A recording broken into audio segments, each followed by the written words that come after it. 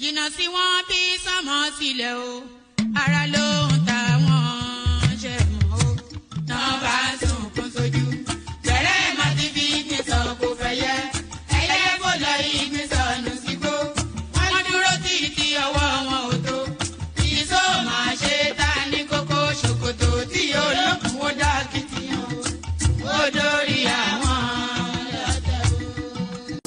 àwọn lọ́tẹ̀ o.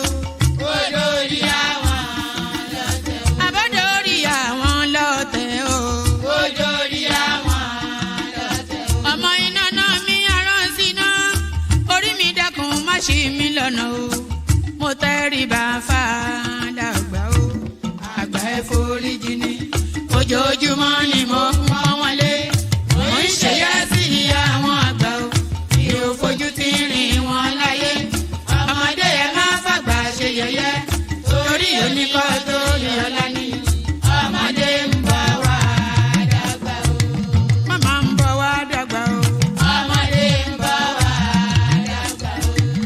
Máa ń bọ̀ wá dàgbà o. Ọmọdé ń bọ̀ wá dàgbà. Ọmọdé ń bọ̀ wá dàgbà o. Ọmọdé ń bọ̀ wá dàgbà. Bọ́lájú kòkòrò bá gbọ́ràn nígbó tó bá fúnra ẹ̀ pín ló dára jù o. Kọ̀wé mi á jẹ́ dàgbà o. Èyí mo rí màrò ẹ̀ka gbogbo náà ní ilé ayé. Sùúrù ní ṣẹ́gun ohun gbogbo. Ẹ má ṣèké mo ní ẹ má dalẹ̀. Forí orí kìlọ̀ ló jẹ́ ẹni forí wórí yóò ṣàbàmọ́ àwa ò ní ṣàbàmọ́ láyé o nílé ayé o àwa ò ní ṣàbàmọ́ láyé àwa ò ní ṣàbàmọ́ láyé àwa ò ní ṣàbàmọ́ láyé dẹ́bìtọ̀ rẹ̀ àtàrà ilé o àwa ò ní ṣàbàmọ́ láyé àwa ò ní ṣàbàmọ́ láyé àwa ò ní ṣàbàmọ́. Ṣòkòtò wọn múra wọn sáré kẹrù sọkọ o àyànmọ́ ògbóògùn o wọn ò béèrè lọ́wọ́ orí mórí lọ́mọ mẹ́wàá lọ ìyàwó ohun tí ẹ wá lọ sí Ṣòkòtò ohun rẹ lágbo Ṣòkòtò mo sọ àkúnlẹ̀yàn ọmọ ẹ̀dá láyé kò lè yí padà mo ń tẹnu mọ́ o olórí làlá bàrò orí làlá bàrò olórí làlá bàrò olórí làlá bàrò olórí làlá bàrò orí mi gbé mi níjà o.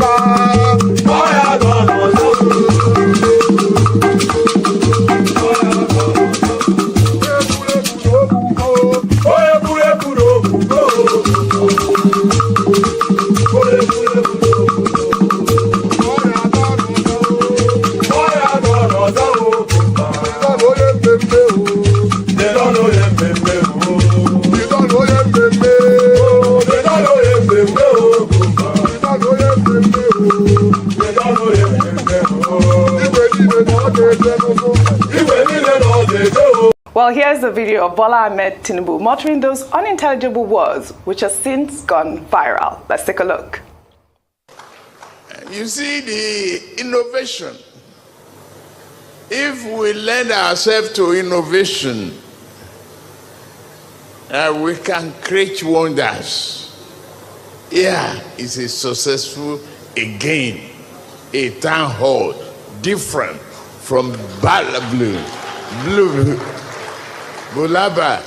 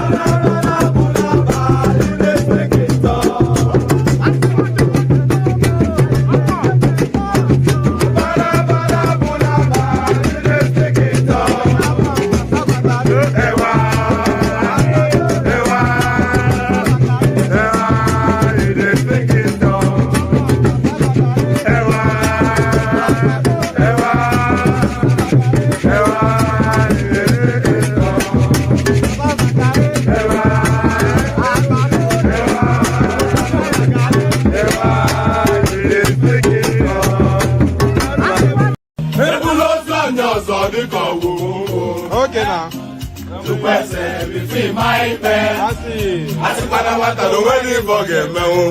Okay.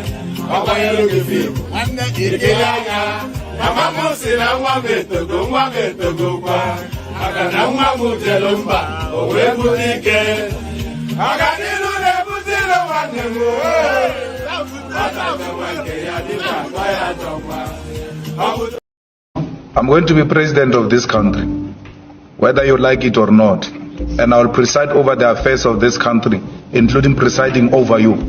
I think you must start adjusting to that reality. The sooner you do that, the less chest pains you'll have when that reality comes.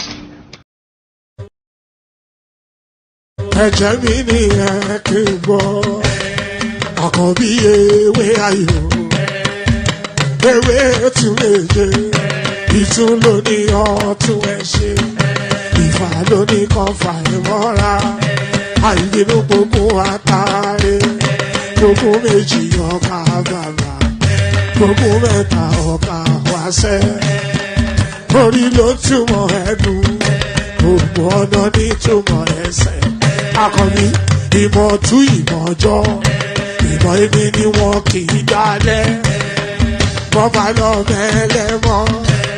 Wá fi jó ẹlẹ́mọ́, àkọ́bí wọn bá lọ gbé fèrè. Wá fi jó ẹlòkó, bọ́wọ́ wọn bá tẹ̀lé. Wá fi jó aláre. Àwọn mẹ́tẹ̀ẹ̀ta parapọ̀, wọ́n wá jọ ń pẹ́ mọ́. Ẹ̀ẹ́mọ́ olóko jẹ, wọ́n pa Akíntọ́lá, Akíntọ́lá ọmọ Ògún.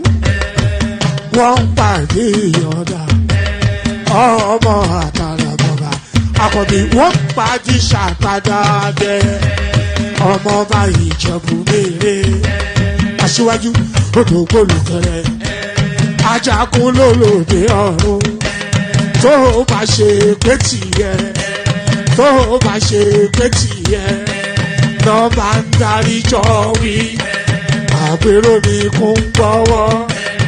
Ọ̀bọ ti ṣìgìdì máa gbé, àbẹ́tì ló máa ń gbé, àyàn ti ìlàyàn ewúrẹ́.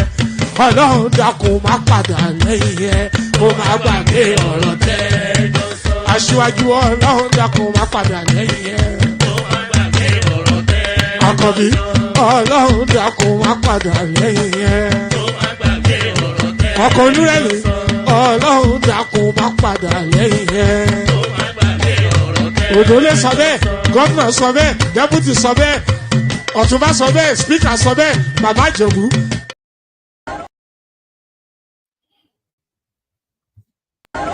Now my mama believe so, we no get another one. Now mama believe so. Now my mama believe so, we no get another one. Now mama believe so.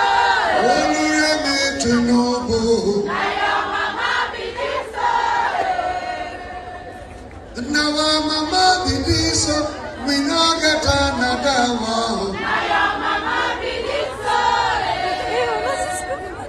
Now our mama believe so, we no get another one. Now our mama believe so, we no get another one.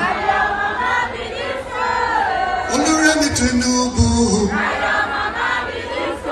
Mama Nigeria. May your reign see prosperity. May Nigeria continue as a united country. Thank you, India Anambra. A lot of my friends are from Anambra here.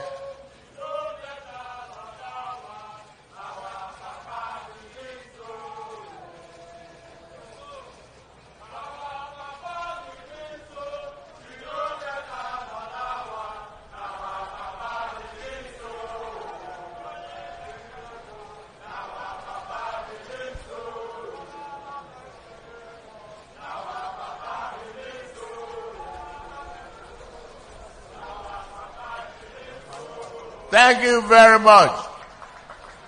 God bless you.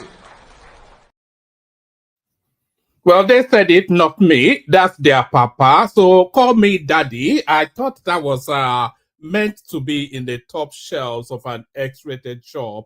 But call me daddy was what Tinubu required, and they duly obliged. That their papa be that, according to them. I know my papa. I know my papa. So that their papa be that, and their mama too. I will bet you £1 to a penny that song is going to be part of the campaign jingles as we get into the throes of 2027. So there it is, that right there. Now their papa be that. No, let me not go in that direction. I was about to go in a direction then, but no. Let me not go in that direction. Let me go in this direction instead, and welcome you now to the second session then of our two-part series of a 2-session day. It's not even a 2-part series, a 2-session day. So buy one get one free. One man went to Mostar. So this is our second outing for today. We compensated for not coming out yesterday in an earlier session. Now we are back into the regular scheduling at the usual evening session, your nightcap with one man. So there it is. Good day to you. Good to be in your company and all that. The protocol, you know the protocol. The protocol requires you to click on the like button. If you've not already done that, then please do. The protocol also requires you to subscribe if you have not already subscribed. And you would know if you're not subscribed because the subscription button will be showing as red on your screen. So we need 10 subscribers to get us over a particular threshold. So if we can get 10 subscribers with this particular stream, then that would be real peachy, as they used to say back in the day. That would be really peachy. Who talks like that anymore? You know, I think I should be hung in the museum somewhere. Good to see you, Kabiru. Ayo, I see you right there. Choma, of course, the elegance that sparkles the place and all of everyone. So as you are joining, say hello in the comment section so I can acknowledge you and say hello back. So good day to all of you and all that. As I was saying, yeah, click on like, click on subscribe. If you want to come and join me on the screen, click on the hyperlink that says StreamYard. That's your ticket to ride.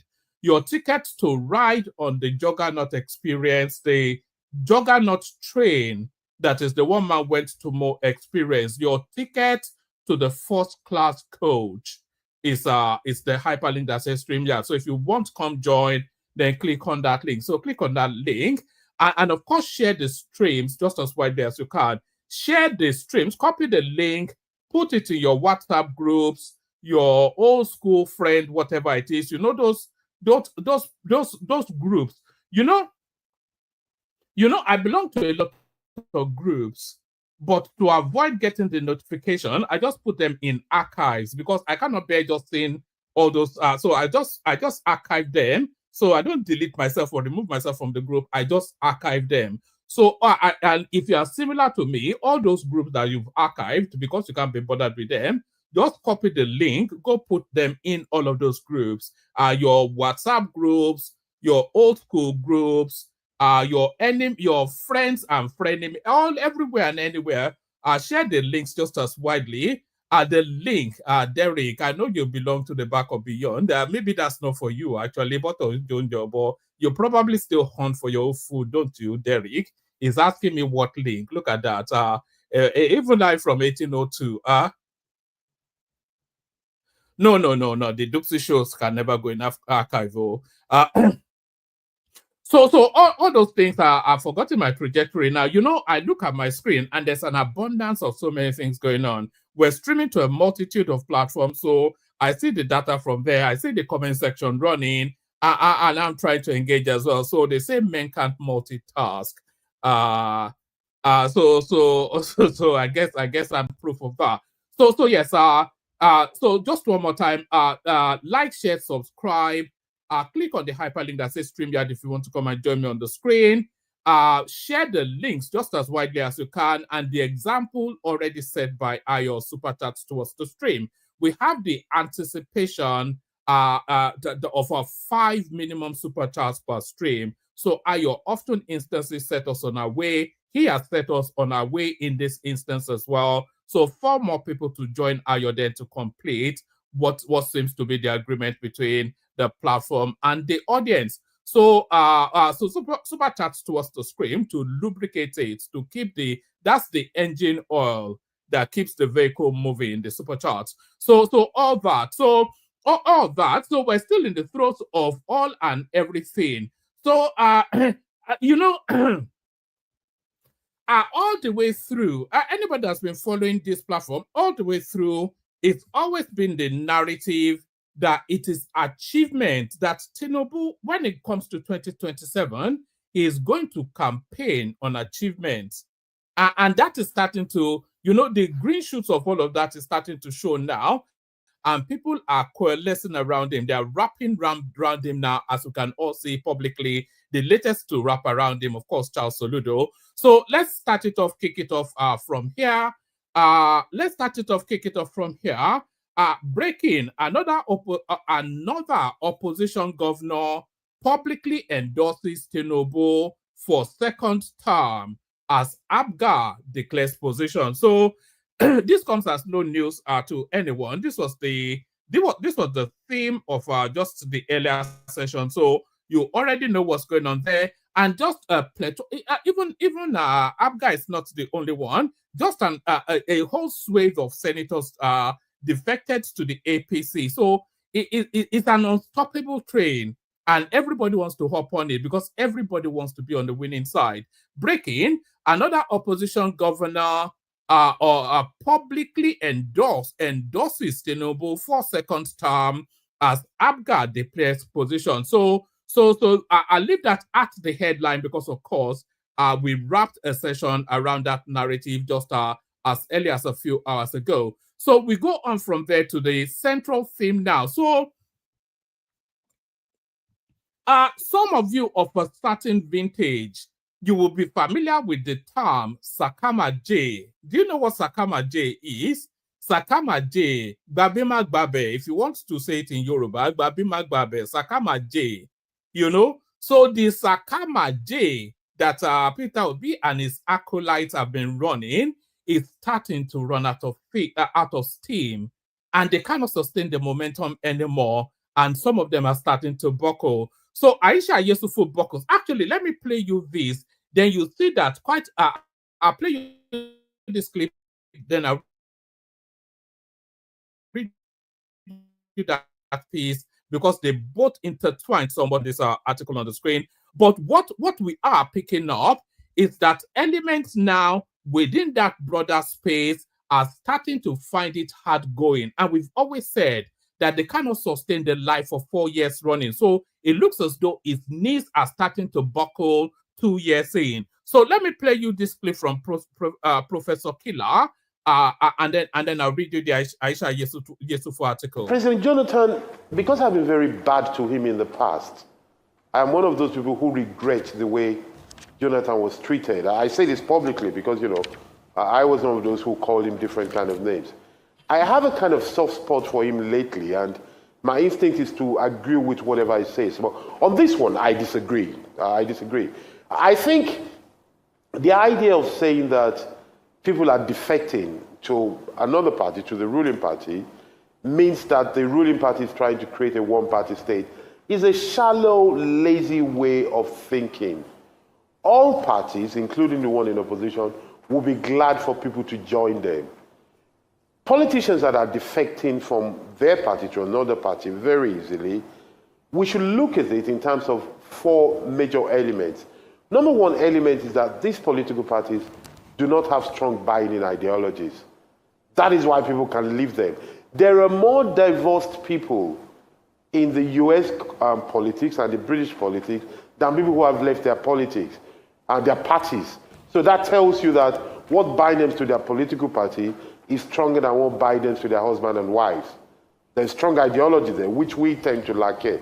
The other reason, and we must be clear about this thing, is also an issue of character. A leader who is about to be a governor, a president, a deputy, a vice president, who easily leaves his party, it tells you something about his character, that he's not so deep, he's not so strong, he's not so rooted. to be called leader, excellency, honorable, and distinguished. You know, sometimes I think in Nigeria, we're giving the jobs of men to boys, and we overrate them sometimes. I think it should be said. The third thing to be said is that the opposition, and here leadership is at play, the leaders of the opposition need to, A, find people who are of substance and make them the leaders and faces of their parties, and B, they need to find reasons that are strong enough to keep people in opposition. If being in opposition means being poor, being irrelevant, and no vision and no dream, then people will leave them. But if there are advantages of being in opposition without being in government, then people will stay. So I think it is the duty of the opposition to keep people in opposition. And one of the ways to do it is to make life difficult for those in government. People who view and read me know that I seem to take delight in, somebody once told me, causing trouble for people in government. Yes, I do so because I believe that as a citizen, we must ensure that life is tough for those who are in government. We must criticize them for every privilege they have. We must criticize them for every mistake they make. So that overall, when people go to government, there must be a very strong desire to serve, not just to take benefits. In Nigeria, because of our weak institution, by weak institution, I refer to government and I refer to opposition. So that's Professor Killer there, an obedient, as you know, but already railing against that space.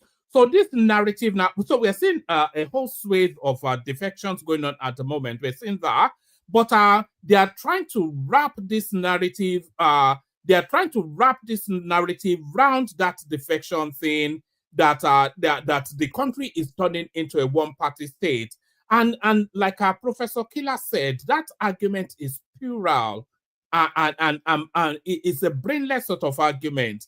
Every party wants to have the overwhelming advantage, and if people feel encouraged, or even if they are coerced into jumping ship, then they jump ship. So if their politics was strong enough, then they will hold firm to that space. Buhari never left his party all the way through. His party marched to form a bigger party, but he never left his party. Wike never left his party. You say he's one leg in, one leg out. He never left his party. Tinubu never left his party. So that is to tell you then there's a strong stance in what they believe. So people are always encouraged. People are always being coerced, being romanced to jump ship and defect to another party. So if they defect, then that is not somebody trying to turn it into a one-party state. El Rufai left the PDP, he left the APC and joined SDP. So why was there not any outcry then? People were delighted in that it's an indictment on the government, that one of their main stalwarts has abandoned them, which is testament to bad governance. So they wrapped all of that narrative around that. So now that some people are now defecting to the APC, the narrative flips, and then they are now talking about a one-party state. But are the person now arguing for rather than against is Professor Killer? This is what I wanted to highlight. And he, of course, one of the leading voices of the opposition obedient space. So that is to tell you then that they cannot any longer sustain. These are fake indignation that they have been wrapping their narrative around for 2 years going. So still within that theme of no longer being able to sustain the fake indignation, Aisha Yesufu scolds Peter Obi for criticizing Nigerians who protested during ex-President Jonathan's government, says protest is fundamental right. So protest is fundamental right, and this you see, they are starting to combust from within. So what you're seeing is internal combustion, but when it externals, it will be an explosion. This is what we're seeing. Aisha Yesufu scolds Peter Obi for criticizing Nigerians who protested during ex-President Jonathan's government, says protest is a fundamental right. So let's whiz through this. Aisha, is this now a job title? Human rights activist? It's just a nonsense. Nigeria is a unique and a peculiar space. Aisha Yesufu, a human rights activist and supporter of former Labour Party presidential candidate Peter Obi, has criticized him for condemning the protest against Goodluck Jonathan during his time as president. Aisha Yesufu reacted to Peter Obi's comment regarding the Occupy Nigeria protest of 2012. So there was a lot that Peter Obi said during that outing, actually. He told us then that Go One is one of the leading lights. It was one of the heroes past that the Nigerian anthem speaks to. And he's telling us then that the labor of heroes like Go One is now in vain. Peter Obi, an Ambrarian from the East, is telling us now that Go One is one of the heroes past of Nigeria. That's how desperate the politics has gotten. Aisha Yesufu scolds Peter Obi for criticizing Nigerians who protested during ex-President Jonathan's government, says protest is a fundamental right. Quickly through this, let me send the link, by the way. There's no one in the studio. If you want the conversation, you hop on. Aisha Yesufu, a human rights activist and supporter of former Labour Party presidential candidate Peter Obi, has criticized him for condemning the protest against Goodluck Jonathan during his time as president. Aisha Yesufu reacted to Peter Obi's comments regarding the Occupy Nigeria protest of 2012. It will be recalled that Peter Obi criticized the protest when fuel pump price increased from 87 naira to 120 naira per liter under Goodluck Jonathan. Obi made his comment at the memorial lecture and day of tribute for the late Niger Delta leader Pa Edwin Clark in Abuja on Wednesday, May the 7th, 2025. Where are those who and by the way, he was throwing jabs at people like Shoyinka, Falano, and all of the big Yoruba names, but it looks as though it's backfiring on him because Obi's politics, of course, it wraps only around one theme, which theme THME. It wraps only around one theme, which is ethnic dog whistling. That's all of Obi's politics. So if you know that, then you don't need to pay attention to Obi anymore. It's a one-trick pony, and that trick is ethnic dog whistling. Aisha Yesufu, this time I go at speed. So Aisha Yesufu scolds Peter Obi for criticizing Nigerians who protested during ex-President Goodluck Jonathan's government, says protest is a fundamental right.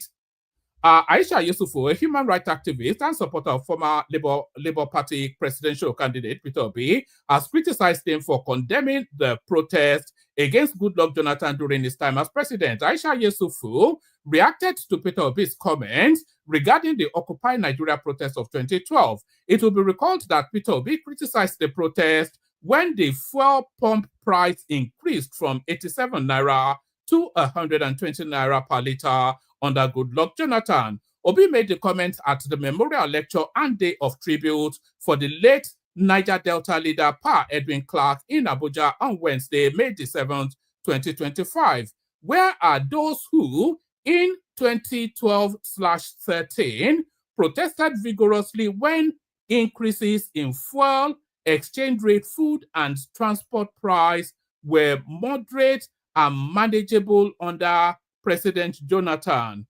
Where are those who call President Jonathan all sorts of names? Clueless, corrupt, ineffective, and lifeless government. Where are they now that the price of everything have increased tenfold? Obi quipped. Reacting, Yesufu, who is a known supporter of Obi, said, first of all, I am going to start with where Mr. Peter Obi said there was no need to protest during Jonathan's time. I think that is a very wrong allusion to have, like there is no need to protest, she continued. Let's look at Nigeria, for example, and let's look at countries in other parts of the world where they are doing very well. People are protesting every day. there is never a time where there is no need to protest. And if Mr. Obi thinks he's going to get into office and think people would not protest, no matter how good he is, then he should drop that. What Peter Obi needs to understand, and what everybody needs to understand, is that at that time, people were protesting against 120 naira. The 900 naira of today was in the future. Nobody protests for the future, she argued. If there was any time a protest should have happened, it was during Jonathan, Yesufo added. So there it is right there. It's marks of desperation, the sort of politics that we're seeing coming out of Peter Obi. If he's now granting Gowon absolution, then that tells you then that this guy, he will sacrifice his own mother on the altar. He will be the one wielding the knife to behead her, just in his desperation towards an ambition that he will never, ever achieve. There will be no circumstances on this planet that will make Peter Obi president. And I think he knows that. He feels that there's still a window in 2027, but that window does not really exist. But the desperation, granting Gowon absolution, rewriting history under, if you even look at the logic, doesn't even cohere. If we went from 87 naira to 120 naira, that's what about a 45% jump or thereabout, then that impacts sharply on the economy. And it wasn't just fuel, by the way. Everything went up exponentially under Goodluck Jonathan. So there was every reason to protest then. And those set of circumstances for that protest are the same set of circumstances going on now. As this administration managed it better, yes, they have. Have there been protestations against what is going on? Yes, there has been. How many protests have we not seen? We've seen the days of rage from Showore. We've seen the burning of Lagos from whichever. There's always protests going. I think we've had about 3-4 protests just within the short span of this administration. So I'm not quite sure what Peter Obi exactly. I think he's calling more for anarchy than for protest. But even that window has now closed, because people are now seeing the light at the end of the tunnel, and that light shines very brightly. That is why everybody is defecting. So the window has closed. But then, of course, Peter Obi, like I said, a one-trick pony. He only knows one form, and this is what we're seeing. Let's go on from there to another one. Why am I looking at this? Fidelity Bank posts 105 billion naira profit before tax. Up. Oh, I've got shares in First Bank. I wonder how they are doing. I have to go check on it. Actually, I'm not quite sure how that got into the thing. But let's go on from that to this one. This one's still very, very typical, very dark man and his excesses. We now have 4 arms of government. Very dark man returns to social media, shares update. So there it is right there. Yeah, you'll be expecting some contrition, but if it's not sufficiently contrite, then they'll just pick him up again. So that is to tell us then that he's the 4th arm of government, is it? Because we have the legislature, we have the judiciary, and of course we have the executive, but now the 4th arm of the 4th realm of the state, very dark man. We now have 4 arms of government. Very dark man returns to social media, shares update.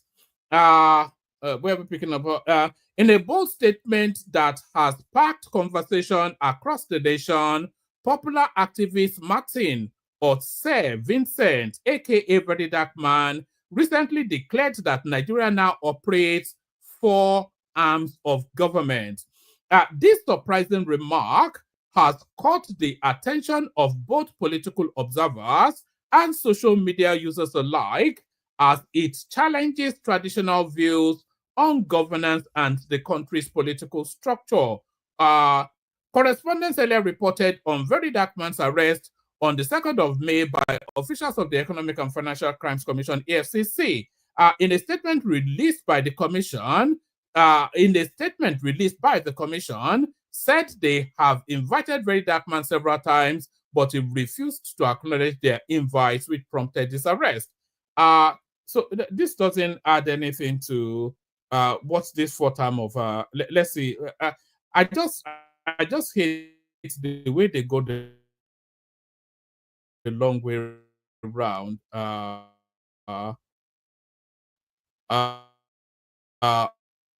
Okay, let's just follow it through. Let's just we'll go. It sounds incoherent, but then of course, Very Dark Man is never coherent. It's just a muscle man, isn't it? If you look at it, you know, that guy is the weirdest creature going out there. Very, very dark, as he tells you himself, but then with white shiny teeth. So in fact, you can only really spot him in the dark from the teeth. If he's not smiling, you wouldn't know he's there. So it's just a muscle man, isn't it? Muscles mixer, as we used to call them back in those Maryland days. We now have 4 arms of government. Very Dark Man returns to social media, shares updates in a bold statement that has sparked conversations across the nation. Popular activist Martins Otse Vincent, aka Very Dark Man, recently declared that Nigeria now operates 4 arms of government. This surprising remark has caught the attention of both political observers and social media users alike, as it challenges traditional views on governance and the country's political structure. Correspondents earlier reported on Very Dark Man's arrest on the 2nd of May by officials of the Economic and Financial Crimes Commission, EFCC. In a statement released by the commission, they said they invited Very Dark Man several times, but he refused to acknowledge their invites, which prompted his arrest. EFCC said, in the exercise of its mandate of tackling economic and financial crimes, invited Martins Vincent Otse, owing to a series of petitions bordering on sundry issues of alleged financial crimes raised against him. He refused to show up in spite of several invitations sent to him through his known addresses and medium of communication. The petition pertains to grave allegations of financial malfeasance, which cannot be ignored by the commission. It is needful to admit that the commission is aware of several unguarded attacks of the suspect against its operations. While such conduct is condemnable, his arrest was not informed by such attacks. The relevant law enforcement agencies will be allowed to look into them. In a video posted on his social media handle days after he was released, Very Dark Man shared a clip where he spoke about the political structure of the country. He said, we now have 4 arms of government: the legislative arm, the judicial arm, the executive arm, and the Rattle movement. So this guy, we've seen this movie so many times. We saw this movie with Nnamdi Kanu, and we know where that landed him. We saw it again. We saw the sequel with what's it called? Simon Ekpa, the cross-dresser in Finland, and we know where that landed him. Now we're seeing a follow on from this Edo man, Very Dark Man. So we already know how this story ends. But here is very, very dark man still peacocking in what he considers his moment. So let's watch the clip. I've not seen it, so we watch it together.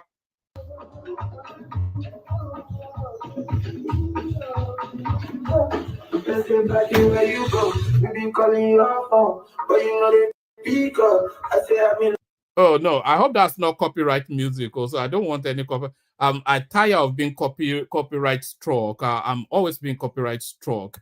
So let's just leave that there. I think we know what he has to say. He now feels that it's an arm of the government because of the one man and his dog, that came out to protest for his release. Now he's an arm of government. So let's just move on quickly from there.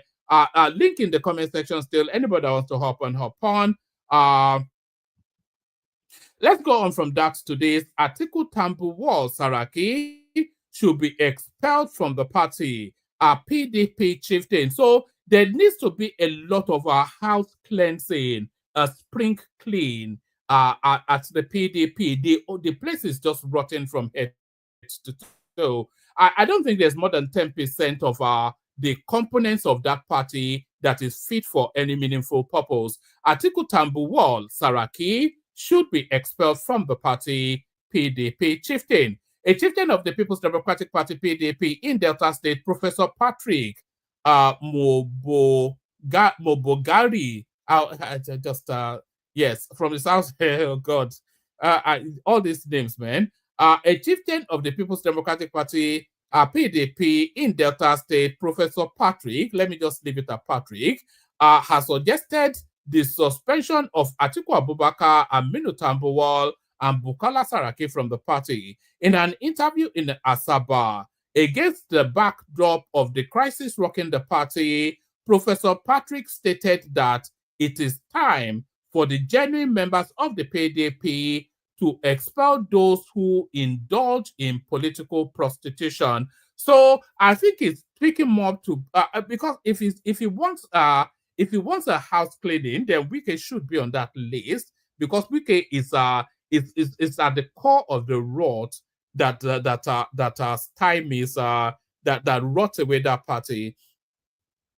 A chieftain of the People's Democratic Party PDP in Delta State, Professor Patrick, has suggested the suspension of Atiku Abubakar, Aminu Tambuwal, and Bukola Saraki from the party. In an interview in Asaba against the backdrop of the crisis rocking the party, Professor Patrick stated it is time for the genuine members of the PDP to expel those who indulge in political prostitution, describing them as real defectors.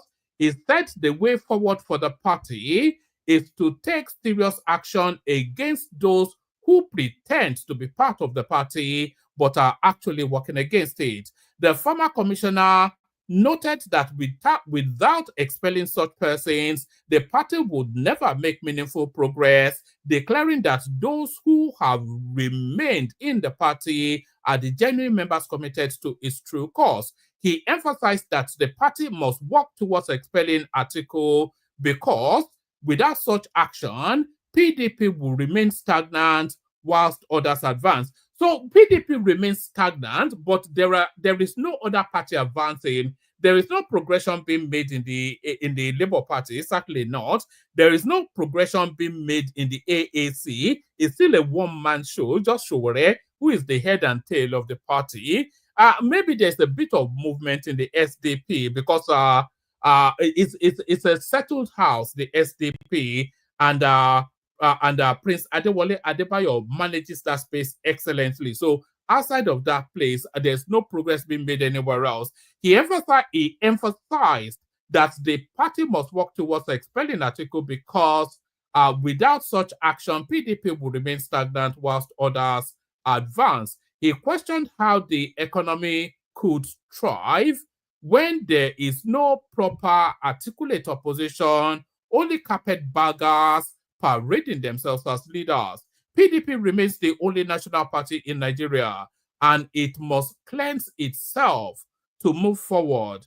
One of the individuals who must be shown the way out of the party, one of the individuals who must be shown the way out for the party to move forward is Atiku Abubakar. He said the former chairman of the Academic Staff Union of Universities described Atiku as a serial defector, accusing him of coming and going at will. And each time he returns, he assumes the position of the presidential candidate.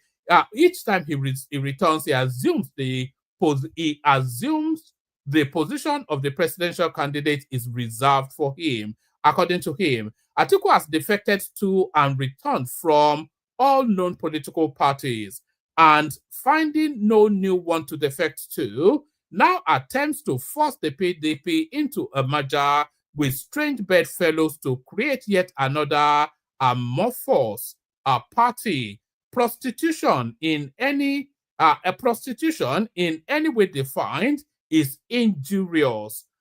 These three musketeers who have troubled our party must be shown the way out. This guy must be a wicked acolyte because yes, the house needs cleaning, but Wike is one of the smelliest fields within the PDP. So if they want to fumigate, Wike is one of the people that should be cleansed out, that should be sanitized away. He further lamented that Atiku believes he has the right to defect to the Labour Party, run to the APC, and come back to the PDP, only to start using PDP's name to negotiate mergers with other parties. Whilst describing this as whilst describing this act as irresponsible and criminal, Professor Patrick said people like Atiku Abubakar should not be accommodated in any serious-minded party like the PDP. Professor Patrick also called for the expulsion of Aminu Tambuwal, describing him as another unstable character who does not mean well for the party. He blamed Tambuwal for starting the crisis that rocked the party in 2014-15 by working against PDP when Goodluck Jonathan was president. He noted that it is unacceptable for such persons to return to the party after causing damage and then attempt to dictate its direction. He maintained that genuine members of PDP would no longer tolerate such behavior, declaring emphatically, "We say no to them. They have to be expelled for the party to move forward." He insisted that Bukola Saraki must also be expelled, accused him of destroying PDP in Kwara State and being unable to deliver it. According to him, Saraki's instability and inability to manage the political space led to the loss of Kwara State to the APC. He warned that individuals like Saraki could defect at any moment to any party, including the Action Congress, APC, Labour Party, or ABGA. Can you imagine Saraki declare the campaign to ABGA to occupy what within that space? I wonder. He warned that individuals like Saraki could defect at any moment to any party, including the Action Congress, APC, Labour Party, or ABGA, stressing that the new PDP of today are made up of remnants of loyalists, cannot continue to associate with such unstable characters. Professor Patrick noted that failure to expel the trio of Atiku Abubakar, Aminu Tambuwal, and Bukola Saraki would lead to another wave of mass defections from the PDP, even amongst its committed members. He accused them of not wishing the party well. It's just still more. The chieftain vowed that as time goes on, more such individuals will be identified and expelled to save the party. He boldly declared, "PDP shall rise again, but we will rise without these three." Professor Patrick further criticized Atiku and Peter Obi, labeling both as serial defectors, and condemned their current attempts to negotiate a merger between the Labour Party and PDP without the authorization of the National Working Committee or Board of Trustees of the PDP. He branded Atiku and Obi as people who trade with the names of their parties for personal gains, and also accused them of being responsible for the current weakness of opposition in Nigeria. So yes, I agree with that last statement. The reason why the opposition is very weak is because the opposition space is led essentially by Peter Obi, who doesn't have the cranial functions to occupy that. It doesn't have the brains to occupy that space. That is just as simple as. I'm sorry to be so harsh and brutish about it, but I think we all know it doesn't have the brains to occupy that space.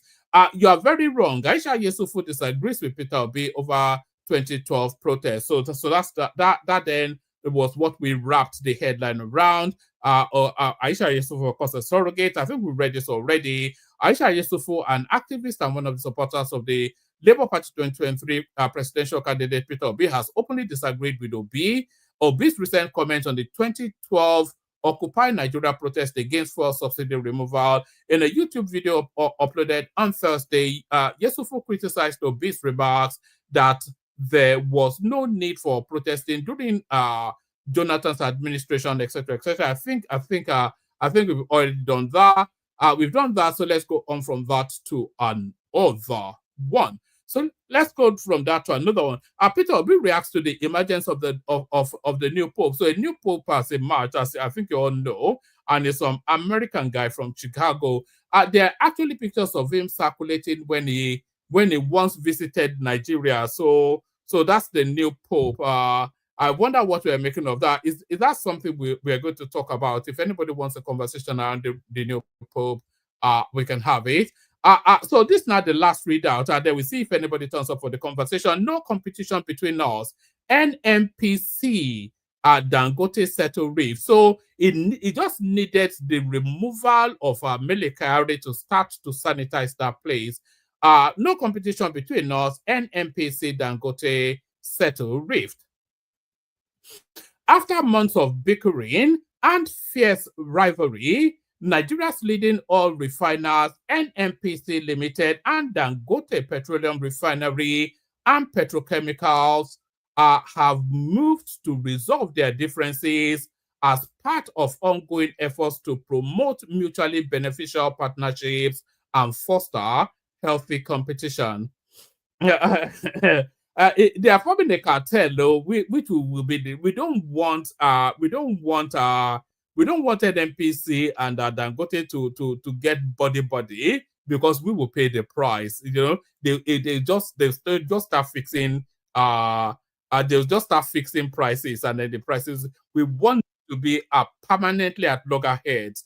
No competition between us. NNPC Dangote, not Langote, but Dangote. Aliko even settles rift. After months of bickering and fierce rivalry, Nigeria's leading oil refiners, NNPC Limited and Dangote Petroleum Refinery and Petrochemical, have moved to resolve their differences as part of ongoing efforts to promote mutually beneficial partnership and foster healthy competition. The companies at a meeting in Abuja pledged to deepen collaboration aimed at ensuring Nigeria's energy security and advancing shared prosperity for Nigerians. The companies had engaged in fierce price war that culminated in the suspension of the crude for Naira deal brokered last year by the federal government. The deal was later reinstated following the sack of the management of the National Oil Company. A statement by, I wonder how much involvement Dangote actually had in the sacking of Mele Kyari. It was quite pertinent. It was quite obvious to everyone that they were never going to synergize for whatever reasons. Maybe they've caught too many dirty deals or whatever. The companies had been in fierce petrol price war that culminated in the suspension of the crude for Naira deal brokered last year by the federal government. The deal was later reinstated following the sack of the management of the National Oil Company. A statement by Chief Corporate Communications Officer, NNPC Limited, Mr. Olufemi Shodeye, on Friday, said the commitment to work together was made during a courtesy visit by the President and Chief Executive Officer of Dangote Group, Aliko Dangote, and his delegation to the Group CEO of NNPC, Mr. Bashir Bayo Ojulari, and members of the company's senior management team at the NNPC Towers. Shodeye explained that during the visit, Dangote pledged to collaborate with the new NNPC management to ensure energy security for Nigeria. He quoted Dangote as saying, "There is no competition between us. We are not here to compete with NNPC Limited. NNPC is part and parcel of our business, and we are also part of NNPC. This is an era of cooperation between the two organizations." Whilst congratulating the GCEO and the senior management team on their well-deserved appointment, Alhaji Dangote acknowledged the enormity of the responsibilities ahead noting that the GCEO is shouldering a monumental task, which he expressed confidence that with the capable hands at his disposal in NNPC, the task is surmountable. On his part, the GCEO, Mr.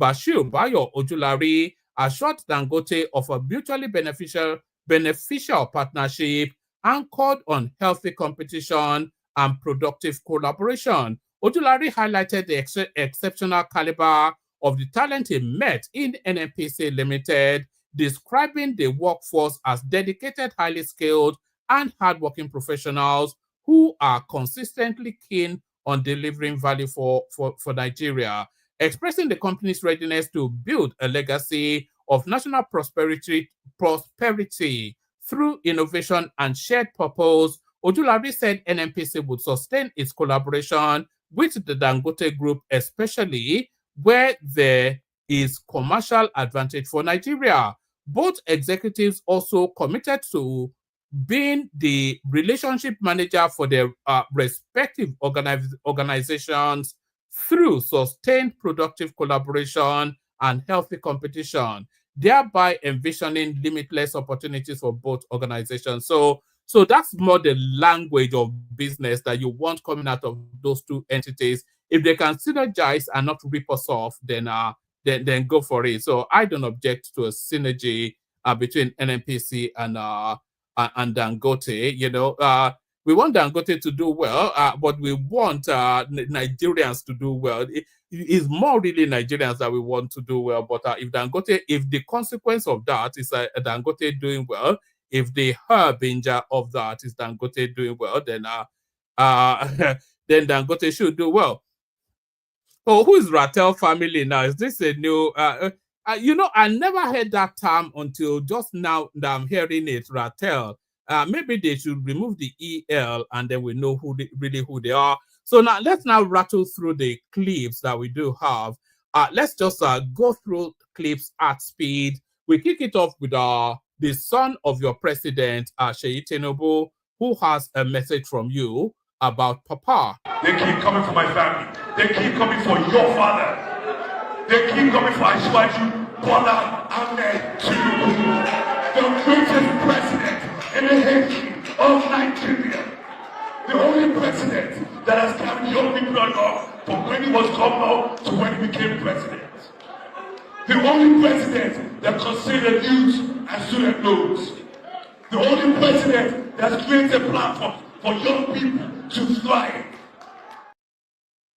All right, so that's Seyi Tinubu right there talking whatever nonsense he has to say. Here is Tinubu's convoy in Anambra State just a day or so, and this guy is aghast at the waste of resources that goes into transporting just one man. So it's not even being ethnic or tribal, it's just alarmed at the wastage in terms of security detailing.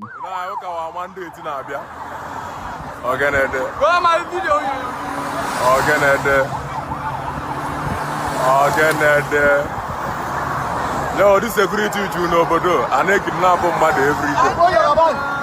So, this security do again, no, this security don't know, but I need make kidnapping. Again, what I will go with Navia. Okay, we go down pass. Getting go to the again, okay, we go. Okay, then I want to go. We go. Okay, we don't pass. Okay. Mota acabou quando não. Mota avança quando não. You don't go ever know Aga go konoka agala mota ugo quando não. Make it a time. Always go motor one no because. All right, so that guy say whatever it is that I was saying. You don't have to understand the language in order to understand what he was alarming at. So I did tell you then that the tide is starting to shift in a different direction within the Nigerian political paradigm, and the vuvuzelas of the obedience space, their throat is starting to hurt now, and you know, the moment they've reached an epiphany, as I titled it. They've reached that moment in time where they can no longer sustain the fake indignation, and some of them now are saying enough is enough. Led no less a person by the lead person on Arise TV. So let's go on to this. For you to sustain drawing rights, you will pay annual charges. Indeed. So don't frame it in a voodoo manner. But I want to make the point. I want to make the point about the fact that this administration has managed to pay off debt. That is it. Even at the state level, many of the states that were heavily indebted have been able to pay. I give you the figures. Jigawa State has paid 96.92% of its debt. Ondo State has paid 82.61%. Ebonyi State has paid 76.21%. Kaduna State has paid 70.48%. Ekiti State 53.17%, and so on and so forth. I have the chart here. Yeah. However, what is the point that I'm making? Now let's talk about these states. They've been able to do this because of the financial engineering that the Tinubu administration has been able to do, and because they got more money. Yes. From removal of subsidies. Yes. But that is not the point. The point is about the quality of money. Yes. Okay. These states, they've received more money, right? And what have they done with it? Have they used the money to buy exotic vehicles? Yes. To increase their convoys or travel? Yes. To send their wives on more extravagant trips abroad. The now. Yes. No, they pay the debt. Yes. But they're getting more money. What are they doing with it? Yes. So that, I think, is what is important. True. Yes, Doctor. I agree with you. But to the fact that the government has been able to pay debts at both the national and subnational level, that's an achievement. Indeed. It will be illiterate to argue against that. And there it is right there. So the penny finally drops. That was Ruben Abate calling Rufai Oseni the name that we've always known him by, an illiterate. So being an illiterate is not just a matter of being able to read. And the matter of being able to read is different from being able to comprehend. And being able to comprehend is different from being able to decipher and all of those things. All of that wrapped into that that last throw away, as Sabik even remarked, in the direction of Rufai Oseni, an illiterate. He was even trying to rubbish the country paying off his debt, which is an achievement. But Ruben Abate buckled at that. Look, my guy, it gets to a point where enough is enough. If you pay off your debt, you are in a more robust financial footing. The federal government pays off debt. The states, due to the windfall that suddenly lands in their account as a result of policy positioning of the government, they are also able to pay off their debt, which puts them in a more robust financial footing in order to best serve the people. So how is that not an achievement? But Rufai Oseni, ever the monkey boy, he was trying to monkey it, but alas, what's it called? Ruben Abate experienced a moment of sanity and said, look, my boy, settle down. Look, my boy, settle down. So when I saw now this next clip that I'm about to play you now, when I saw now this next clip that I'm about to play you now, my mouth was agape. So tell me how your mouth is positioned when you hear from this guy. He told us he didn't steal a penny. Do you believe him? Watch this. I swear to you, I swear to God, I have never in my life taken a penny that I'm not entitled to. In fact, in Kaduna State, in my first term of office, because we took a vow along with my late deputy governor that we'll be donating 50% of our salaries and allowances back to the state coffers, I did that. I gave my own entitlements to the government, and I have treasury receipts for that. Right. I have never taken a penny of it, but somebody wants to destroy my reputation. Why? Nobody wants to be president in 2031. Well, he has to eliminate every northerner that he thinks is in the radar. That's what's going on.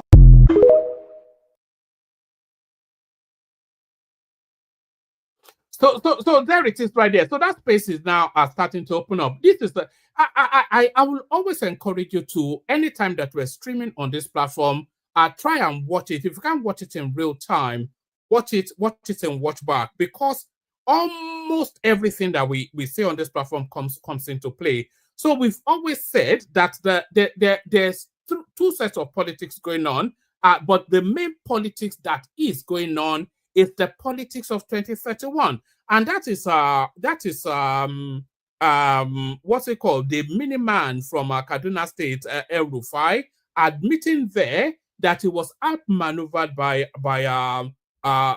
what's it called, Ribadu, and that is really why he left the APC. That was why he left the APC, because at that point, at that foot at the door to enter, Ribadu slammed the door on him at the Senate during the screening, and he's not been able to maneuver into relevance still. He tried to approach Tinubu. Tinubu gave him no joy, and now he has turned from arch friend to arch enemy, because he knows now, because you know, El Rufai, when El Rufai backed Tinubu to be president 2023, he was actually playing the same long game that Tinubu played with Tinubu, that I will back you and I will to be president, and I'll back you all the way through, and then come 2031, you hand the baton to me. But he was outmaneuvered, and that was what played out there. So you have to understand some of these things, but that's El Rufai then telling us it's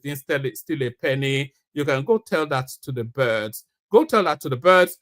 Let's take this clip from Ganduje, who speaks to the theme of defection. And it is in consonance with what is happening in Nigeria today. Almost every week in the Senate, House of Representatives, you see members of other political parties decamping into our party. So we came here so that Mr. President will bless this resolution. And Mr. President has graciously blessed this resolution. And by Tuesday, I urge you to go and see what will happen in the chambers. And leaders have also warned against a one-party state. Are you disturbed? Is that what you're looking at? Is that your agenda? One-party state, you see, if one-party state is a wish and blessing to Nigeria, one-party state is not by force. One-party state is by negotiation. It's by other political parties seeing the effect of the positive governance of our party. If they decide to come into our party willingly, I think there's nothing like that. There's nothing with that.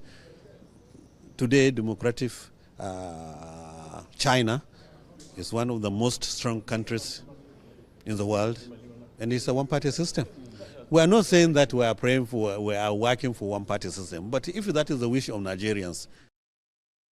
So that's that's a Ganduje glorying in the defections to the APC, and why not? They are just outmaneuvering the political space, and that's the texture of the landscape. That's politics. That what we're seeing play out is politics. Also, here is a very dark man still trying to hold on to his steez. I have now just come out of the EFCC dungeons. But if you listen very closely, you start to hear the undertones of contrition in his voice. So watch this. All right. So first of all, before the story starts, make I don't go straight to the point with this one about EFCC, right? So my phone is with the EFCC. As a matter of fact, I got another phone when I came out. You understand? Because I have a feeling that they will not give me my phone again, right? I got another phone. I was trying to log into my own iCloud. I can't access my iCloud again. You understand? I can't access my iCloud again. You understand? But that's by the way. What I want to say, EFCC, when I don't say we want to start a friendship. You understand? I said I should put this here before I give the story, because if people know I must talk and I don't miss out on any detail, right? Now we won't do friend. Wait till go spoil the friend. Now I just won't talk. If you people took a picture of me, right? You people took a picture of me, right? Where Wahala go day? That picture wanna take of me, Mona release them. make I consider money laundry on top. That's what will cause the problem between us.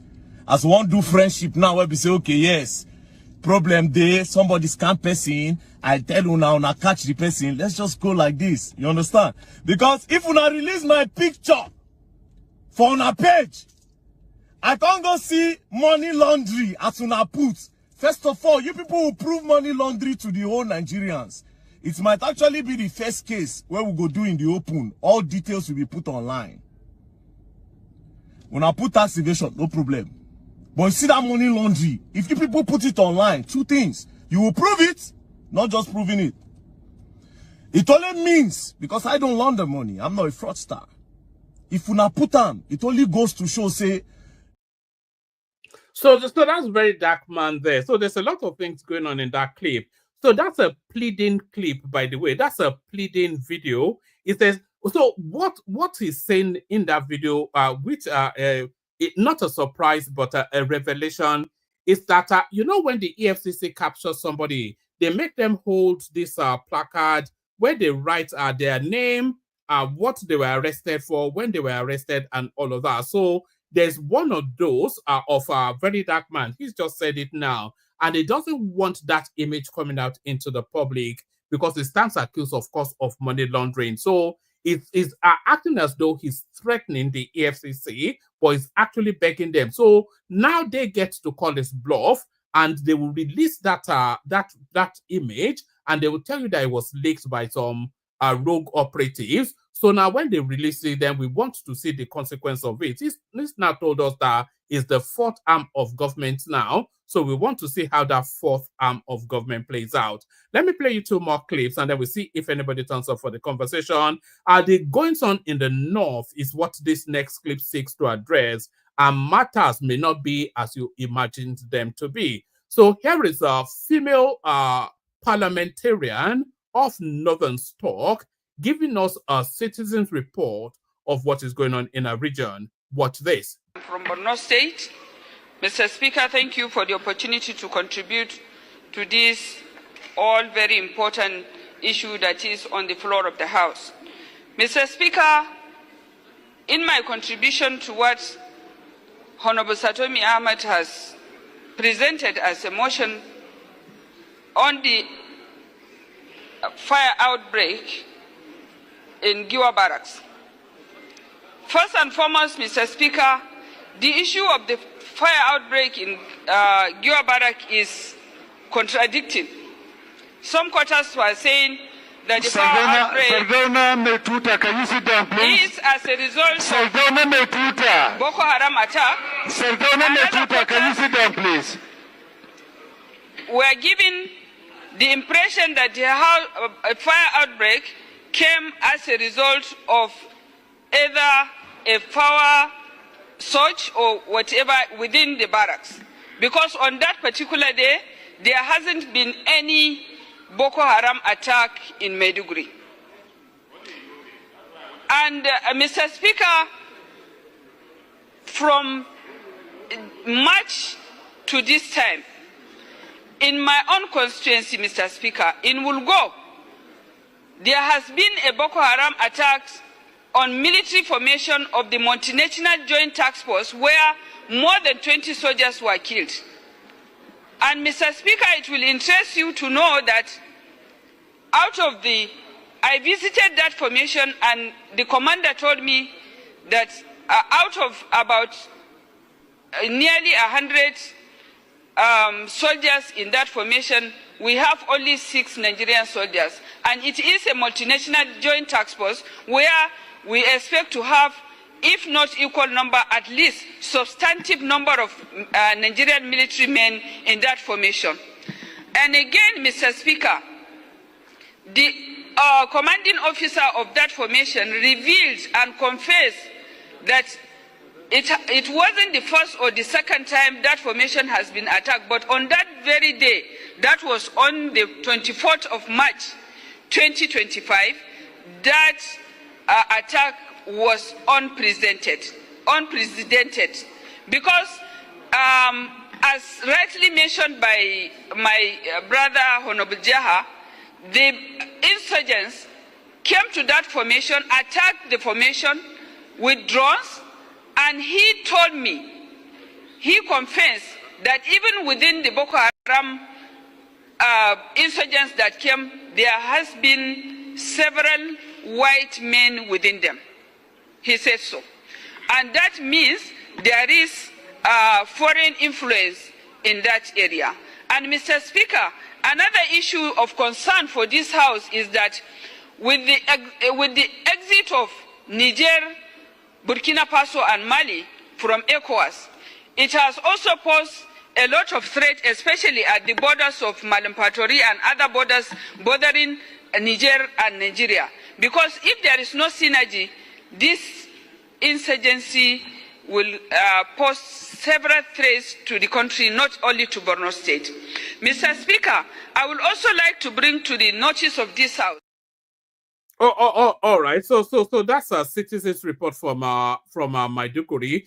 Where I wanted what I wanted her to get across was that out of the insurgents that were attacking the army bases there were a lot of white faces there, which goes on to enhance then that there's an internationalized dimension to the banditry that is going on in Nigeria. Often we heard the reports that all these Fulanis attacking, ravaging and savaging all over the country, they are not of the Nigerian stock. So maybe the government needs to pay a bit more heed to that. Let me take you to the last clip. Well, thank you very much. I think I need to make some adumbration, just like lawyers used to do in court. And I thank God that immediately after the purported caretaker chairperson made the allegation against Barrister Julius Abure, we are now confronted, with issues in Nigeria, which I'm going to quote from Martin Luther King Jr. in 1965, I think September 8th, after the Bloody Sunday, when he said, "Our lives begin to end the day we choose to be silent until that matters." It's quite unfortunate that we're having this crisis in Labour Party now. And before Nigerians, everything I'm going to say here, I think we need to purge ourselves before Nigerians what actually led, to this crisis. It's more than what Nigerians have seen, and that is why I am happy I came with documents that people knows me very well. This is the notice of appeal of Nene Usman, and this is the judgment of the court, the one Governor Alesoti was also talking about. This is the certified true copy. We did just pick it from the dustbin. But you see, Nigerians, our crisis actually emanated from our issue in 2023 general election. But there's something that we did. I am coming out now, in as much as Nene Usman will have the audacity to accuse the chairman of embezzlement. I am going to state the fact here, even by Akioshutokun. He was on this channel regarding why we failed president election.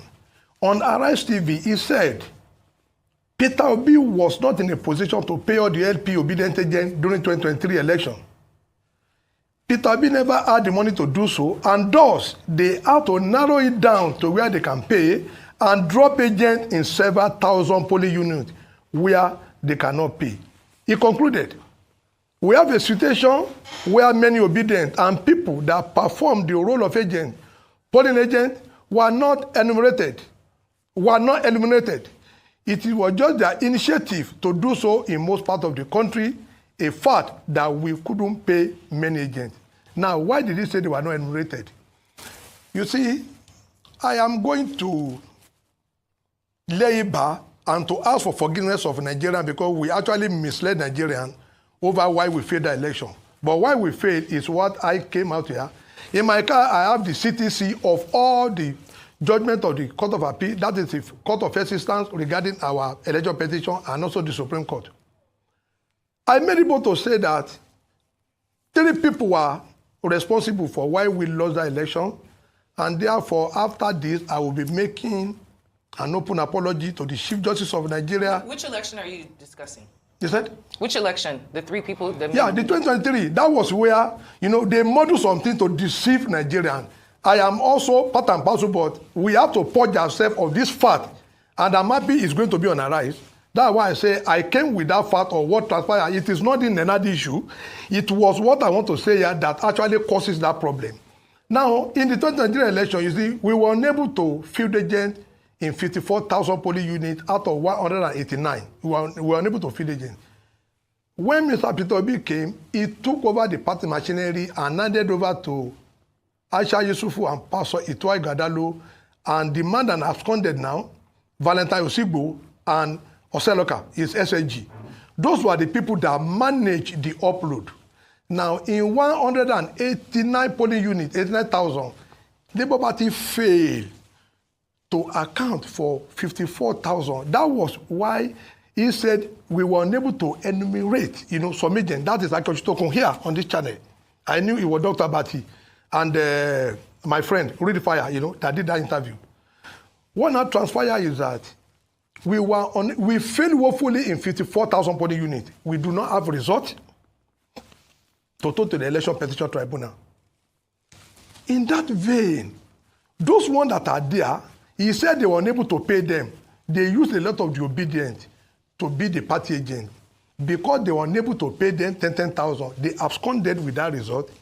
And in line with paragraph 4, 5, and 6 of the first schedule of the Electoral Act, petitions must be filed within 21 days, and your written statement of your witness on oath, your formisio 8, everything you have to attach it to your petition within 21 days. Labour Party failed to do that. What they now did was that there was a meeting. How do we cover ourselves up? We went to that court to lie against the judiciary because we were the one that failed. Like I said, the 4 people responsible, one just resigned 4 days ago, that was Oseloka. The other one and absconded to APC. While we have Aisha Yusufu and Pastor Itwai Gadalo, they were the one that handle all the party finances. I am going to challenge Nenadius or anybody that we should join here. We will bring the account that Labour Party did not touch the party campaign fund. It was handled. The 2 signatories are Pastor Itwai Gadalo and Aisha Yusufu. Those were the 2 people. But why they are unable to pay agent remain the internal problem. But we went to the court. You see a lot of Labour Party faithful publishing the names of those judges. You see them accusing the INEC, accusing the APC. Now, if you have 189,000 polling units, you fail to feed agent in 54,000. Which election are we now saying we won? That is where that problem comes from. But our president candidate wanted this issue to be covered up. And that was the division between them and the Abure-led NWC. That was where the issue started. They deceived Nigeria up to today. People are still saying that election was rigged, but that election was not rigged. Why are you just telling this to us now? That is why I said you've been on the program multiple times. And this is the first time we've ever heard any such bombshell. We are tendering apology to the Chief Justice of Nigeria. We are tendering apology to INEC for because lying? For we are lying? No. An apology for lying? I am tendering the apology. Saying it on TV? No, I am not. I am not in that. At least I am not part of the people, but I am privy to that. Until when we got, I said I got all the the certified true copy from the Supreme Court and the Court of Appeal, where most of these things are not emulated. But the point is this: why must our leaders continue, to manifest lies on here? I am on TV. I challenge any member of Labour Party to go and bring the certified true copy of all the things we filed in the court. If it's different from the one I have, the Special General of Police should arrest me and charge me to court. I challenge any one of them to come and tell me that what I'm saying now is like that. It was Labour Party. They made that mistake. Rather than for us to accept, they now put up to today. You will see a lot of my members accusing the judiciary they rigged 2023 election. I am here to say. All right. So that is Abayomi Arabambi, one of the top functionaries of the Labour Party, telling us that they had no polling agents in virtually half of the polling units in the 2023 elections, but yet they assured us that they won the election. So that's how we function in Nigeria. So that's all that. So that's all that. I think that's enough. So the link in the comment section, if you want the conversation, hop on. We'll play you the Kegite music and then we'll take it from there.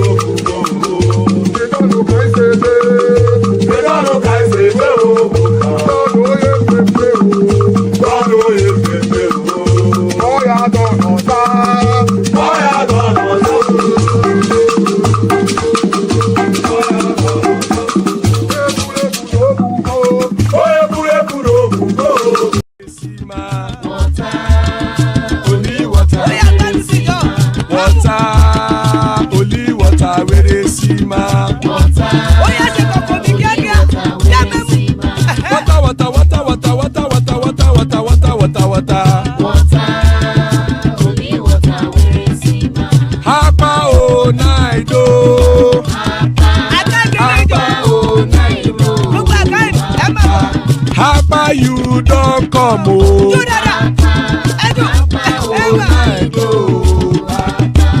Hapa oh night, oh.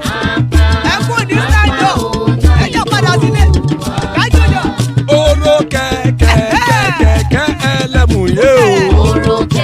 Ilé sọ́dí àkẹ́kẹ́ rẹ̀ ẹlẹ́mù rẹ̀ o. Bobby master kẹ̀kẹ́ rẹ̀ ẹlẹ́mù rẹ̀ o. Chief Wáìlà tí kẹ̀kẹ́ rẹ̀ ẹlẹ́mù rẹ̀ o. Eruku lẹ̀lẹ̀ ẹlẹ́mùdé. Eruku lẹ̀lẹ̀ ẹgbẹ́ ẹlẹ́mùdóde ojàre o. Eruku lẹ̀lẹ̀ Ghana ti dé ẹgbẹ́ bọ́dì o. Ọmọ ẹlẹ́yẹ ẹyẹ o ó dilé o. Odúyẹ̀lá ẹyẹ o ó dilé o. Petro Sodana ẹyẹ o ó dilé o. Petro Sodunke ẹyẹ rẹ̀ ó dilé o. Ẹlẹ́kọ̀ ọ̀run mú ìní o.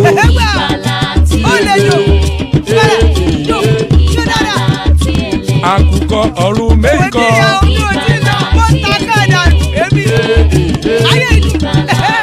Ikú kò ní ríwà gbéṣe o.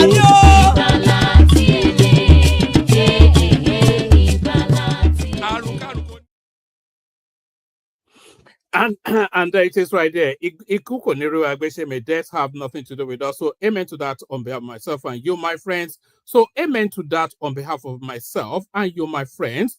Joining us to ying the conversation, Baba, and to yang the conversation, rational mind. So that's the yin and the yang right there. To provide neutrality, that is Larry right there. And the Oko Omo Iya Alaigboron of the Southeast, from the Southeast, Eddie Omo Iya Alaigboron, the husband of the Oko Iya, whatever that means, enigmatic Hondi. Anytime an enigmatic here at the light, and after a long hiatus, here is Thomas in the house as well. So already a banging panel. Banks even more if you come join us. So the link in the comment section, hop on. So the link in the comment section, hop on. So thank you for joining us, gentlemen. Glad to have you. I hope you're hearing me clear and lucidly. First in, Baba. First up, Baba. Baba, you're up first. Yes, thank you, one man. How has been your week? It's been great. Good to have you here. Nice one. And co-panelists, I salute you. Àjíǹde ara máa jẹ́ o. Ilé ńkọ́, àdúpẹ́ àmì tiwọn náà. And my fellow commentariat section, I salute you. Welcome to the show. I like all the conversation, and I don't miss anything. I read every line in the commentariat. And also our esteemed viewers, I formally welcome you, and I hope you've done the needful today by clicking the like button. Very, very important. And equally, while at it, don't forget to subscribe and also to share. And for the eavesdroppers, I salute you too, but please kindly repent. Let me put kindly today. Kindly repent and join the voice of the people affirmatively. Yes, one man. I joined from beginning. So let me start with the tax reform bill that was passed today. Shoma, I hail you, Shoma Chichi. And I'm glad it's all over, despite all the hiccup put on the way and everything. And those who said the tax bill was DOA a couple of months back. Well, patience is its own virtue. Finally, it's not dead on arrival. It's live. And you see, one thing I've been saying about this presidency, people talk about corruption, and how to ameliorate against it.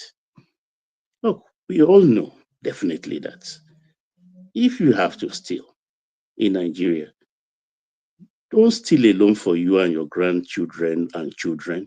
Steal also for litigation. Steal also for litigation. Include it in your arithmetic so that you put that aside. Ijogmo money. So when it starts, you hire three sons. What do sons do? They roughen the terrain, the legal terrain. They delay, they offend, they urge, they edge. And by the time you know it, 6 years down the line, you are still standing, no shaking.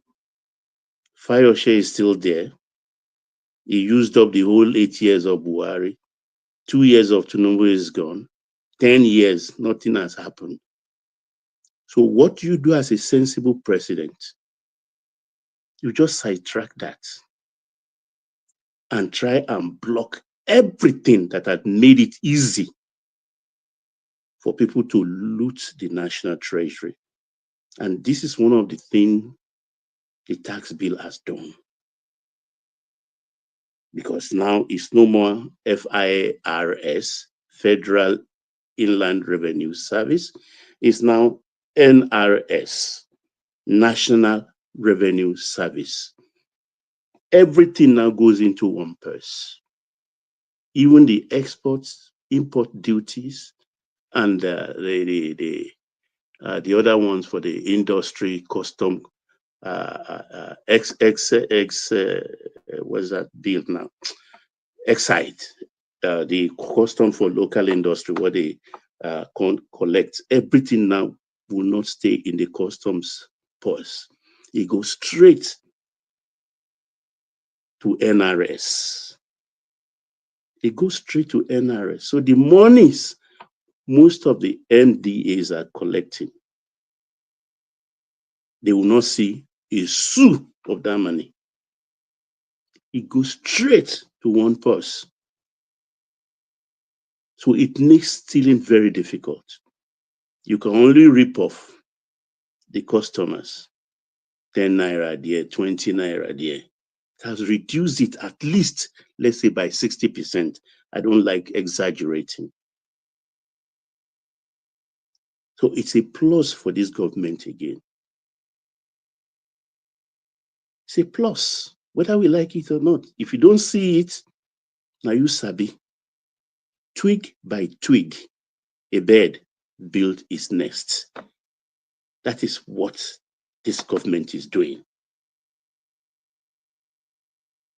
You can say, well, he could be able to do this because he is part of the system.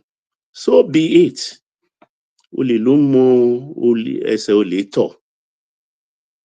He did it with one fell swoop for both the Forex regime and the subsidy. You all cry. Why did he do it? Because we are litigious people, Nigerians. We could go to different courts in different zone, jurisprudence zone to sue, delay, like they did to Jonathan. So he made the announcement. He beat the governors by going straight to the Supreme Court and get clarity and clearance on the local government governance. And you say it's not doing nothing. I laugh. 2 years now, all our students, our children, our cousins, our nephew, they are in school, no strike. If it continues like this, and so I pray, 4 years will be 4 years, like it's in ordinary Benin Republic, ordinary Togo. 4 years will be 4 years. Our children can be able to plan their life. Because in the last 30, 40 years, averagely, it has taken 6 years for a 4 years course for a graduate, for somebody to graduate. Minimum. It took some people 8 years. They turned Methuselah in the university. So far down the line, 2 years now, nothing. Not even a threat of it from the students. And you say nothing is happening. It's strange. And for my Eastern brothers, you saw what happened in Anambra yesterday, the home of Dimba Ojukwu Odumegu. And I'm telling you that a lot of things are coming to the East that are unprecedented. Buhari gave you the second Niger bridge without the artery roads. But please confirm to the people that the most important Obosi interchange road that connects the Niger bridge and opens up to the Enugu-Onitsha express road is in construction as we speak. All in 2 years. Not much is happening, but a lot also are happening side by side. So let me quickly go to the El Rufai thing. That is the beauty of your platform. It's not an echo chamber. We talked about this a couple of weeks back, that we are not talking about politics of 2027. All this is about politics of 2031. And El Rufai, in that clip you played, just confirmed it. Just confirmed it. He didn't talk about 2027. Maybe he said it unconsciously, though from the abundance of the heart, the mouth speaketh. He said it's Nuru Ibadu who wants to be president in 2031. He didn't say 2027 or himself. So he is pursuing Nuru Ibadu because he wants to be. We said it here. It's about 2031. 2027 is a foregone conclusion. So I'm glad he confirmed it. And of course, we hear less of a being power these days. It's now security, security, security, security. Because these are moment by moment people who just wake up in the morning and try to scan the cyberspace to look for something negative. So because people don't say you power anymore. Let me finish. You will get your turn. You are coming after me. Wait. Baba, please. No, don't disturb my train of thought. I will not allow it. Okay, all right. Thank you. Security, security, security, security. That's what we heard. But you heard what that lady said. And I've said it here before. That we have a problem here of Niger. I said it severally. We have problem here of Niger. Russia has captured the soul of Niger, Burkina Faso, and Mali. That is dangerous to us. And we've had our northern brothers who are by their posturing will choose a Nigerian above me, Nigerian like them. When that lady, that honorable member of the house, said there are white people there, it's no brainer. Those are Russians. Those are Russians. It's no wonder Tinubu is not in that the renegade group that went for victory summit in Russia. We will not be part of that kind of thing. So if they know how to go to Russia, we will know how to go to America too. It's iron that sharpeneth iron. That's the danger we face. It's not just a war concerning maybe disseminating of people. I've always wondered, is it herdsmen that will all persistently, on day-to-day basis, be pounding the people of Benue and Plateau states? How many are these herdsmen? It's commonsensical to know that it is Nigeria that is under siege, Nigeria that is under attack by marauders across the borders, supported by some of our northern brothers. And people want to revel in that evil weapon fashioned against us. Because it's touching eye now. Eventually it will touch the nose and touch the ear that is coming down to the south and the southernmost part of Nigeria. Is that something we should be happy about? And after security, I wonder what they will be talking about. I wonder what they will be talking about. They will fashion out something because their mind is very creative. Now, more so now, the opposition is not taking, coalition is not taking roots. And somebody is talking about shadow government. The same profs talk about 7.2 million people to converge Nigeria or something like that in Abuja. He's always coming up with these hair-brained solutions to national issues.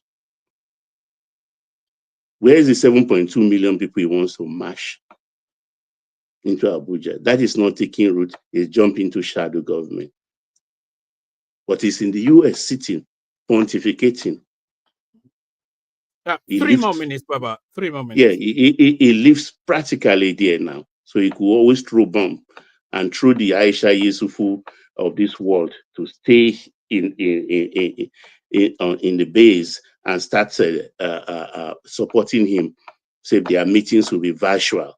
But when they pick them up, what will happen? He will remain untouchable in his base in the US. Not so. Everybody has become wise. Nobody wants to take risk for anybody. If you want riot or protest, show your chest. Don't just show your chest. Let your wife be behind you, and behind your wife, your children. Then the Nigerians who thinks like you, who follow you. It's as simple as that. Nobody's going to die for anybody. I yield, woman. All right, brilliant, excellent. I am here. I was muted. Yeah. So brilliant, excellent. So that's Baba kicking off things for us. Still a lot to hear from Baba, but we whiz it round only to land on Baba to give us a more expansive submission on the going on. But we hold Baba in abeyance for a moment. as we whiz through the room, going next to Rational Mind, we do the 5-7 minutes monologue. Rational Mind, you're up next. Well, man, thank you so much. I say greetings to everybody.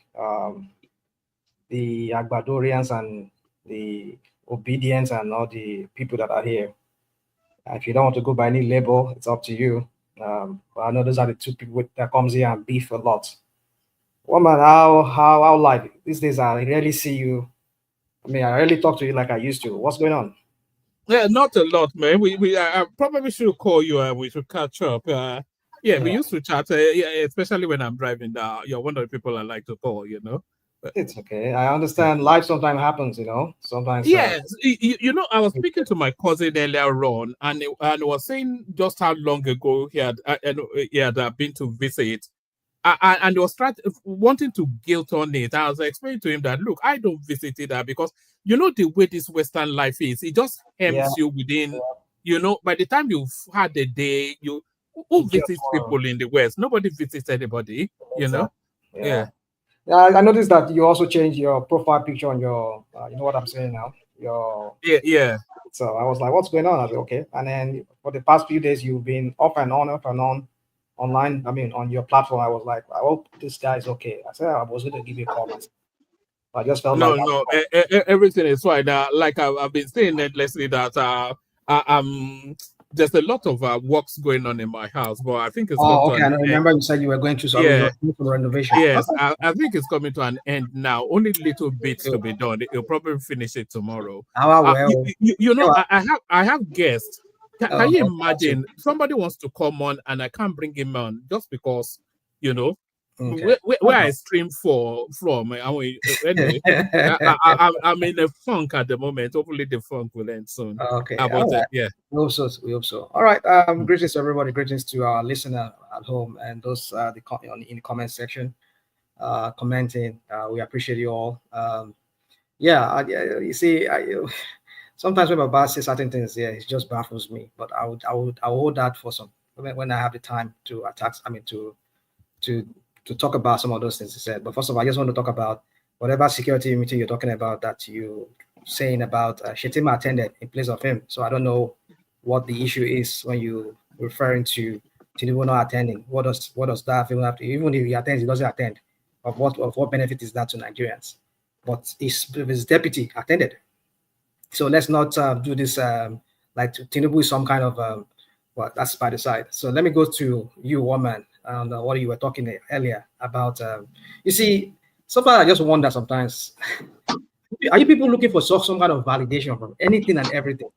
Suddenly, because that's the difference between the obedient and people like me that lean towards obe, that we are free-spirited people who would criticize.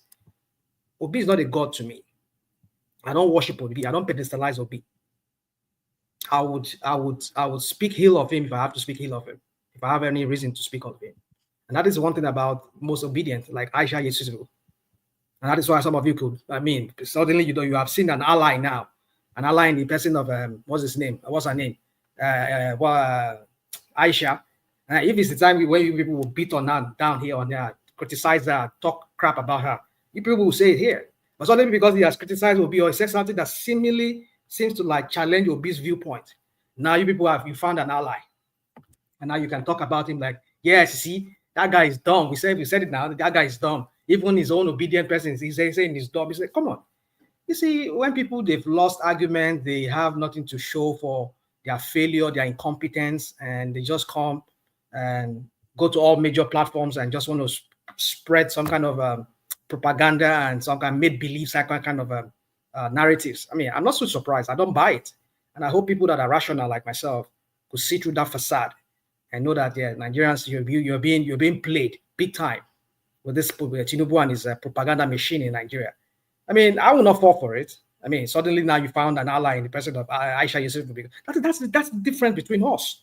We will criticize this guy. He's not a god to some of us.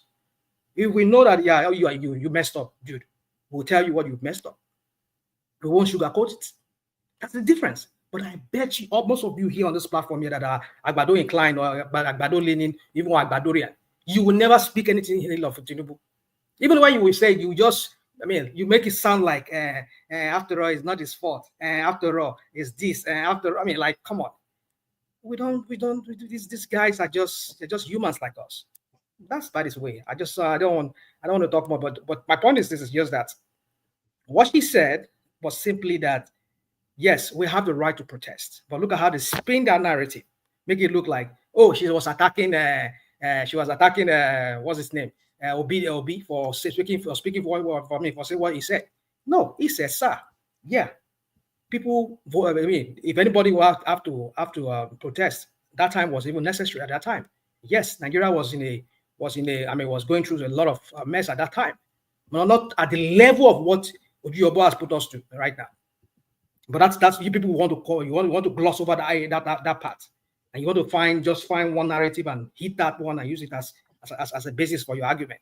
I mean, in the context of what she said, 2012 protest was necessary because Nigerians felt like if we still have our refineries, but Obi's argument was that 2012 was not necessary. That's what he said.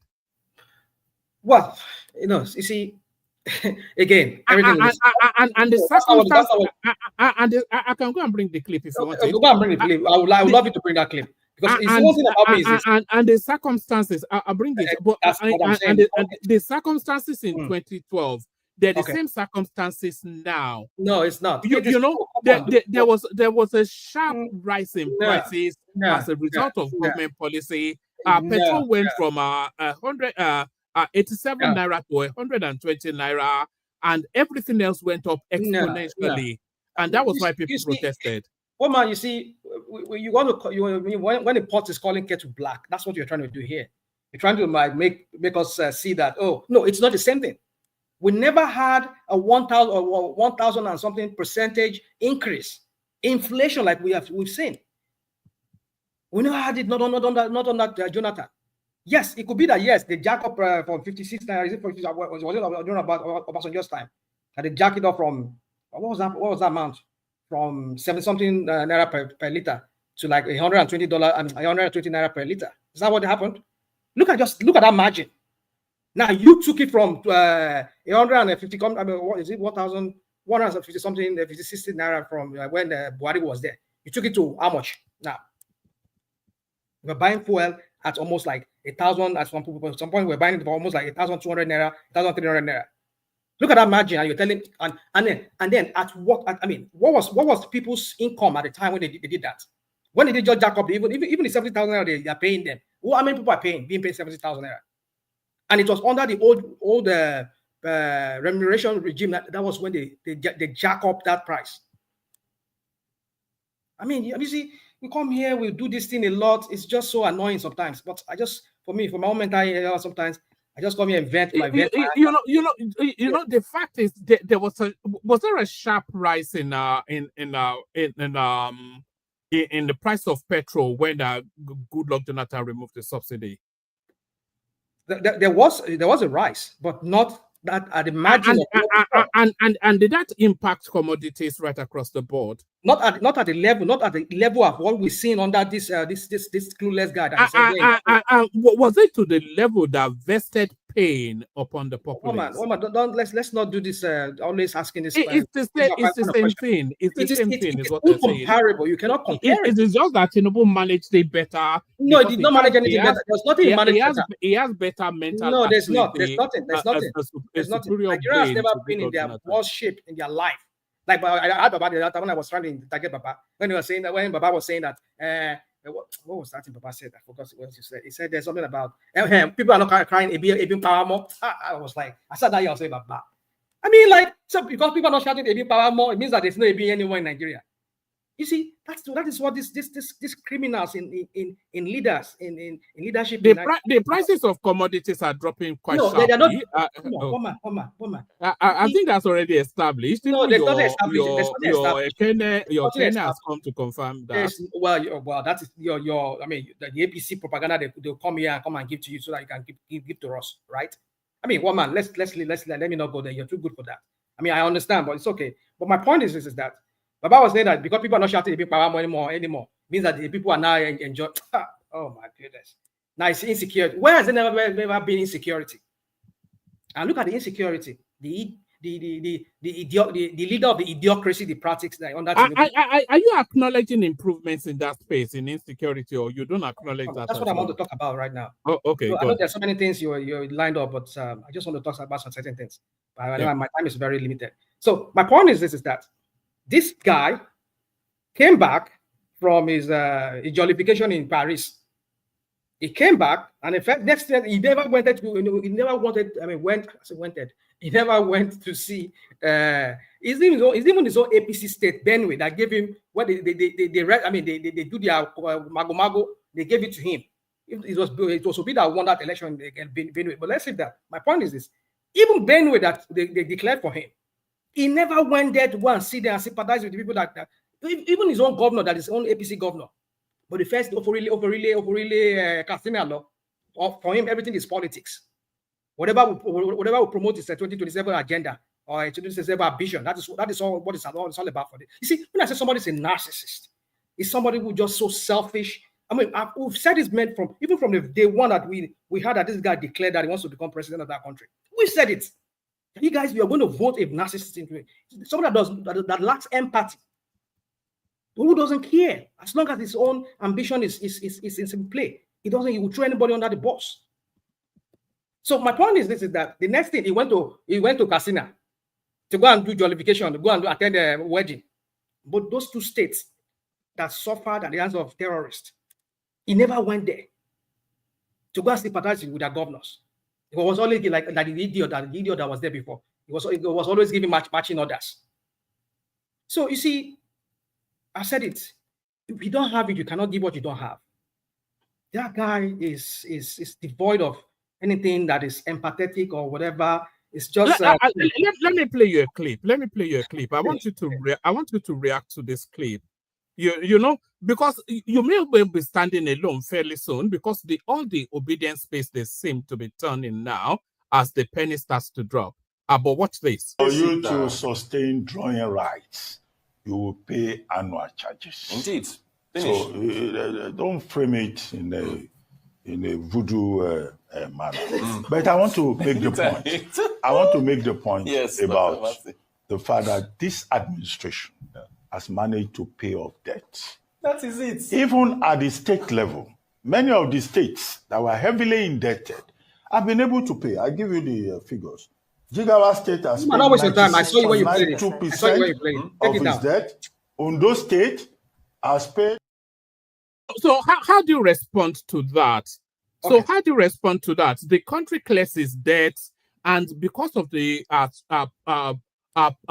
policy positioning of the government, there's an abundance of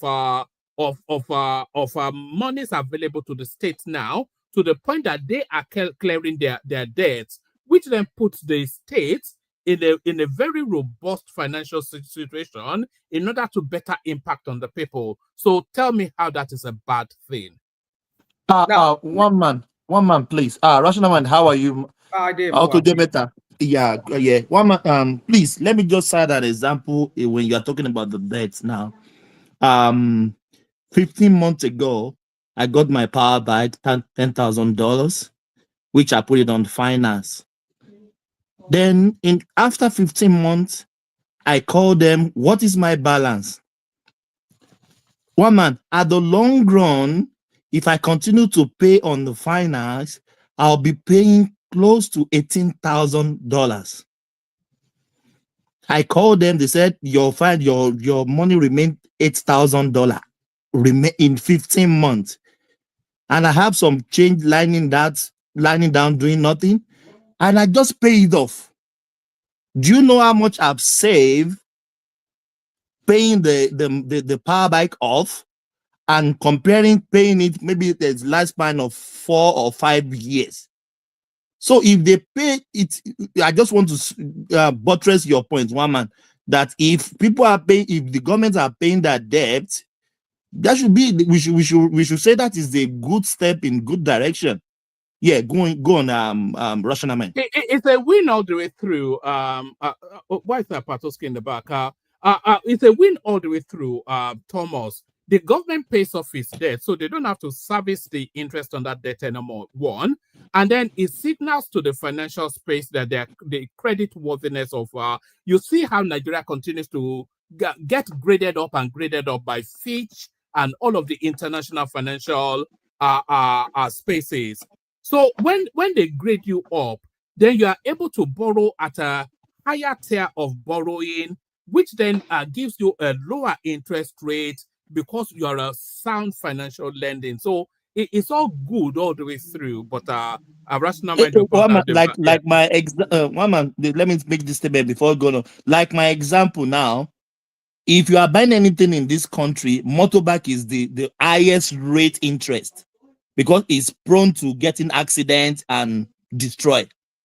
You know how many thousands of dollars I've saved paying off the bike, just paying off the debt. Now the bike is mine. It's just like the same you have said. You just said now.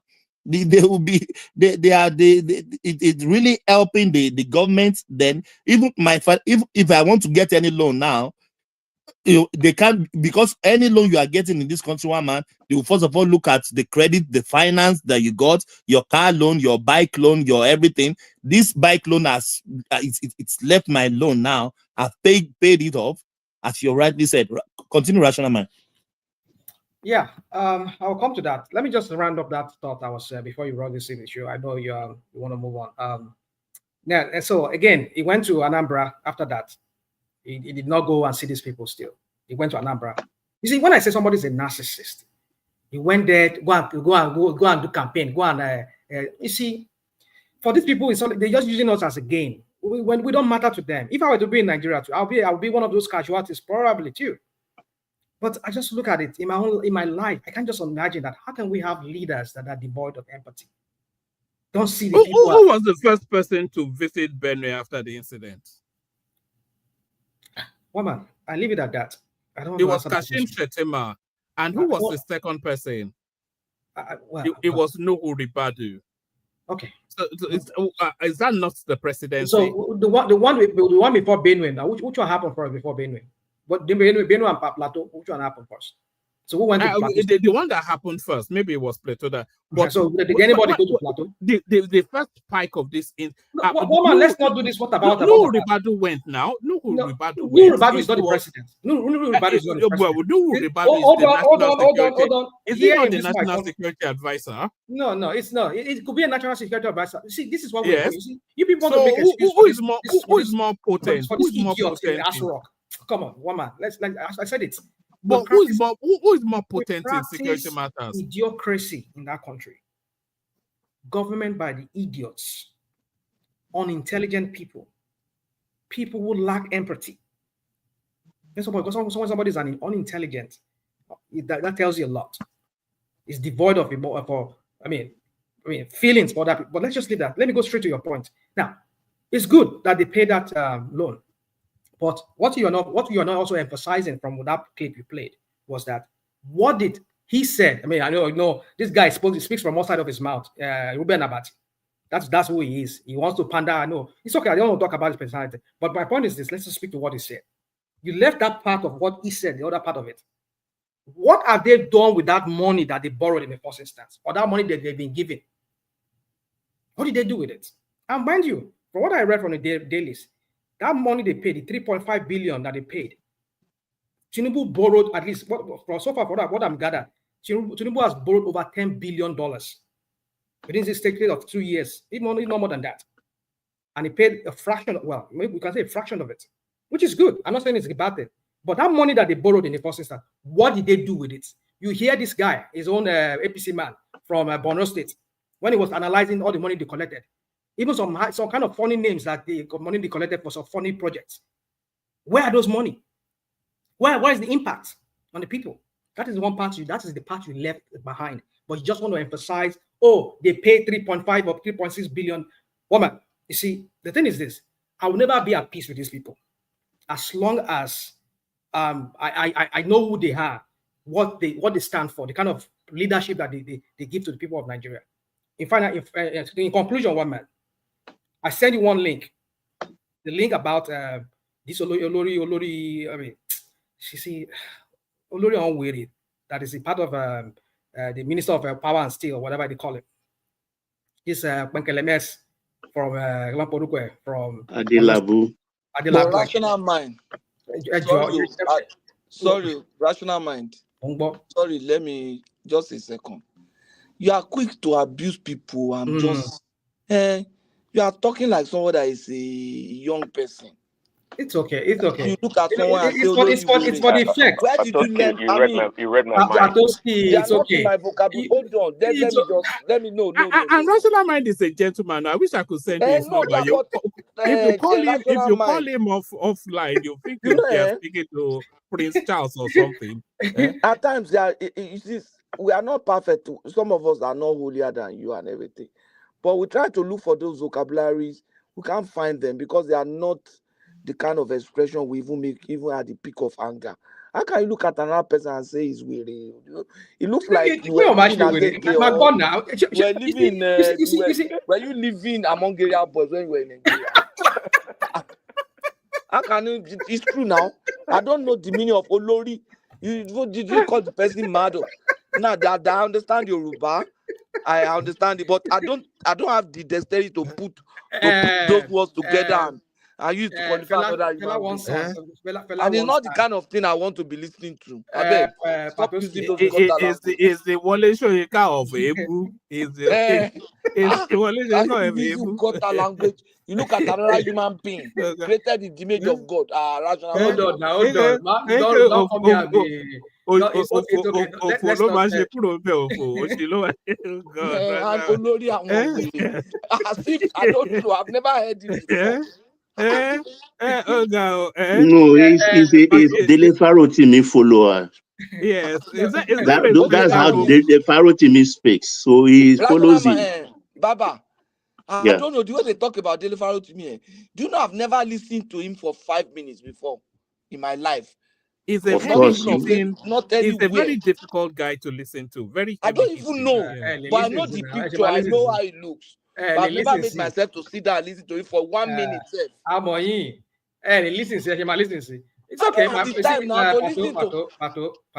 In your own case, I'm just struggling. I'm bearing because of one man. I know. It's okay. How can I be listening to somebody? If you don't want to listen, another human being like Pato. It needs to. Nobody. I'm not forcing anybody to listen to me. If anybody doesn't want to hear that aspect, you can just tune off and then maybe tune back in. Oh man, 15 minutes gone. Now.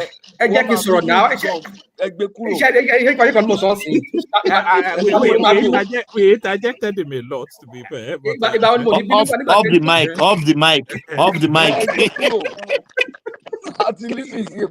So, let me quickly just address something. When I use this, it's for the effect of it. It's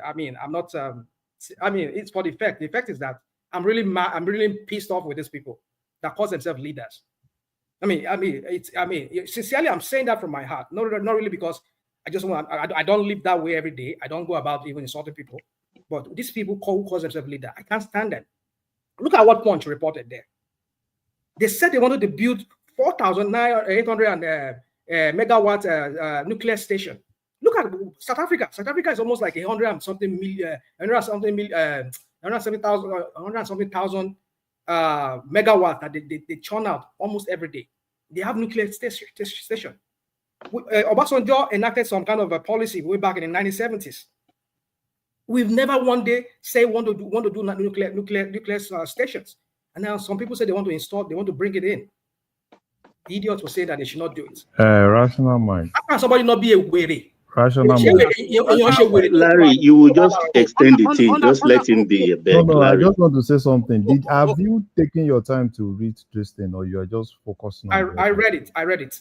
He said they should do modular, but those guys wants to go on different. They said they've done their own visibility studies, and they know that they can do whatever nuclear they want to do. But he said they should do modular.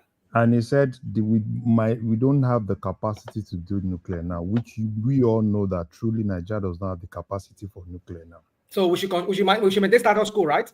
Is that what it is? No, let's look at other sources. Nuclear is not. Larry, You see. I mean, I wanted to debate that with you, Larry, if you want to debate that. But let me just send it this way. You see, when I call these people the names I call them, not because I just want to call them. There's something they must have done that triggers me to call them that names. So for me, I just believe these guys they're not leaders. They are idiots, and they practice idiocracy. I leave it at that, one man. Thank you. One man, he mentioned my name, so just give me 30 seconds. Let me respond. Because the beauty of your platform is because it is fact-based. Before I go into that, Oga of the platform and Ayo of the platform, rather, Ogatio Logger. I'm not APCO. I'm Tunumbu man. I believe in what he's doing. Are you APC leaning like rational mind is not obedient? I don't lean on APC. I don't have any card, anything. But I believe in Ashiwaju's program. I believe in it. One man, check your deal. What I'm trying to correct is this. Rational mind said it as if Tunumbu, the money he paid to IMF, that has given us a clean slate, as if it was Tunumbu that borrowed it. It was COVID money. COVID money, that money the government thought was free then, and they were spending. That was what he has paid and just sweep it away like that. And I mean, he should be commended for that. And of course, Arise roots now to IMF, not believing the federal government. And IMF wrote back to confirm that we're still owing $39 million to be paid every year. But thank God, mercifully, Ru Abati, of course, explained why that 39 million has to be paid every year. Because there is one thing, I think, rather than call it SDR, like special drawing right money to, it's like servicing your membership. So that's what that money is for. So kudos to the federal government. Thank you, one man. All right, brilliant. Well, man, just want to say that. Just want to say that as we head towards 2027, we need our spreadsheet back. Make it happen, one man. Just saying. That one is in the hand of Shioma. Chichi, over to you. Yes. You know how to do that. You know, Chichi. I hope we are listening. Hope we are listening to our spreadsheet, you know, because we did our spreadsheet here. She understands. She's smart. So spreadsheet. No. I know she understands. I'm speaking to spreadsheet. Who I'm hopeful. Yeah, because we have our still data now for the last 2 cycles now, and that will help with the spreadsheet when we eventually start doing that in a couple of months towards the election, like we did the last time. So yeah. Hey, don't worry, till she gets the message. I think she can do it. All right. I think by the third quarter of this year, which will be round about whenever the third quarter falls into, we start to go through figures. I think maybe what do you reckon? We start to look at figures, permutations. Yes. Oh my, to be honest with you, people actually paid more attention to this channel.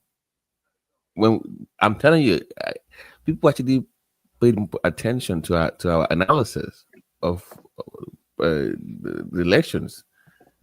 A lot of people people in high places, I'm saying, like serious, like people in government and people, and so yeah, it means a lot to people. People value it, so you might not. And we've been scoring bullseye on most of the things we postulate. Yeah, they enjoyed it. So there is not to beat our own. Why should we blow our own trumpet? And that's not a metaphor for anything, Ike. It's very rare that we don't get it right, and often instances, just 6 months down the line, everything we say comes into play. But that's just why I enjoy it so much. But we continue to whiz in the direction of enigmatic. I think it's enigmatic then, Larry. So enigmatic, if you're ready, floor is yours. Okay, thank you. Oba.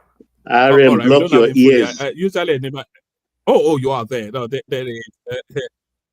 Yeah, Baba, get your dictionaries out. Enigmatic is about to speak.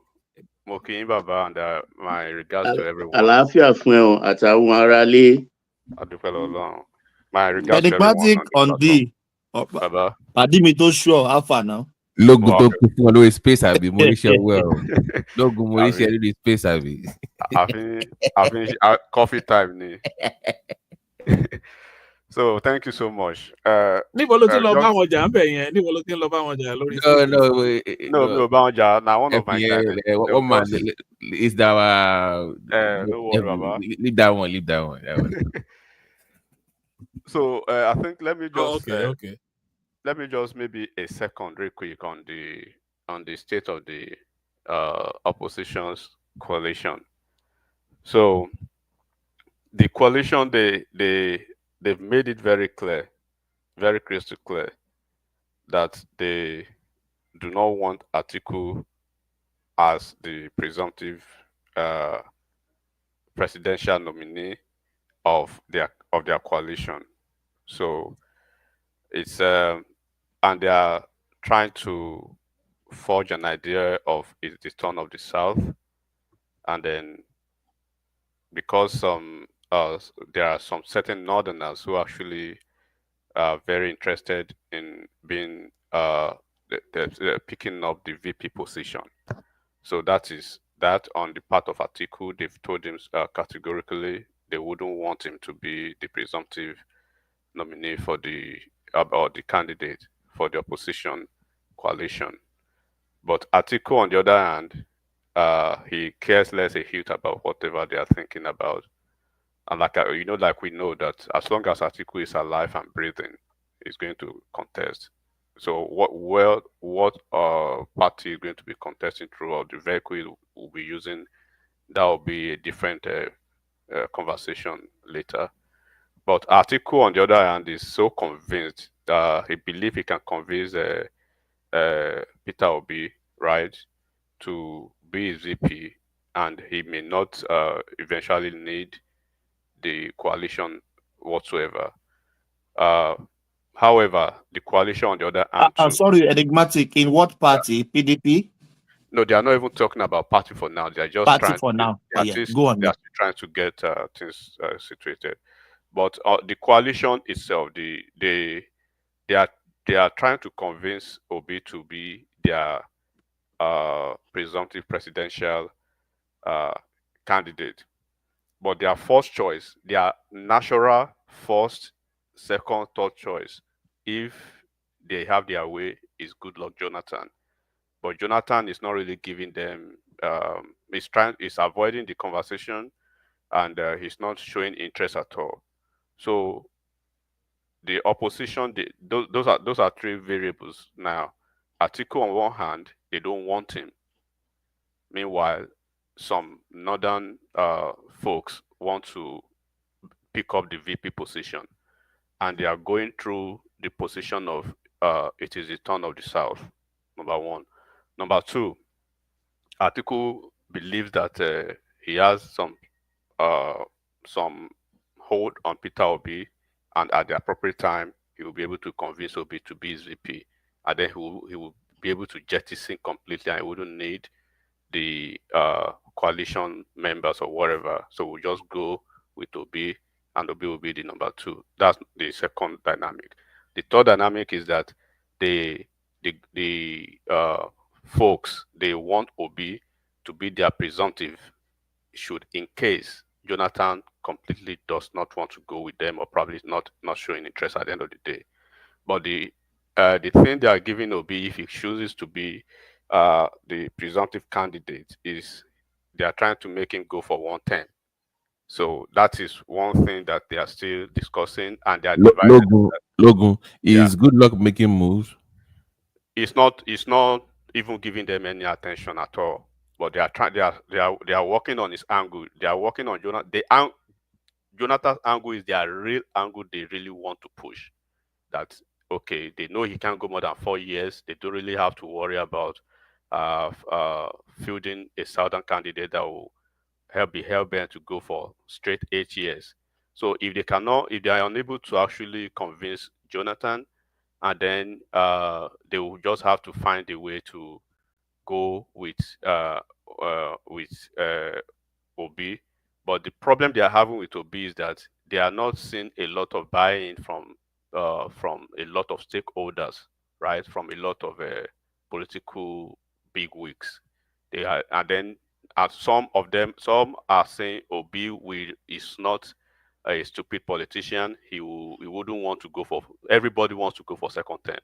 That even if they sign an agreement that I'm just going to go for 4 years and I'll hand over to the North, that is all those things not going to work out.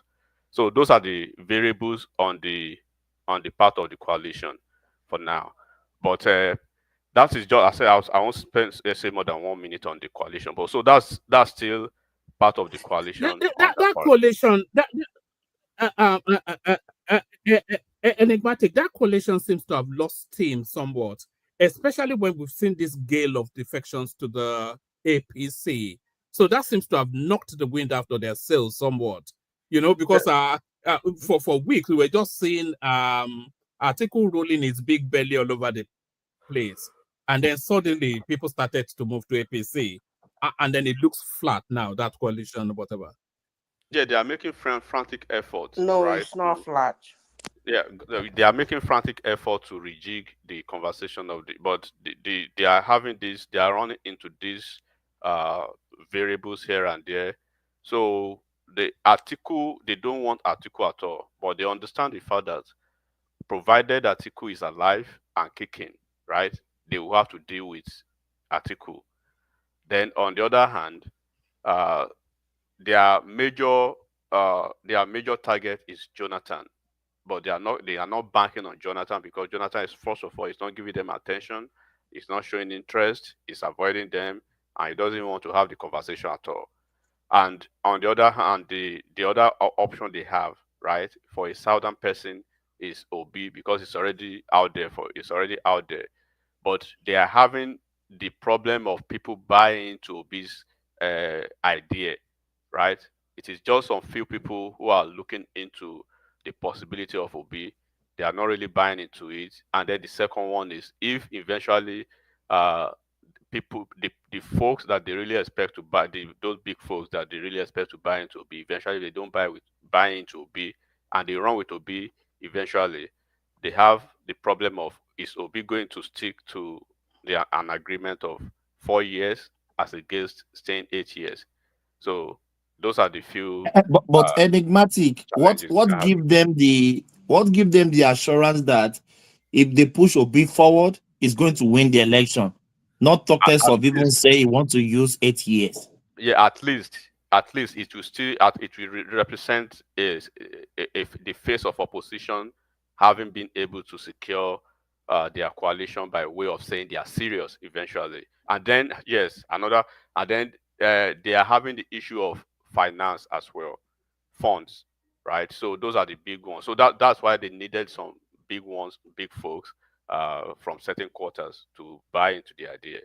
So Obi or no Obi, so they just want to find a way to say. So okay, sorry, is enigmatic quaky, or is it my system? Can people hear him clearly? One man is from your system. Your system is a bit delayed.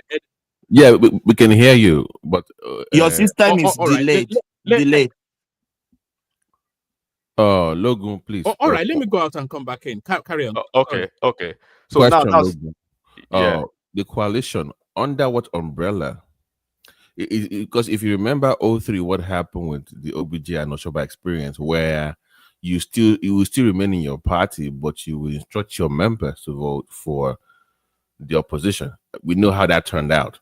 So are they going to all move to the SDP? They are not even having the conversation about the vehicle they are using yet. They have less than 2 years left. They should be there now. I mean, everything is if you flash back, right? APC started their conversation, their coalition conversation, shortly after they lost that election in 2011. So 12, they started it in 2011 that started. It started around June or July of 2011. Eventually, they were and able to actualize it through a merger, not through a coalition, merger, not merger. coalition now, through a merger. It means everybody you have to subsume under an on party. That's why I asked the question. Like, where's the margin? What's the party? We have no idea what. Yeah, if you're even Babati, don't forget. If you're even talking about the party now, right? Peter Obi is almost is almost partyless. Atiku is almost partyless because Peter Obi's political party is in a dysfunctional, is in a disarray already. The same thing as Atiku. But he has his obedience. But he has his obedience. Atiku too, he has his own base. All of them, they have their base. That's the point. And imagine obedience is not a party. They but need that's a what I'm trying to party. explain to Baba. Yeah. But for you to actually, merge at that level, you need a political party that will have to sign off on that first. Because even when you go through INEC, you have to basically relinquish that your party identity and everything. APC, I mean, Labour Party made a pronouncement that they are not part of coalition. PDP made a pronouncement they are not part of coalition. So, and the two individuals, Atiku and Obi, they are unable to provide leadership in their political party. No, enigmatic. So Have you observed that they have started registering the obedience? They have a portal. So that's what the horse Obi will ride on, not Labour Party, but the movement. So that's just. And they claim they have 25 or 22 million already. That's what they claimed. They can even have 7 billion. But they are not registered as a political party, though. That's the thing. They can even have 7 billion. But one man, that was the job of Obi. He was supposed to bring the obedience into the Labour Party. They're supposed to be Labour Party members. But it got when they tried to offer that when they tried to give him that like maybe like option, right? That option, then he basically told them that obedience belongs to him, not Labour Party. That is the problem. So he has made a lot of political pronouncements that were so amateurish. But that was smart anyway. Don't you think so? Enigmatic. No, you can't. It's not. It's an insurance. Your movement is an insurance for him. No, sir. No, sir. I disagree. Do you know why? Because you have the numbers to overwhelm the Labour Party. Exactly, and you shouldn't have even the say numbers that. to bring them in, overwhelm the system, and take it over. Man, you won't make such a political even if that's what you have in your mind. You won't say it as a politician. It's just like a politician that you are decamping next week, right? It's like you are a football player. You cannot make a pronouncement that I want to go to Real Madrid. You tell the interviewer, well, I'm still a player of Liverpool, and I'm focused, in the project of Liverpool. So when it's just like Atiku, I mean, what's his name, Buhari, then saying that his movement belongs to him, or Tinubu will say his own group belongs to him. No, you don't say that as a politician. You leave it open so that things can change and you'll be able to fit in. You'll be able to maneuver your way back through. Enigmatic. Sorry, easily. Can I tell you why I agree with Baba? His followers are not politicians; they are just fans. To play in national election, you need a fan to win election. To play in the political election system, you need politicians. Look at all his followers. Which of them do you think can survive any political maneuvering at the party level? Even Obi himself. Even all these Arababi address, they almost consumed Obi himself. No, when you look at the case, when you look at the case of, if you go to the root of the crisis, when you see Arabambi speaking, all of them, what are you able to decipher from what they are saying? The thing is, they feel that these guys are coming from nowhere, from PDP, from APC, from ABGA 2 years ago. We gave you platform, right? We've been here for 17 years, for 18 years. We are managing our party. Yes, you can accuse us. You can debate that, okay, we are not ambitious. We don't really want to be ambitious the way you guys are thinking about your own thing. We've been doing our own thing, and we've been doing it for 17, 18 years. We've had governors. We've had senators. We've done this. We've done that. But when you guys came to our political party, right, you just want to corner everything and usurp everything and push us out. So if you understand what these people are doing, that is, I think that is the fight now. Because when you listen to them carefully, it's just like what's his name, Arabambi. They think that, okay, we've been in this party for years. You came from PDP. You brought in Aisha Yesufu, not a registered party member. You brought in Obazi, right? Not a registered party member. Dele. Igodalo, not a registered party member. Dele, not a registered party member. What's his name again? And then and enigmatic, and they are signatory to the account. And they are just signatory to the discussing account. money. So they have a separate account. They have a Oh separate my account God. on the account. So it's just like you move to APC to PDP now, and you are trying to you are not trying to work. Logo now. You're just using a logo. You are not trying to work. So with the legacy Labour Party members, they are standing tall. They are resisting, more or less like they are resisting the invasion of their their political party by these PDP decampees, like Obia and his group now. And they are standing like more or less like okay, you this political this cartel of political kleptomaniacs, we do not, they are feeling that they have been insulted, right? They feel that we've been loyal members of this political party for 17 years, being able to shove aside different tendencies, and so you guys just come with some desperate, power hungry tendencies, and then more or less like tenants trying to exit the landlords from their home. So it's quite laughable, and they are not proud. What people would have expected, and that's why some people will blame Obi.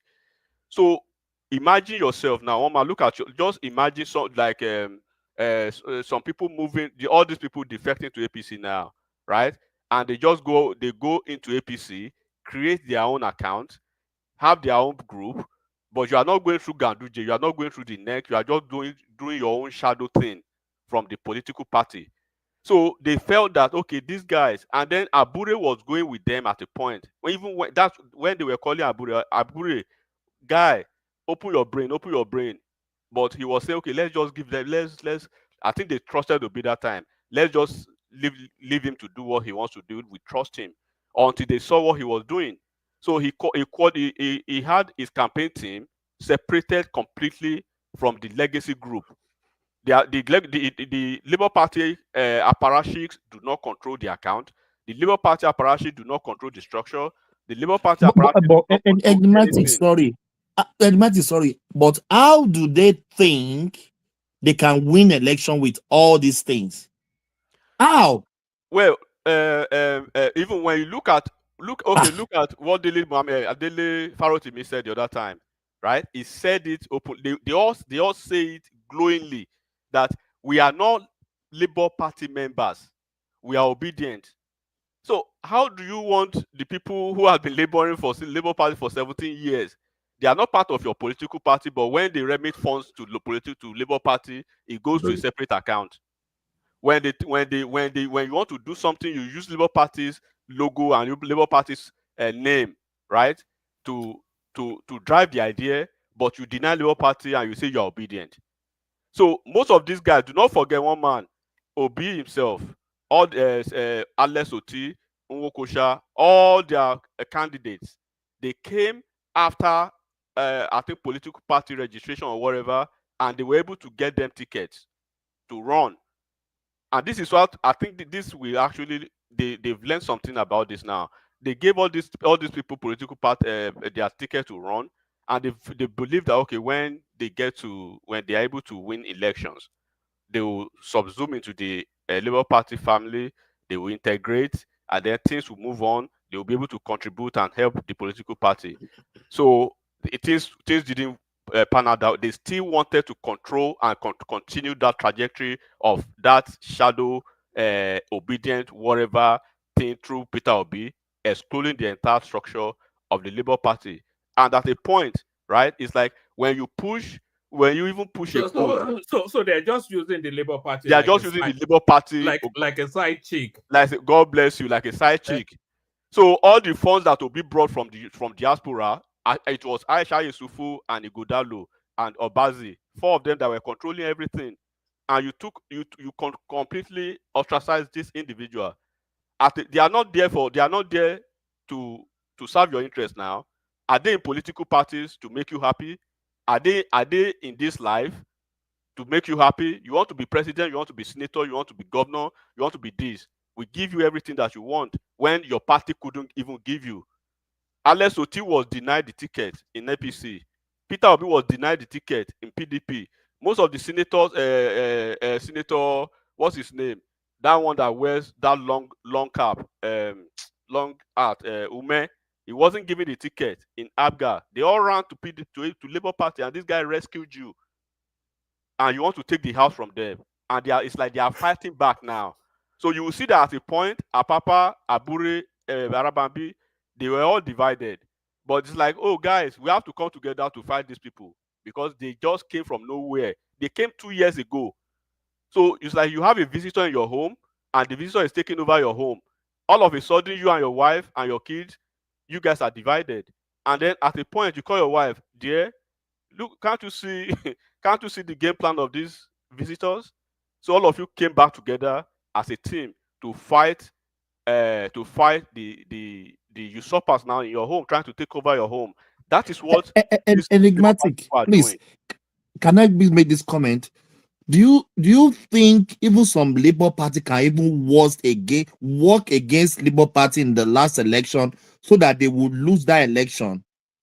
Because from what you heard from what you hear from Arabambi, right? Sorry, enigmatic. Respond to that and bring it to me in about 5 minutes, so Larry can come in as well. Yeah. So I wanted to talk about something different too, but it's okay. So from what you heard from Arabambi, right? Arabambi said they couldn't provide, and that I think Aisha Yusufu said it. They were unable to provide for 54,000 party agents during the election. Yeah, we played the clip just now. Right. So that's nearly half the polling units. That's nearly half the polling units. So how are they then able to declare that they won? They don't even have. They do not even have do they call it a monitor room where you are able to follow? Logun, sorry, didn't they say that Aisha Yusuf was the one that handled the money for the agent? But even up to now, they've not had the challenger. They've not had an audited account. Where's the audit for the? They've never had the audited account of their finances up to now. A new Nigeria is possible. Fixation on the account or audit. Have you heard that APC audited their own account?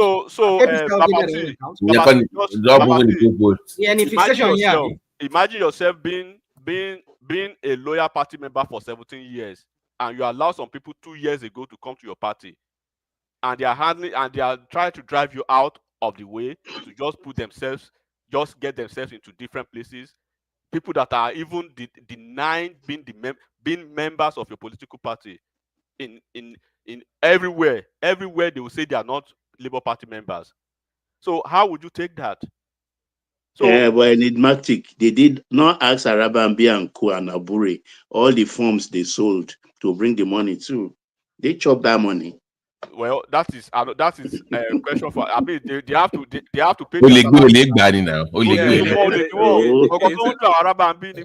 All those funds that you guys came from brought from diaspora. Where are those funds? Why do you have an account that is being managed by Aisha Yusufu? Is not a card-carrying member of the party, or no, look, they said that the campaign fund is different from the party fund. That's what that was.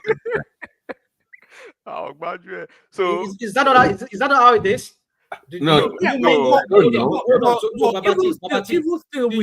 mingle party money with campaign money? I'm just telling you what they said. I know. That's what I'm saying. You don't mingle it. You have to separate it. The party should the way it works is that the political party they have an all-encompassing control on all the accounts of the political party.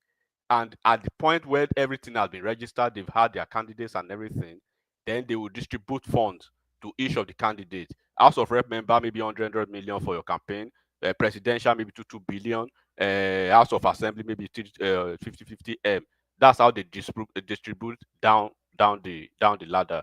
So it is they have accountants, they have youth secretary, they have different offices in the neck of every political party. So you are not just going to APC and you are creating your own shadow movement, or you are going to PDP. They know those two political parties are structured, and they won't take that. All those chancing that they did in Labour Party, they cannot chance all those PDP and we can you. They won't be able to do those nonsense in all those big parties now.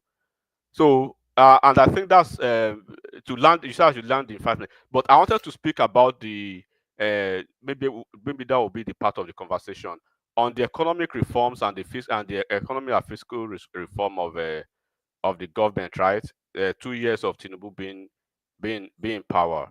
So we should understand the fact. And I want people, I think, to correct what Rational Mind said the other time, that people should be able to use different searching tools to search certain simple things. The government being able to eliminate the long-standing fuel subsidy, right, which has been costing the Nigerian government approximately $10 billion annually. $10 billion annually. That is what Nigeria have been throwing through into the trash for years now. So this subsidy removal alone is, of course, initially is quite challenging for the citizens, right? But it was lauded by different by people who understand economics very well, and World Bank and even IMF, for the positive steps towards economic stability and recovery.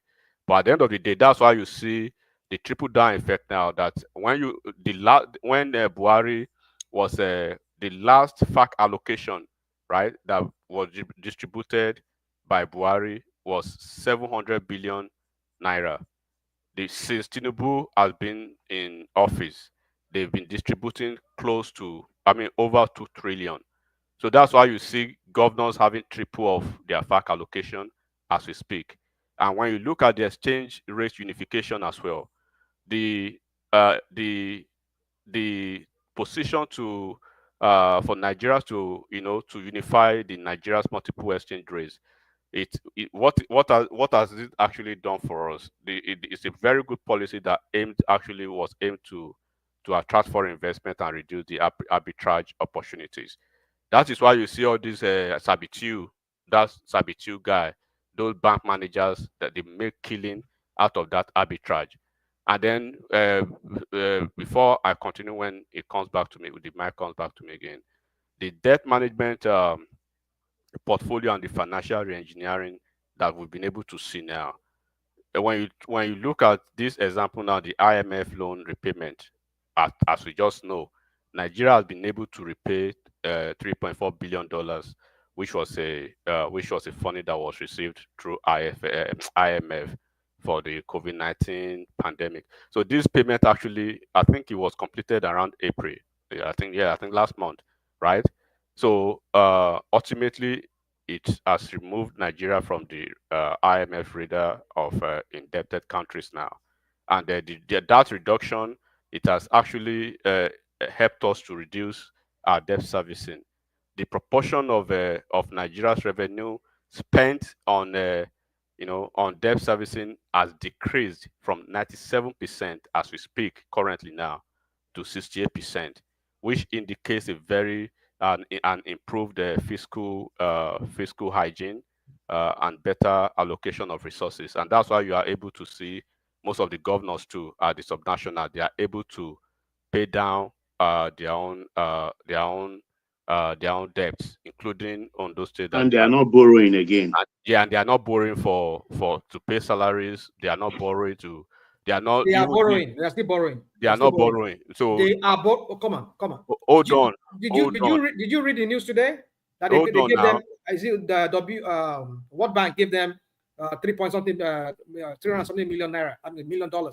For who? As a grant or a loan. Who asked for the loan? Let me search for it again. I'll put it here for you. Okay, so very good. From what I know, right, it's been able to open windows of infrastructural So if your governor is not working now, then it is. We saw it in Anambra State now. That's what I was saying earlier today. Yeah. That complex is something else. So. But some people, yeah, Baba was BT. I was giving example of Ogun State. What the impact of Tinubu. Even the open one today again. I can't complain now. I mean, look at what's going on in my state. What happened now? The governor that I know is a useless governor. I'm surprised that he's been able to pay almost 72 billion back. Almost is it 72 or 63 billion from those states. So Jigawa State has paid over 90% back. I'm surprised. So when you are not seeing this, so you see in 2 years, because for you to actually stabilize from where we're coming from, you remember that when just 2 years ago, right? When Emefiele told us our financial status, the debt profile, and everything, and when you look at even the investment in infrastructure now, there are certain strategic road projects that are being that are taking off in Nigeria now. So for the last time that I checked, there has been an approval of $652 million, which was a funding package from within this China Exim Bank for construction of some different vital projects. So including I think part of that will be going to the Lekki deep sea port, right? They've given everything to Mahi. So when you see even the what is it, the social governance reform as well, there's no way you will not speak about the minimum wage increase. Because when people talk about, how would a person be living on 70,000, it doesn't mean that everybody is living on it just means the minimum wage. In America here, we have some states whose minimum wage is $7. It doesn't mean you are making $7 an hour. Please, enigmatic, please. AB is asking, where is Tinubu getting all this money? I wish I have time. I will tell him more is even coming, even if oil goes down to $50. So under the and then what when you even look at let's anticipate the long-term benefits or the long-term effects of all this the re-engineering that they've been able to do so of course we know why some of these reforms, of course there will be some headwinds, there will be some shockwaves, there will be some short-term economic hardships here and there. So there will be some inflation and currency depreciation as we could see. But there is a projected 3.3% growth in this year, right?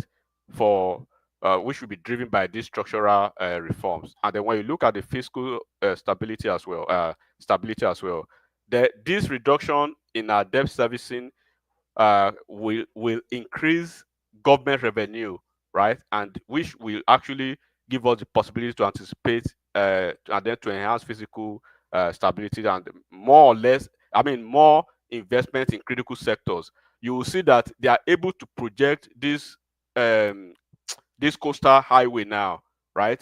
They've started I think they've completed 47 kilometers, right, Baba? The Lagos part, am I right? The Lagos part of it, and then they are starting now from Calabar and Akwa Ibom. So they are now starting from the core south state now, coming through, and then the Badagry Sokoto coast highway as well. So when you look at all these developmental projects, and this is why we say sometimes in 10 years, when Tinubu is gone out of power, right, after his 8 years, imagine when this coastal highway would have been a reality. Imagine when the Sokoto Badagry highway would have been a reality. Imagine the Kaba and the Abuja Kogi highway would have been completed. Imagine most of all these road projects would have, even the east-west road would have been completed in 10 years time or in 15 years time. Those projects, they will be attributed to a president called, either you like him or not, the Jagaban, Don't forget to no. Hold on. The Simba DK of Anambra, the Simba DK of Anambra, of Anambra, just like one man, just like in the next 8 years, and one man, just like in the next 8 years, Soludo will not say go and verify. We will say we touch it, we feel it, we did this. The government house of Anambra after 34 years. No, don't forget that you're able to give them one. Tinubu also talked about connecting the east to the gas pipeline. Now I will pray to God Almighty, right? That I know Soludo is a very intelligent man, and I like what he did.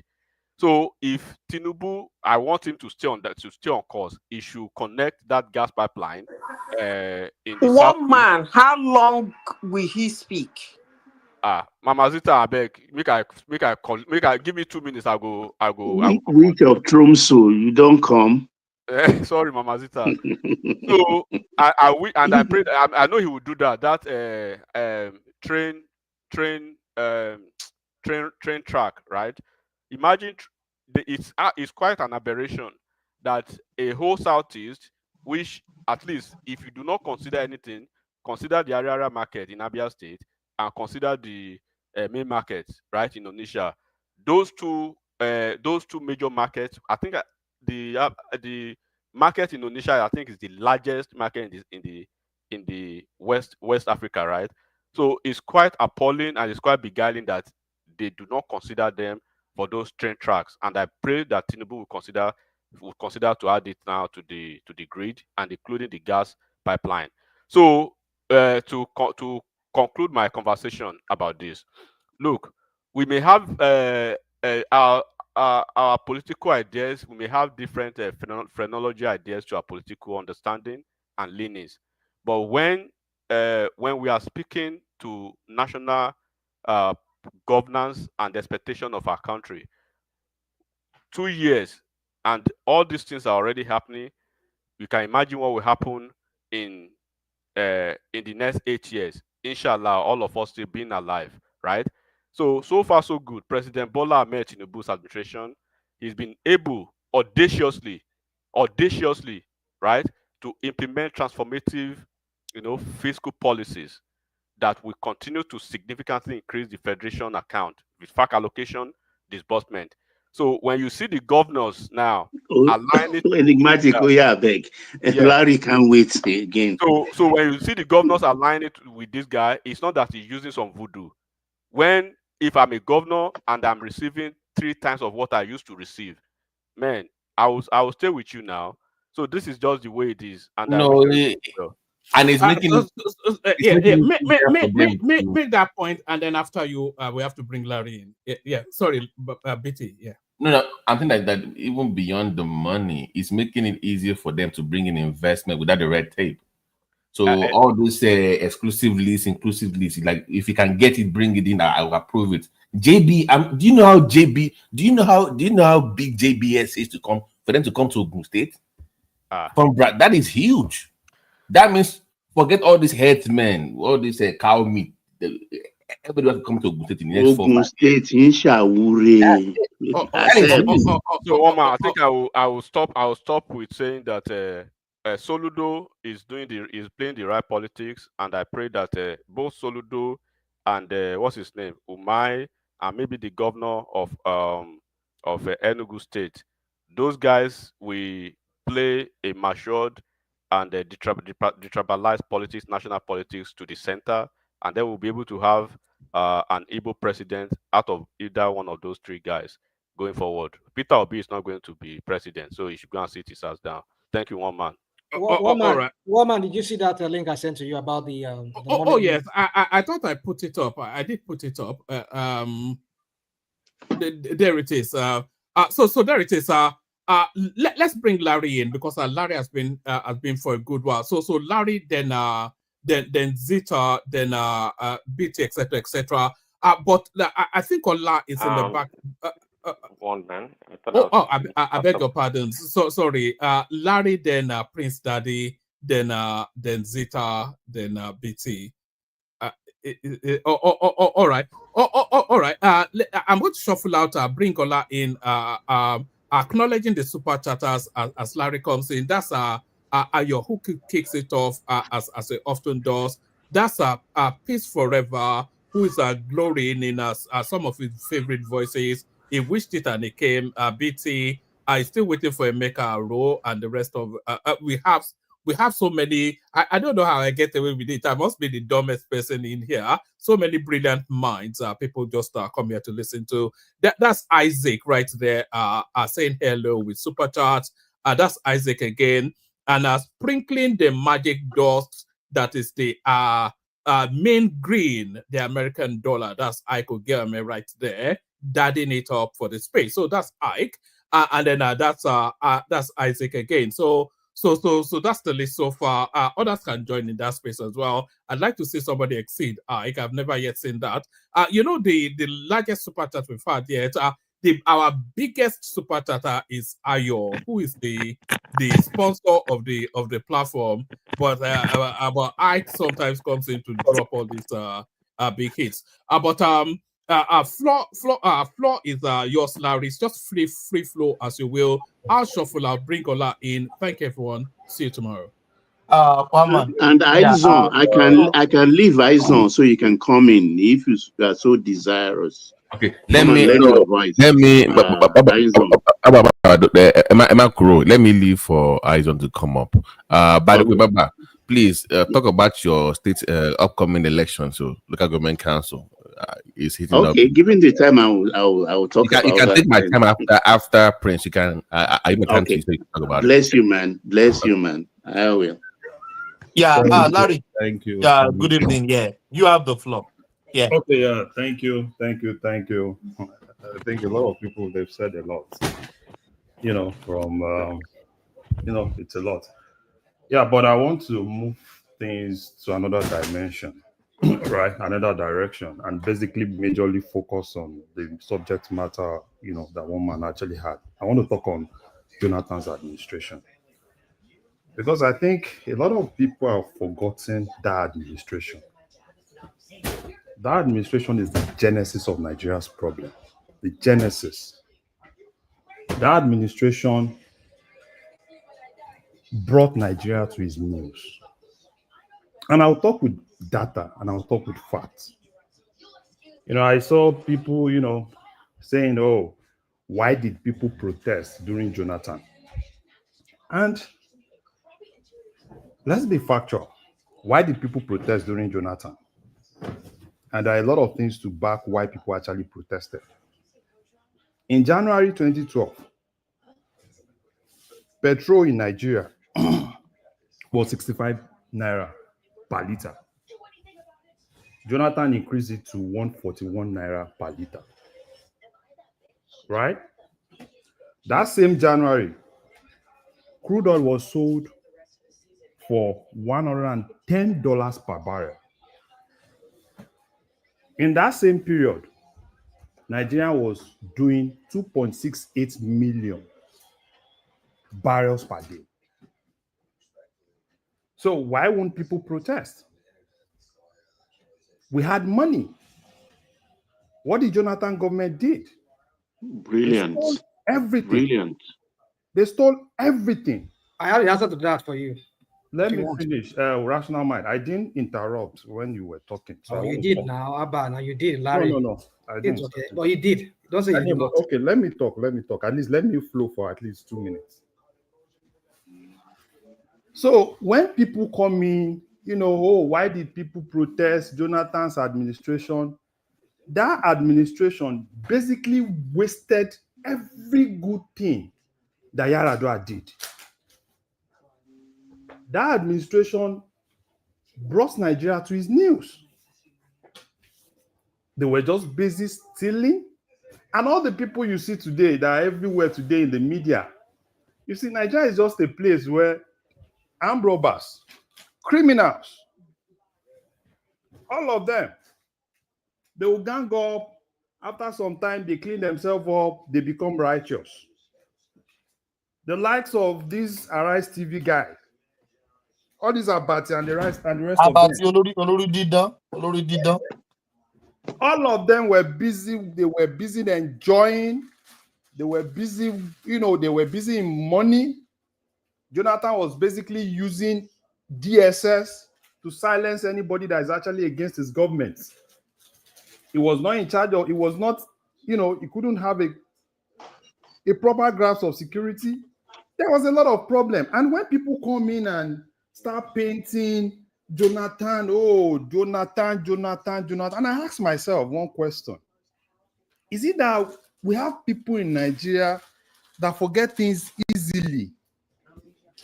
Or probably we have people that just feel every other person is so dull that they don't think that they can just come and paint one rubbish for us. You know, we'll probably bring Jonathan back. Probably Jonathan is going to do magic. No. Jonathan does not have any magic hand. Jonathan is a disaster. Whatever Buhari is. But Larry, people claim there is money in circulation, whereas they stolen money from the government that was in circulation. Do you reckon with that? See, I'm just giving you the data, right? How much is Nigeria doing today? You're not giving any data now. You're not giving any data, Larry. Wait now. I've given you the data now. I just told you how much they were selling. What are the data you're giving? Wait. I've just told you how much they, as at that time, January 2012. I've just told you the price of crude oil and the production level. Right? And how much is it today? Do you know? But you're not giving the whole substance of the data. Wait now. That is you. I'm starting from somewhere. I've just given. Right. I'm just impatient of talking to you. I mean, getting. To do analysis. See, if you want to do analysis, I like doing analysis. Apple for apple, right?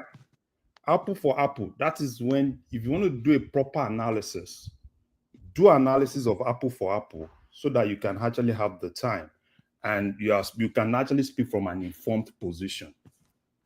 So when I say crude to crude price to crude price, as of today, I think we're probably like 60, probably something around 60. No, even Rotterdam is 54. Yeah, it's 54. Brent that is 60. Yeah, and Western Texas in between. Exactly. So basically, as at that time, that's over double of what it is today. Crude per barrel, crude barrels per day. How much are we doing now? Probably we're still around 1.5, 1.5, 1.5 right now. 1.5. Struggling. And at that time, we were doing 2.68 million. See, 2.68 million, which is a lot. We had a lot. People were protesting because some people could see. Everybody know how much barrels of crude is. Everybody know how much we're making. But what they were basically doing was basically steal and steal and steal and steal. So when people come in and start saying, oh, these and this and this and this, I don't know. Sometimes I don't argue, because sometimes within me, I take my time to kind of like analyze things. Is it that people quickly forget things? Or probably people feel that if they re-echo the lies, right, it becomes the truth. That's another thing that I feel that nobody's echoing any light. I mean, so we're what you're trying to do, Larry. You're trying to rewrite the whole. No, I'm not rewriting. No, that's what you're doing. So that's why I want to challenge you. You can check every data I just gave you. Well, right? That's why I want to fact check you on some of the. Yeah, fact check every data I gave you. Okay, so are you ready for that? Yeah, I'm ready. I'm ready. You know, I'm always for that. Right. Okay. Now you said they were producing 2.6 billion, 2.68 million in 20 million barrels per day. Yes, sir. Okay. Now, all that money they got, first of all, when they had to say, they talk about sovereign wealth funds. Okay. Now, who are the people that kick against it? See. No, hold on. Wait. You said you people. Wait. Okay, you said who were the people that kicked against it? Why the government led by Saraki? If the states are kicking against it, give the state their own and keep federal government own. Okay. So you people hold on now. Sorry to interject. Sorry, please. When the states are kicking against it, you should ask, why are the states kicking against it? Jonathan did not increase that sovereign fund. He was taking from it, and that money belonged to the federal and the state. Yeah. It was taken to pay salary. If the state did not kick against it, he would have spent everything by himself. And the state knew what was. The governors knew the privilege going after all of them. Okay. So they thought, only you know, they chop this thing. Share it and let everybody take care of himself. Patoski, on crack. You are cracking. Now, well, you see, you let me lost my thought on what I want to, but more, this is the point I want to say. Yes, there were supposed to be savings. Now, you I was going through something before Patoski targeted me. But my point is that, yes, we made more money during Jonathan because crude oil, like you said, was selling more barrels and we're selling at a higher premium.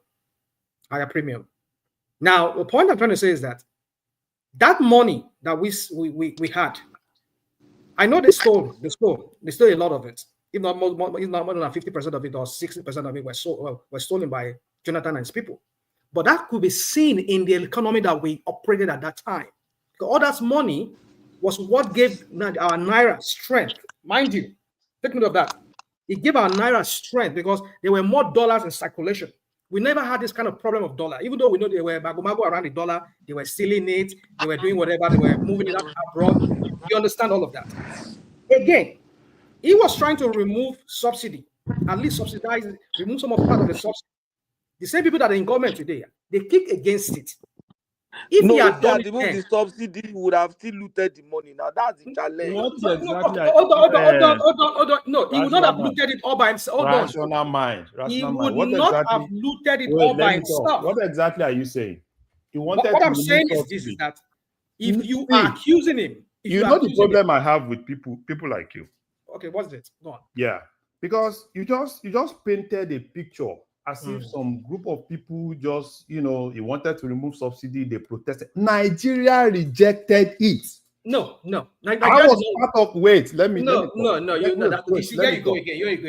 go again. Yes. So you missed the point of what Obi was saying. When he was I don't want to leave. Where are the people I don't care what who protested? I don't care about Obi. Who were the people who were the Rig leaders? Who were the people sponsoring the protest? What's my problem with Obi? Obi is just... No, that's what you were talking. You were referring to him. That's what I'm talking about Jonathan. I don't bring Obi. You can talk about Obi. Somebody said. No, you said some people are rewriting history.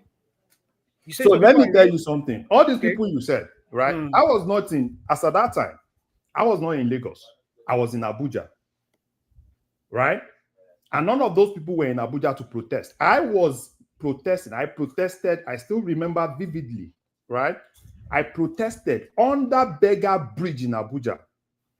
None of those people were there because this is basically, we knew how much we were buying for. We knew how much we had, and we could see in Abuja because even people in Lagos could not even see what was really happening. We could see how money was being stolen. Did you listen to this guy? Did you listen to the former Ekiti State governor when he was former Ekiti State governor? Did you listen to what he said? Because he was one of those people that formed the APC today. People that protest that were at the forefront of the whole thing. And you know what he said? He said they used that as a springboard for themselves. Looking back in hindsight, they realized that yes, it was just all politics they were playing back then. It was not politics. It was. You see, this is what we're saying. It was not politics. When sometimes some of us want to write this, I was on ground. It was not politics because see, it was politics. Something is politics. If it was all politics. No, it was not politics because basically as at that time, right? Okay. Everybody knew how much we were buying for. That politics. We knew. Go on, please. Why did Jonathan give them the opportunity to play that politics? That's another topic we have to discuss. But we're talking about rewriting history. He was not wasting money. Larry's trying to rewrite the whole history here of what happened. I'm not saying all what you said is all entirely false. I'm not rewriting any. Some of the things you said are true. They are facts. You are re-echoing the same lie that they've kept. No, there was no lie. There was no lie. And you guys are always making that lie to be the truth. No, there's no lie here. You are using some kind of half truth here and half falsehood. I won't say lie. Let me say lies. I don't want to say lies. It's falsehood. It's misleading. because you use the number because they were making more money then. What exactly is misleading? Yeah, because you said that's what I'm trying to tell you. Of the data I gave you to be no, wrong. I'm not saying don't get me wrong. I'm not. Okay, so when you say something is misleading, see, rational mind. Yeah. When you say somebody gave something, right? Okay. And you said it's misleading. Yeah, there are two things that can make things misleading. Okay. Probably the person actually gave the wrong data that is contrary to the real data, right?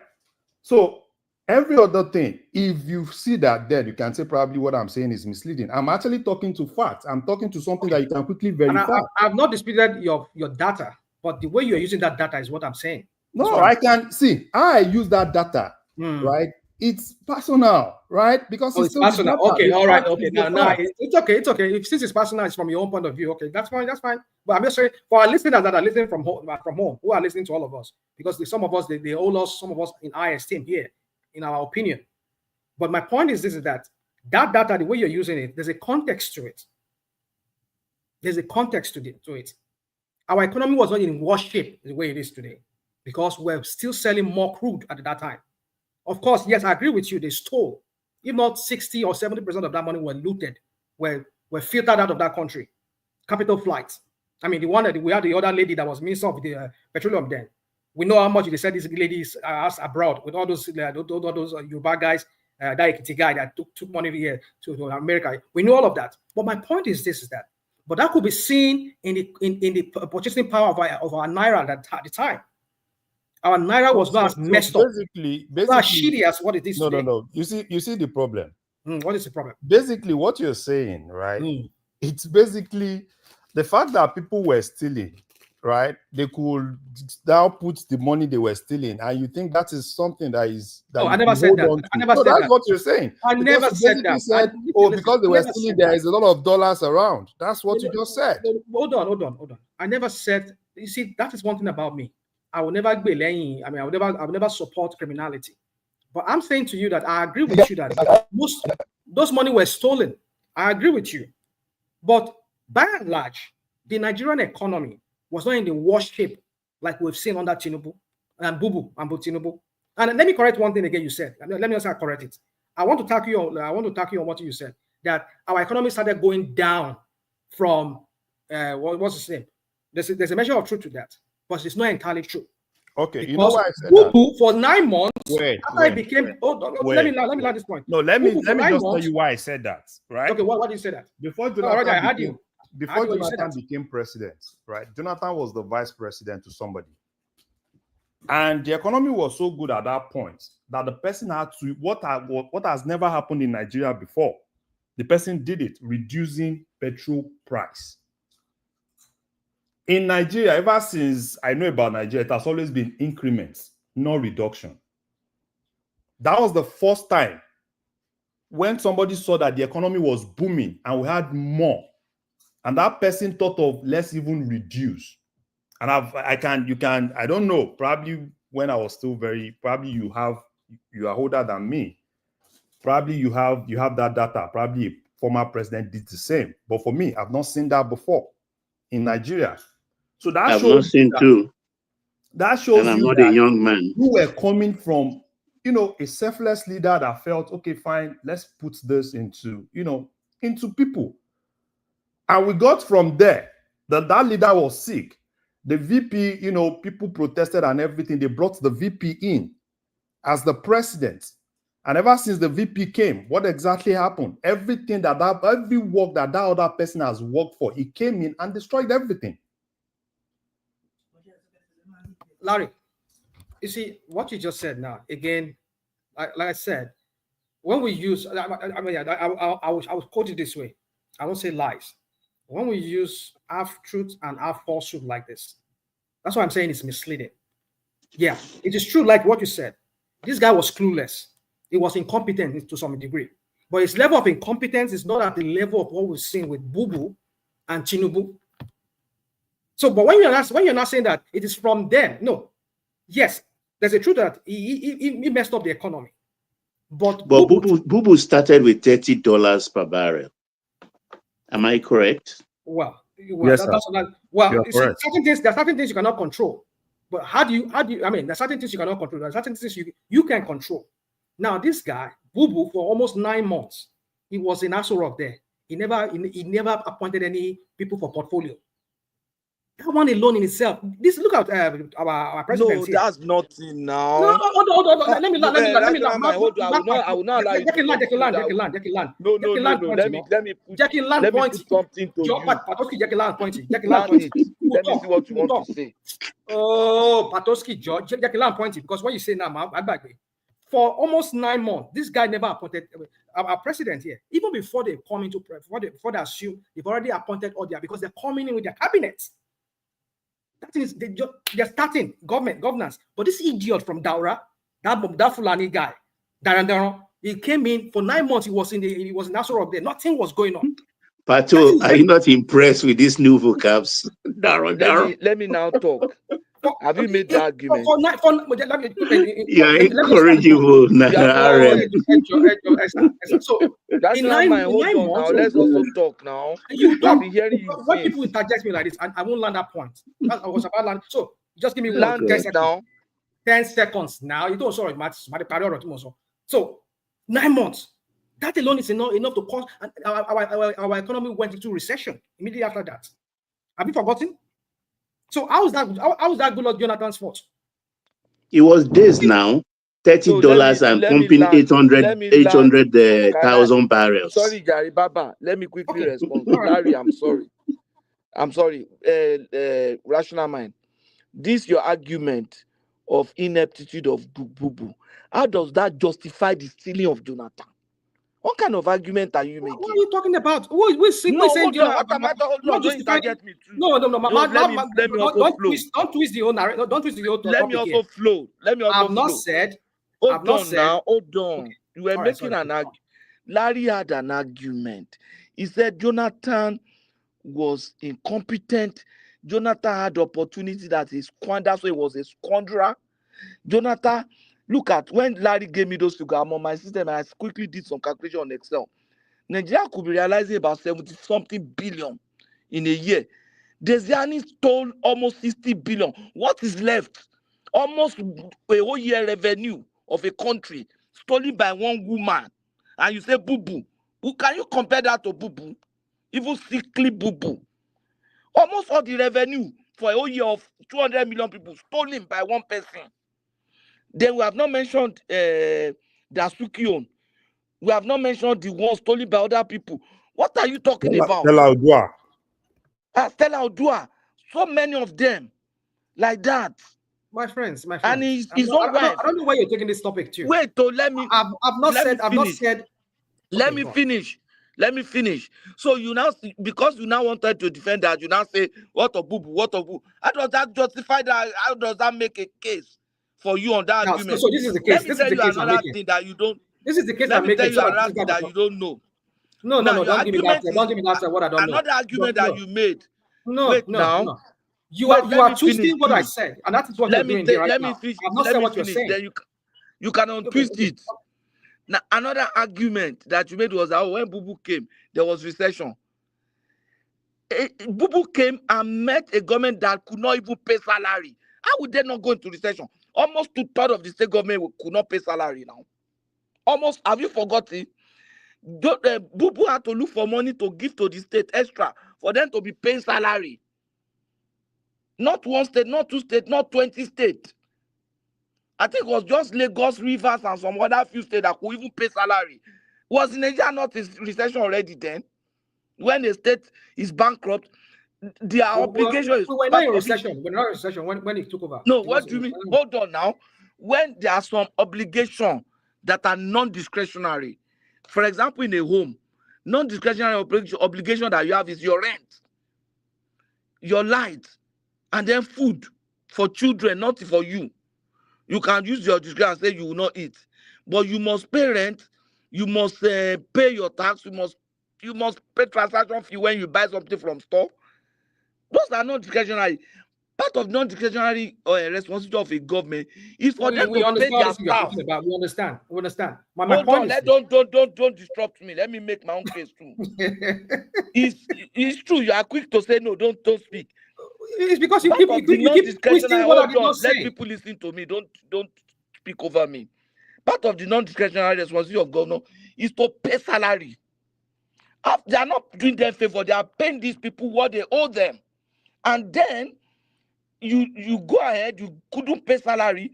You know that in a state, you work here in the state. As an employer, if you don't pay salary in Canada, you go to jail. And government is not paying salary. And you said that no, government is not. Patoski, remember Niger Delta Avenger? Remember Niger Delta Avenger? And you said you are blaming Buhari. When Buhari came, Buhari said he was going to revive train. He was going to. Though Yokupe was the spokesman, Jonathan said it was impossible. Despite the revenue they had, they didn't have the vision to say they could do it. A refinery, even if they don't want to build refinery, they could have unwind what Yar'Adua did and let Dangote continue with the acquisition that Obasanjo had made.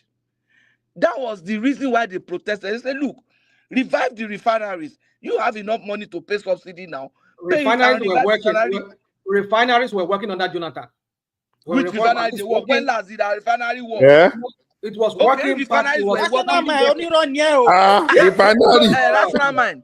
If refineries were working under Jonathan, why were they subsidizing petrol? About 80% of our local consumption of our fuel. It was working. Okay, 30%. It was working. What is wrong? What are you talking about? Okay, what is it wrong was working under Jonathan capacity to at least they were not working. I know now. Let me stop. I was in Nigeria. Let me tell you, I was don't lie to us. Now we are not kids. I was still in Nigeria under Jonathan. No. When Jonathan was there, I was still in Nigeria. I was fully on ground. I mean, going back and forth at the time. No, I was on ground. Like now, and I was working a system where I could get information too. But what I'm saying is that Jonathan, it was working under Jonathan to some degree, not fully. Refinery to the last boya láyé gba Babangida.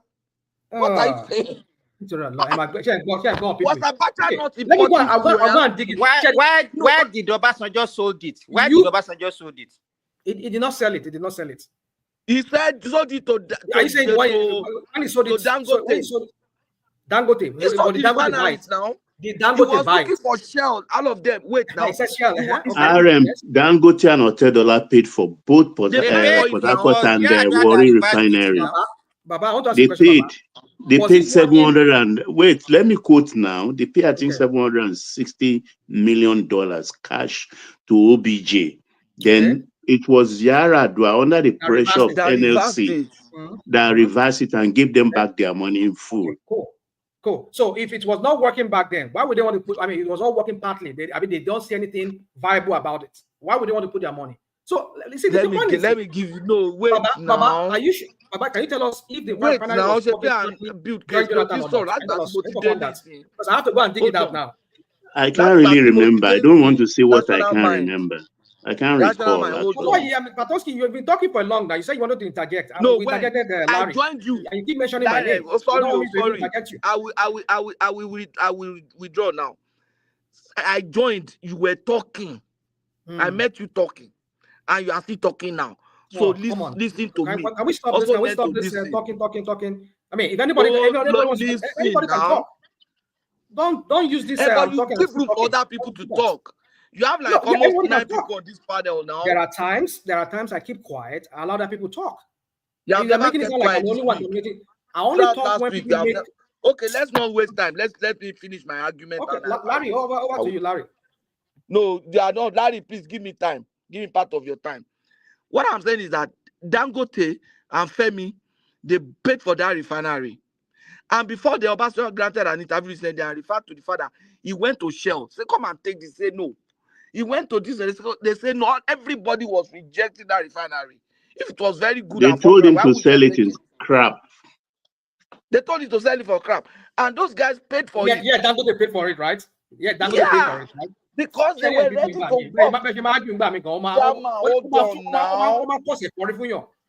Dangote paid several, like you know what Baba said. What are you talking about? So Okay, I want to say is that what 50% is working. Let's assume 50% was working, but it could have increased the capacity. Our railway was grounded. They told him, let's do something. Say, it's impossible. How can a visionary, a leader be seeing impossibilities? A leader doesn't see impossibilities. You're just all over the map. Your argument, you're just all over the map. I don't even know what you're even arguing about. I'm not addressing only you. I'm addressing the panel. So you're at your discretion. In short, with your own, I don't trust your judgment because of the kind of language you use and expression. So you cannot understand the kind of things I use because I don't use your language. If I say somebody is Agbawe, you understand that. But now like I'm arguing and I'm trouble now with my language. Please, I'm bringing history. I'm bringing history. I'm bringing history and I've already addressed you on that matter. I said, please let it go. I'm bringing history to you. Just let it go. And then if you don't want to listen, just clean up at that point. Recently, when they commissioned Dangote Refinery, Femi was talking to a journalist. He said, look at what Aliko has done. He said, this country, they've lost so much. He said, myself and Aliko, we bought those refinery that time. And they reversed it. He said, but Aliko on his own, now look at what he has done. So the guy was really touched.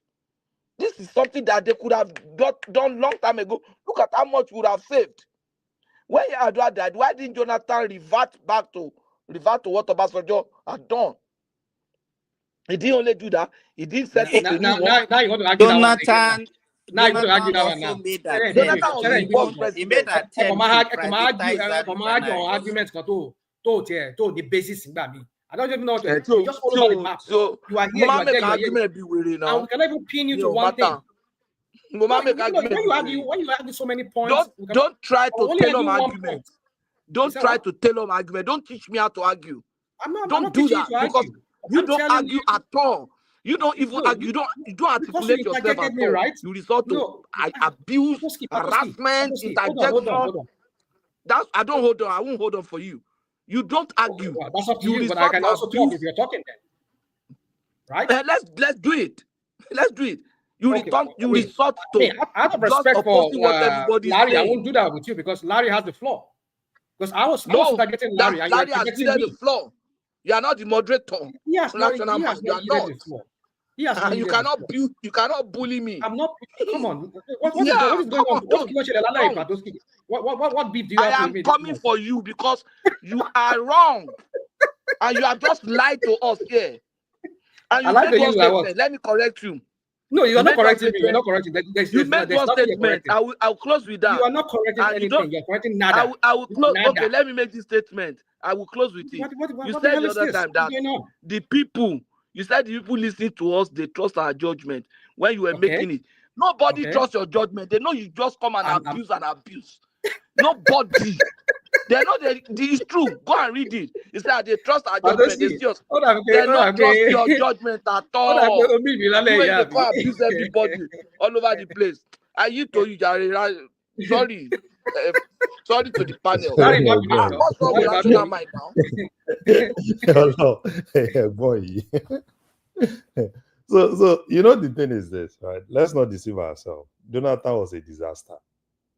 I don't know how people are now beginning because Nigeria we like painting things, right? Paint him, and make him look as if he was a disaster.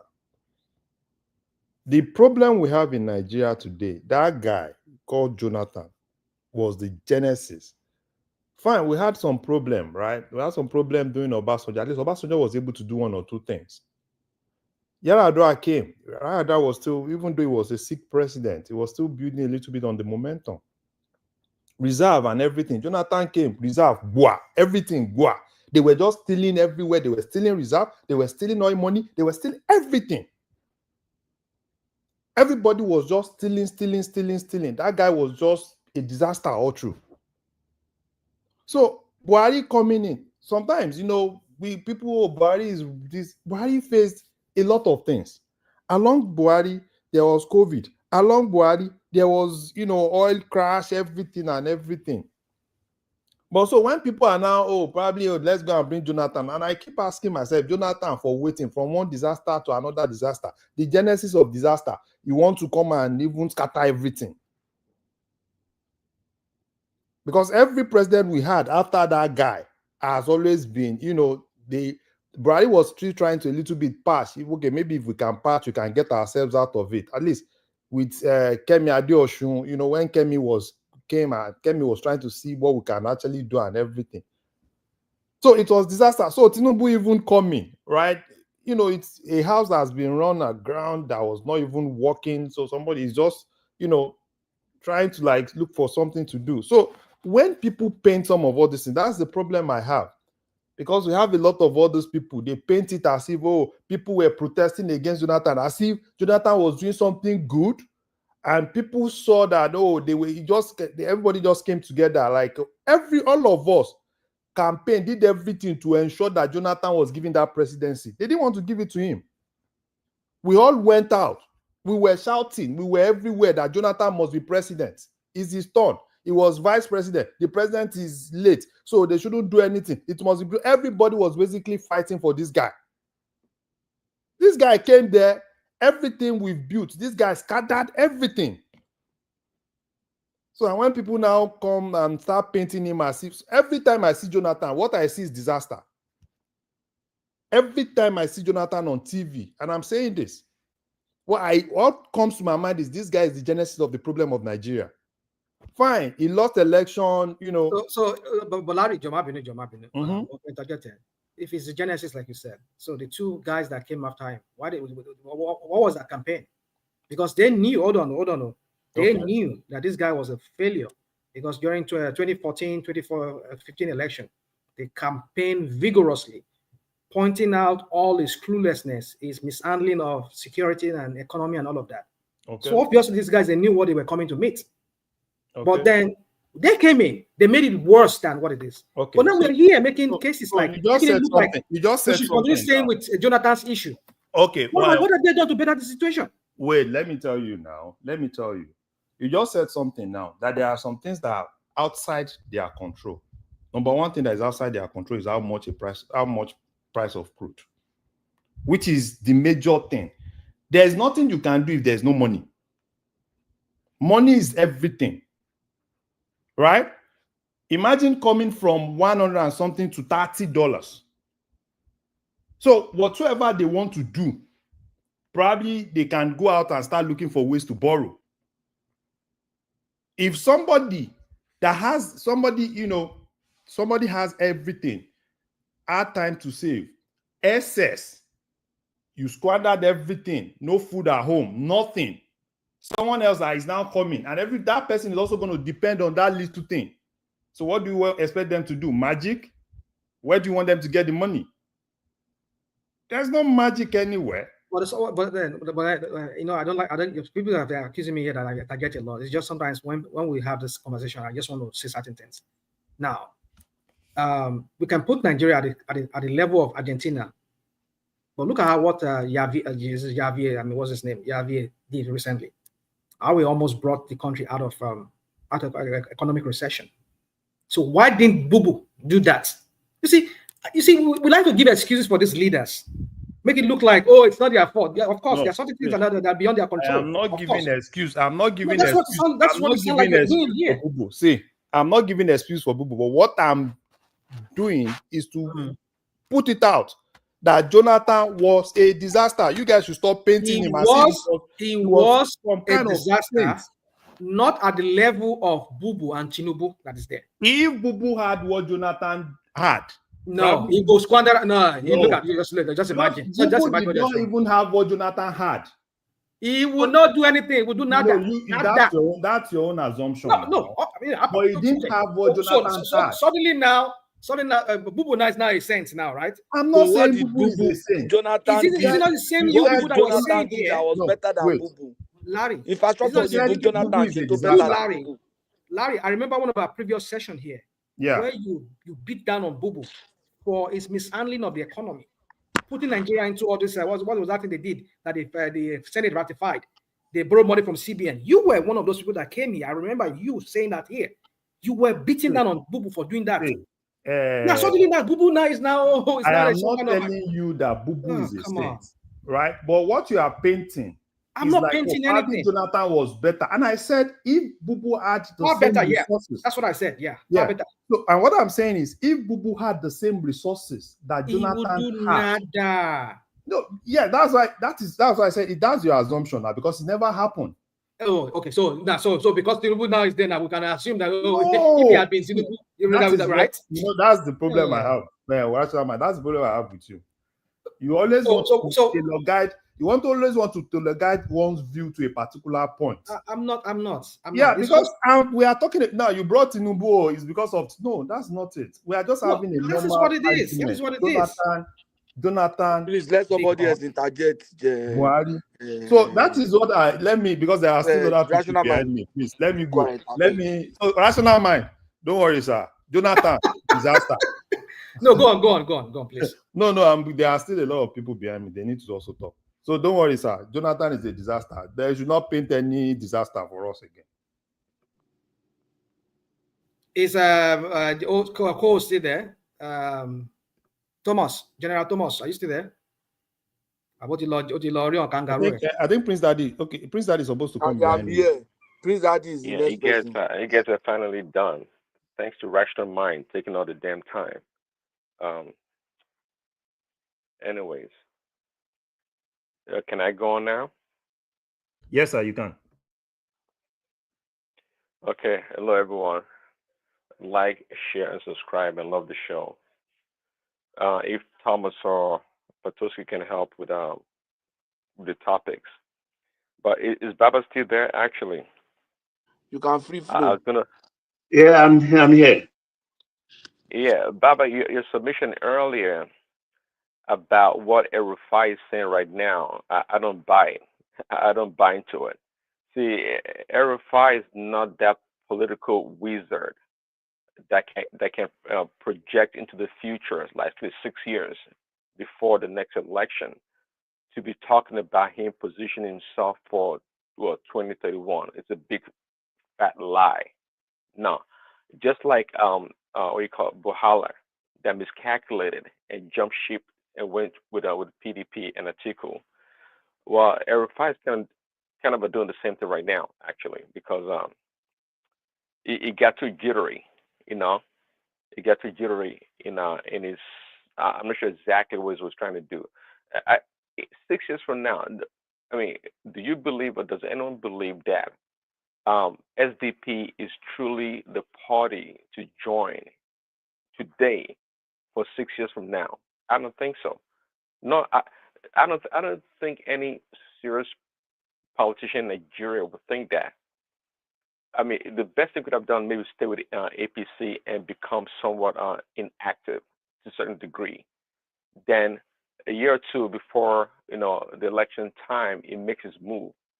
But the only reason why he's saying what he's saying right now because no one came along with him to SDP, and he's found himself alone and isolated, and that's why he's trying to control the narrative by saying that maybe he's looking forward to 2031. It's a big lie, and I can't believe you fell for it, Baba. And I don't believe that. Okay, if you want me to interject, I may just correct something there. Look, El Rufai and what's his name now? Dan Fulani, they've come a long way. They've come a long way. They were very tight friends, right from their Abu days. El Rufai has presidential ambition.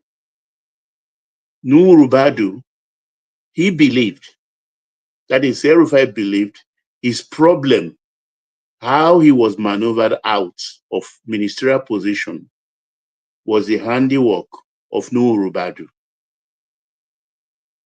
That really pained him because they were close.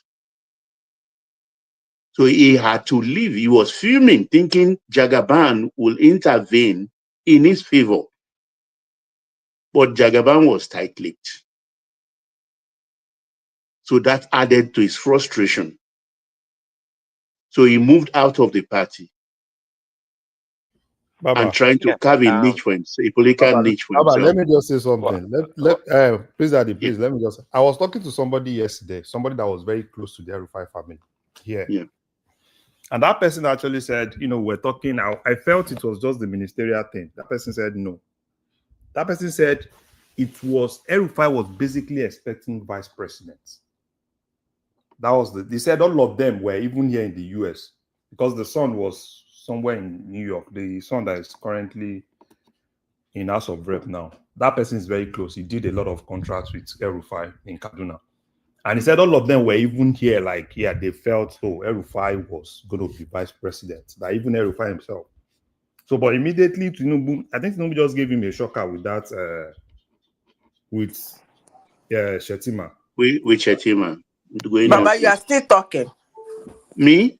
Yes. No, I know they talk, now rational mind they talk since so. You see, you this witch of Rome, so why be saying that me won't pick on now? Now what for you? I keep quiet. I don't talk now. You mention my name, Baba. What happened now? Let me continue. Okay, everybody rest. Let me continue, please.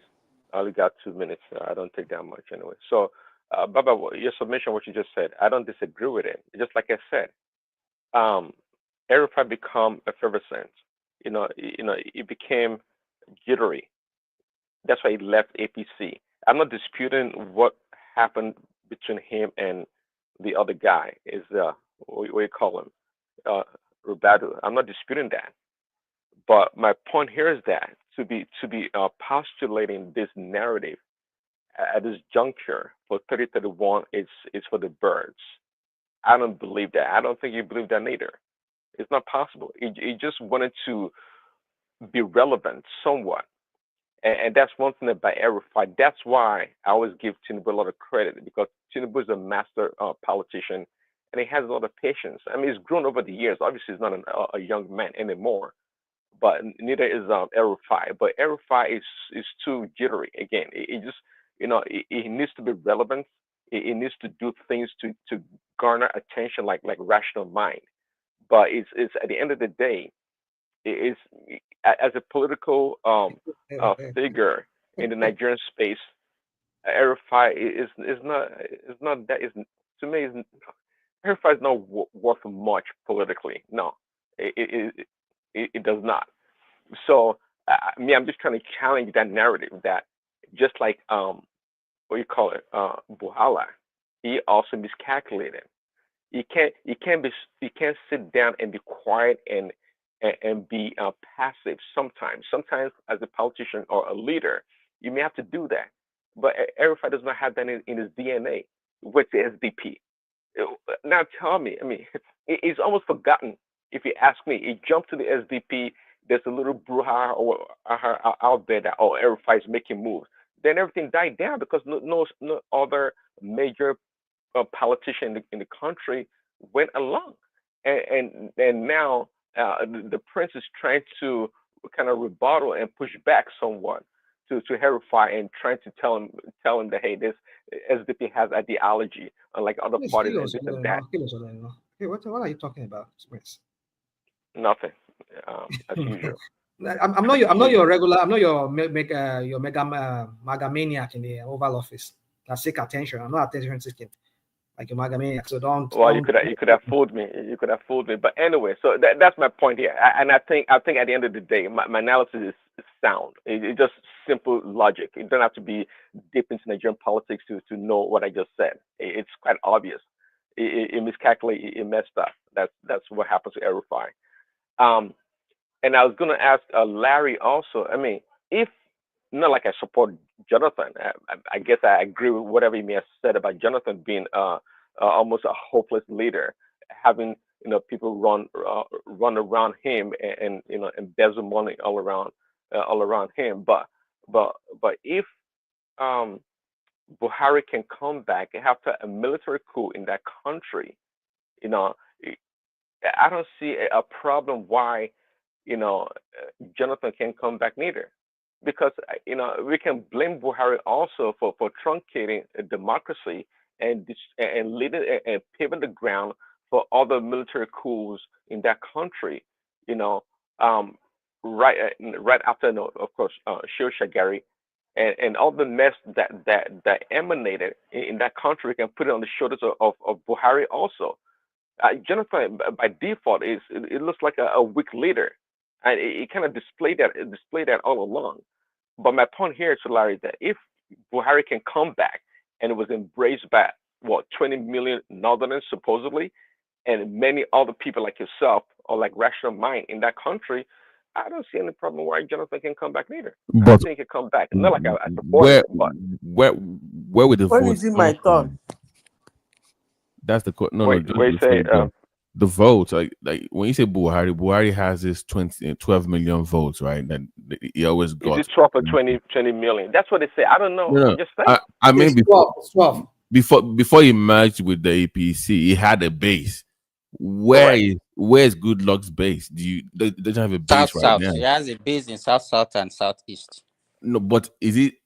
Give me a number. Give me a ballpark number. No, I see a point, BT. As I'm at not trying then, to. with the No, I mean let now. me It's saying no. now. Let me say this, BT. No, As at then, no way. Because Buhari that you are saying, you are talking about what he used to gather before 2011. Good Luck with Akwa Ibom, because those states that time also they used to turn out like 2 million. So you can saying also go to now. bank. No, I'm saying now. Even now, if you look at it, you can see be having like maybe 5-6 million from that region alone. With all, I don't think so. I don't think he has but 5 or 6 apart from the million. numbers, BT, me, Because I was you more. can guarantee that if Jonathan is on the ticket, the whole of Southeast will vote for him. That is More it. likely, but me, I wasn't even Southeast. talking about the numbers. Me, I'm talking about the personality. Obi will Okay, not guys. contest now. Obi will not contest. If He will Me, I was Jonathan talking contest. more is about the the Why is he personality. Southeasterner saying he will not contest? What do you mean he will adopted not son. contest? He will definitely contest. So I that's really what want I'm saying. Jonathan to contest so that he will lose and get punished. I didn't like the fact that Jonathan was not punished for what he did to Nigeria. Okay, I BT, think they did a deal. I was talking Let me more see. about. Okay, I was talking okay, more. it's not my turn yet. You know, this I'm not done soft-spoken Prince Daddy, sometimes he talk out of, I don't even know what he's talking about that, why not? How can you, even in US, can you pray that somebody that has not done well should come back?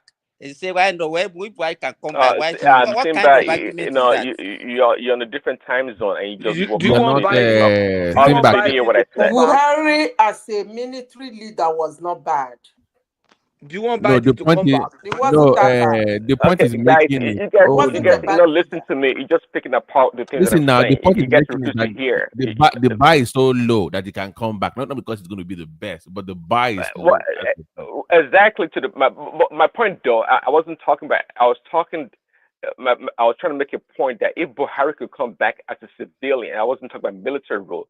As a military rule, anyway, what did he do that was good? He destroyed the freaking country. But anyway, as a civilian, like when he came back as a civilian to rule, okay. Not more than Babangida destroyed it.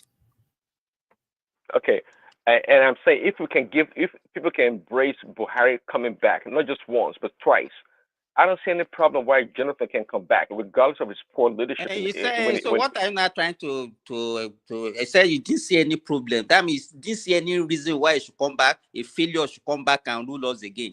You didn't see any reason. Simba, you're a difficult one. See, that's what I'm quite when I make my argument, I try to present it logically. My ratiocination is quite sound, and when I started my conversation, I addressed it to Larry, trying to challenge the point that look, Larry doesn't care for Jonathan, and I do agree with him. I don't care for Jonathan neither.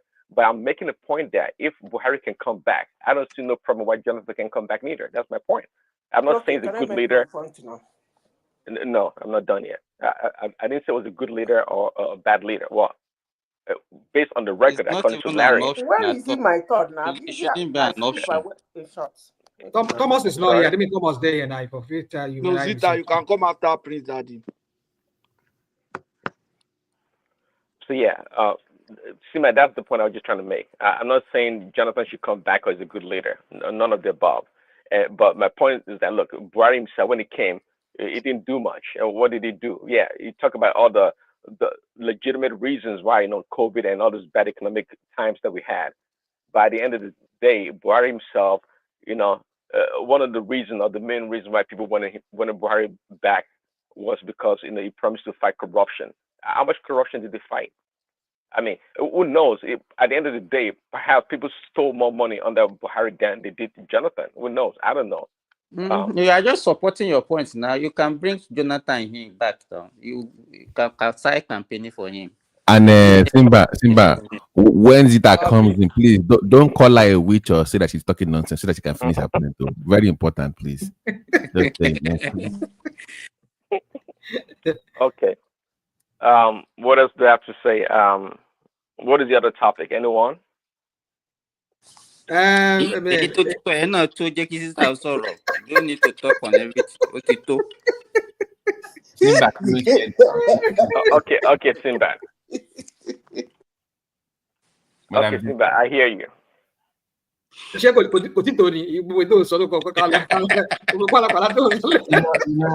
what's going on? I made you agree. That's odd. Simba trouble about Sonny. You think we're talking about Trump? Oh yeah, Trump's to take it away. Listen, Rashomai, you don't come close. I'ma just let it slide. Madam Zita can continue. If I pounce on you, I trust the woman is going to jump back on the show, but I'm gonna let it go. Don't worry, man. And Sinbad. Okay, Madam Zita, please go ahead. I'm done. I don't talk much, anyways. Okay, the topic is Jonathan being president, right? What's going on? Not from anywhere. It's not. Only this guy brought that one up when he was making his summation. But you can help us puncture that one. If you want to puncture it, yeah, that's up to you. Yeah. Okay, what brought about Jonathan? I think it's from what Obi said now. I think they are trying to bring Jonathan for the coalition. Ola, please check your DM, please. Yeah. Ola, please check your DM, please. Ola, please check your DM. Thanks.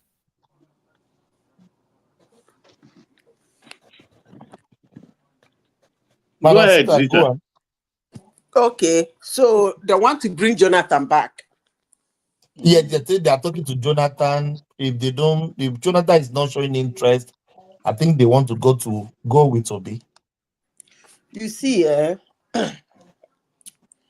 I'm surprised you people are here saying Jonathan is not showing interest. Where did you people get that word from? For now, that's what Eddie Martin said. No, I think he's not showing interest. That's not true. That's not true. You see, the important thing is assurance that he will win. If he sees a future in what they're planning, obviously he's going to announce. But he said he's looking at it. He has not said yes, neither did he say no. I don't know where people get the part that he's not showing interest. When did he say he's looking at it? The pathway to it. And he said that? Yes, if there is a visible pathway to it, of course he will come out. Why not, if not? The problem, as I said before, is that the people in question are not coordinated. When the people who overthrew him in 2015, when they came out and went to Buhari, when Buhari looked at them, he knew they mean business. And that's why he followed them. But these ones, Jonathan looking at them, they don't seem like people who even know what business is, let alone meaning it. So that's the issue. It's not that Jonathan doesn't want to come back. I don't know where people got it from. He wants to come back.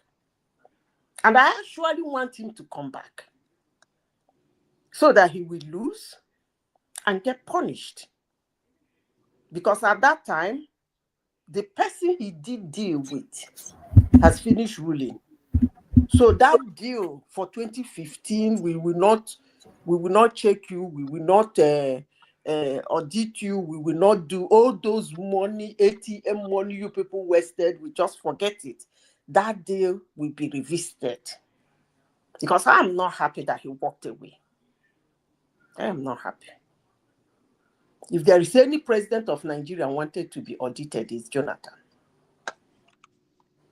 From the military to Tinubu, I don't know when Tinubu finished now, but from the military, the deception of Nigeria, even when Okotiobo them put money in their basement and termites and rats ate them, and if there is anyone actually wanted to be audited, it's Jonathan. Maybe because I saw how much Nigeria was making then and how it was useless. So I want him to come back. You guys should stop saying he's not coming. If there is a feasible way, pathway for him to be as if he's gonna win, he's gonna jump. Can you tell us the pathway, please? Okay, let me tell you the pathway. You see all these people jumping up in the north. If all of them come together and say they want Jonathan, and Jonathan see them going to their grassroots to talk to them on his behalf, he will come out. That doesn't necessarily mean he will win because he's not going. All this one people are saying if he come out, he will win south and southeast. Politics most times is about my pocket. Most times it's not about the person, more especially in developing countries like a continent like Africa. Politics are not actually the person, it's my pocket. Madam Zita, just a few seconds. Baba T, I can't find any DM. I send it again to you. Check it again. I just sent it now. Sorry. Okay. Yeah. Thank you, Madam Zita. You can continue. So I don't know. They should come out. The thing is that who is going to be his vice? Zita. So the people that removed him in 2015, they suddenly loved him now. So they wanted him to come back to come and be there. Hey, politics is not done like that now. There is no permanent enemy and there is no permanent friend. Politics is not like that. So it will be a deal. No, Zita. So it's going to be a deal. Trump can do it now. Anybody can do it now. If Trump can do it, anybody can do it. Which one is Trump can do it? Anybody can do it. No, I mean, if Trump, despite he was beaten by Biden, and then he still came back again. That's what I'm saying. So if he lost in 2015, does not mean he will always lose. If Nigeria suddenly realized that I don't know how we had it better under him because we are not talking about United States. RM, Trump is not the first American president. I'm only trying to bring the parallel here. RM, hold on, please, hold on, because let AI be more specific. Because I was asking about, like, for example, do you think if he decides to run, will it be under the PDP banner or a different coalition or a different party? Let me tell you something. As Nigeria stands today, they have only two parties. I've said this severally here. They have only two parties. Forget that thing Obi did in 2023. That LP was actually PDP. PDP light. Because all the vote he got, 80% of it was PDP vote. If not 90%, it was PDP vote. Or let me say 60% was PDP.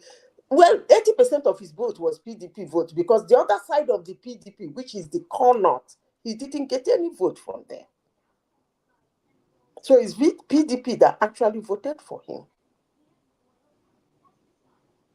Lagos has always been a war zone for PDP and any other party. Whether ACN or APC, it has always been a war zone. And sometimes another party can take it for governor, PDP will win it for presidency. Only in 2015. The same thing with Abuja. Abuja has always been a PDP town. So what difference? It's only two parties in Nigeria. So if they dare to go to SPD, what do we call it? SDP. SDP, yeah, Okay. Don't worry, party. just call it. We know. Anyone. unless that they're going to use that SDP the same way Obi used LP, like rushing into PDP across the nation, which is kind of a tough work. Nobody wins an election like that. Not in a very big country like Nigeria. But Madam Sita, are you seeing PDP falling? Because if people are moving en masse from PDP to APC, and some people are trying to form another coalition, because I don't understand their coalition without party. So are we saying PDP is going to die and the coalition is going to be the other party fighting against APC? PDP, it will take time for PDP to die in Nigeria. It will never die, Seth. PDP has established. It cost APC a lot of money and a lot of conviction for them to quickly meet up with PDP. And the set of people that did that thing, I don't see those set of people in this your so-called coalition or coalition. No, Zita, why are you behaving like Odumeje this morning? I don't see it. So the part no. So let me get this right. So you're saying that it's best bet to be PDP, that if they have a coalition for good luck to come back, that would be the best, the pathway to him returning. Because PDP have had no, BT, the people. Every city.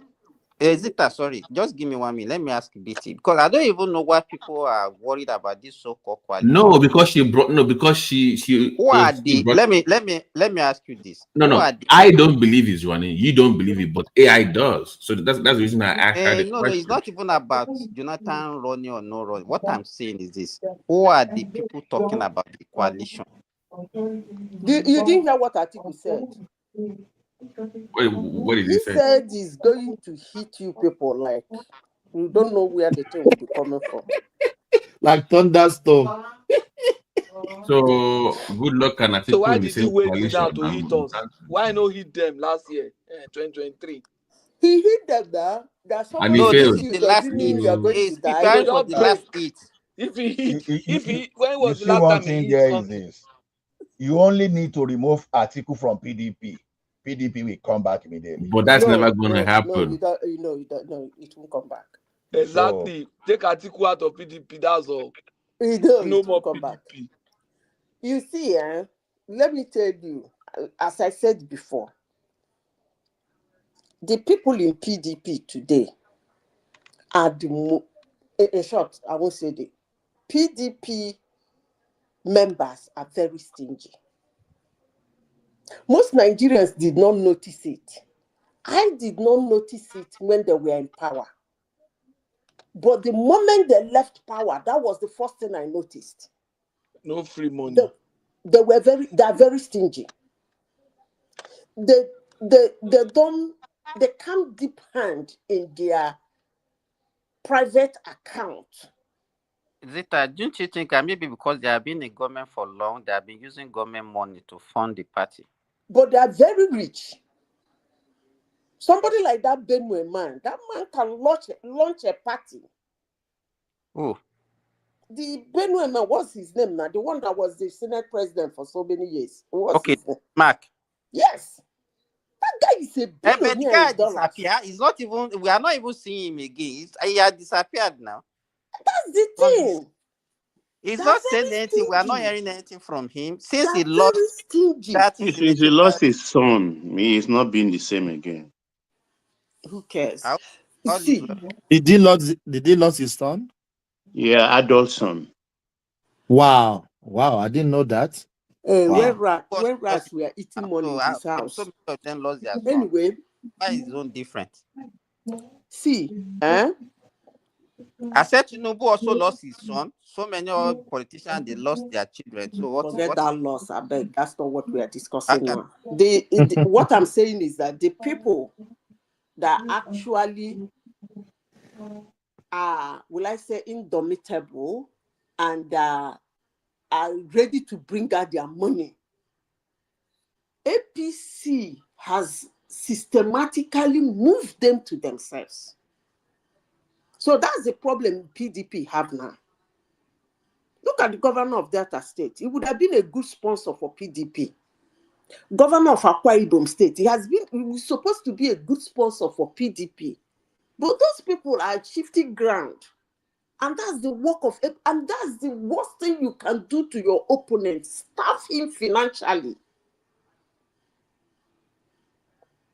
The moment you starve them financially, they'll be running like they will be running without balance. Honestly. So that's what is happening. Their problem is not Atiku. No, it's not Atiku. Their problem is that they're stingy. Because they already have established party. All they need to do is to pump money into it and it will come back alive. You mean PDP? Yes. But you mean so Atiku will still remain their candidate, or who will be Simba, I don't know how to explain this thing to you. All of them coming together, there is nothing wrong with it in politics. All of them forming a coalition, there is nothing wrong with it in politics. But one thing is, what is their mission and their vision? No, Madam Zita. That is where they have problem. Madam because Zita. Atiku cannot be president to be a president. El-Rufai president, Bala Muhammad president. What's the other one? Wike wants to be president. It doesn't work that way. It doesn't work that way. They have to come together, take a decision. It doesn't matter who is going in there, but let their mission be Tinubu must go. Oh, like If the that APC is their did mission, they in might either they win them, even if they don't win, it will be a tough match. yeah, but they have to convince Atiku not to run in the coalition. Oh no, you are not getting the point. It doesn't matter whether it's Atiku that is running. He is getting the point. The question is this: why must Atiku be the one? Why you might not like Atiku. Listen, you might not like Atiku constantly being Nigerian customer when it comes to presidential candidate. It doesn't matter. What matters is let me say what I mean. Hold on. Sorry, where I'm coming from. The others in contention in that coalition can negotiate. Atiku is the only person that, if he sits down with you in that room, wants it at all costs. That is the difference between him and everybody else in that so-called coalition. Everybody else, when they sit down, can have a conversation about, okay, let me fall back for you. He's the only one in that conversation that is not willing to fall back to anyone. Okay, hold on.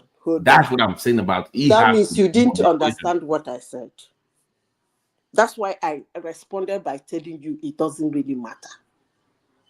If all of them come together and agree that the push forward will be Atiku, Atiku will not be the problem. That's what I want. They have to agree. When I mean agree, they have to agree. They come together, agree that it's going to be Atiku, and we are going to use Obi as his vice. Madam Zita. You're missing my point. You are saying that others can step down, but Atiku will never. I'm saying that if they sit down in a negotiation and it turns out that he has to be the one to step down, he would not agree to that. That's what I'm saying. You still don't understand me. That is where they have problem. They have to come to a consensus. That's their problem. That they can't have a consensus. That's their problem. I'm agreeing with you on that submission. I'm saying that No. Forget whether if Atiku, if they have to tell Atiku to step down, that means they don't have a consensus. A consensus. If Atiku is the one they know that will not say no, they should come on consensus to agree that he wrong. And support him with all they have. AI is. I think you're mixing up because you remember. Atiku, you are not understanding. Atiku, hold on.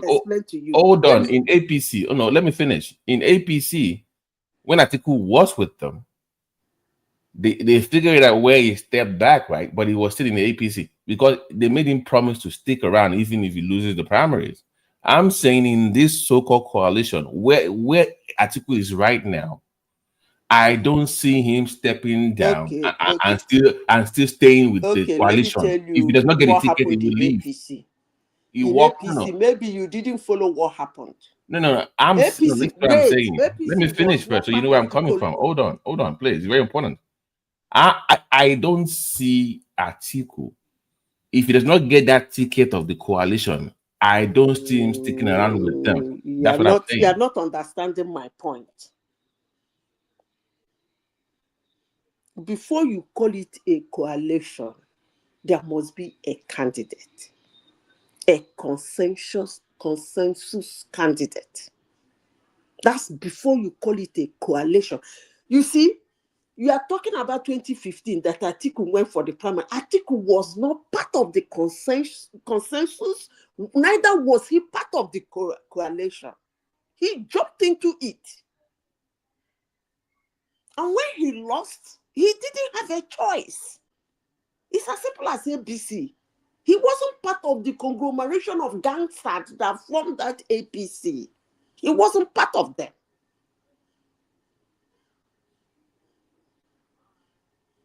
He jumped in as usual. He's what do people call a fair weather friend? He jumped in, and when he saw the heat, he jumped in like kangaroo. Yeah. So he wasn't part of them. So when you are talking about somebody won't agree, then there is no consensus. They're not forming any consensus. There is no decorum or whatever. But Madam Zita, give me 1 sec. Do you understand what Zita is saying now? So for them to agree, there should be agreement of one person. Everybody will go to back behind. Then they can make it happen. You understand now? You're not listening to what I'm saying. If they agree that we're going to pick one person, okay, we're going to pick one person. One man, I feel that is not understanding what. I'm not talking to you. See, you are saying that Atiku, if they tell him to step down, he will not agree. That means they don't have an agreement. They have not formed that consensus. That's what I'm telling you. Before, listen, that we are talking I don't know how to explain this thing to you. Before you say you people have formed a coalition or whatever, all those things would have been sorted out. I've explained it better now. Before you come to the level that they have formed a group, all those things would have been sorted out. That's when it becomes a group. So in 2015, when they finished the drama, we didn't see the drama. We were hearing it like a grapevine. The next thing, Buhari appeared. That's when we saw that they have formed their shenanigan. So for you to be saying that Atiku will not agree, that means they are not agreeing on anything. But I wasn't even speaking about them agreeing on anything. You're not listening. Sorry, Zita, just give me 1 minute. You're not listening to what I'm saying. You didn't listen to what I said. I said the only way a person like Atiku can even agree to anything if he's the one that they're going to pick. If he knows that it's guaranteed that slot, it will then be part of them. If he doesn't get that post or feel like he's not going to get it, it will back out. I wasn't even discussing any agreement in the first place. You are still not people that we are talking about now. Sorry, Zita. Everybody that we are talking about, apart from probably El-Rufai or Peter Obi. They are all in PDP. So which coalition are we even talking about? If PDP can get their house in order, Jonathan that we are talking about is in PDP, has not defected from PDP. Atiku is in PDP. So if we are talking about all Obi these is things, not a PDP. Obi is I LP. I said apart from And El-Rufai you are talking about is now SDP. Get my point. I started by saying that apart from El-Rufai and Obi, every other person that we are talking about are in PDP. If PDP can get, so there's nothing like even where all these merger or coalition that if PDP can get their house in order, it's not so we'll not even be talking about all these coalition, the permutation and okay, you don't know that even inside the party, the form coalition. You don't know. They do. How can you be forming they form coalition inside party? You don't know. That is caucus. You don't call it. That is no. not. You don't call it coalition. You can't be having coalition with the I didn't even know I was wait now. Hold on. Let me tell you how they form it. How can you form a coalition within the same party? Yeah, but it's caucus that you form in a group. The problem we used to have with you is that once you believe something, you don't want to buy that your grammar is wrong. How can you form a coalition within the same party? Can only break into caucuses. If a group break, they go into caucuses, even though they remain in that group. When it's coalition, is not the group. A group cannot form coalition within itself. Excuse me, what did Wike do in 2023? It's merger. To form caucus. Yeah, it was the caucus. The thing is that when I speak, we're not going to let's move on. Don't let us. We can't sleep in that English. Caucus or no caucus. So Tinubu was in PDP. That caucus went to coalition with another group. That caucus went to coalition. That's what happened. I said in a party, the form coalition. But if you not like, make you abuse me. When you not finish, you not go. When the party divide, they divide themselves. Some members of the party can extend their hands outside and form another thing.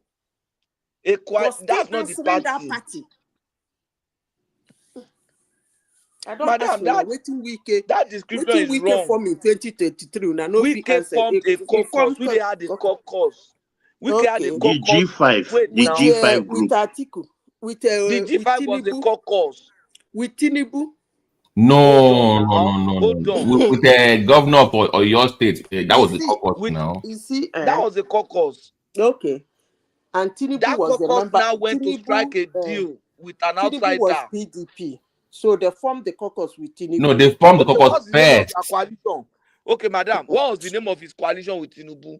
Wike's coalition with Tinubu, what's the name of that coalition? Now, the name of it is Asrock and FTC.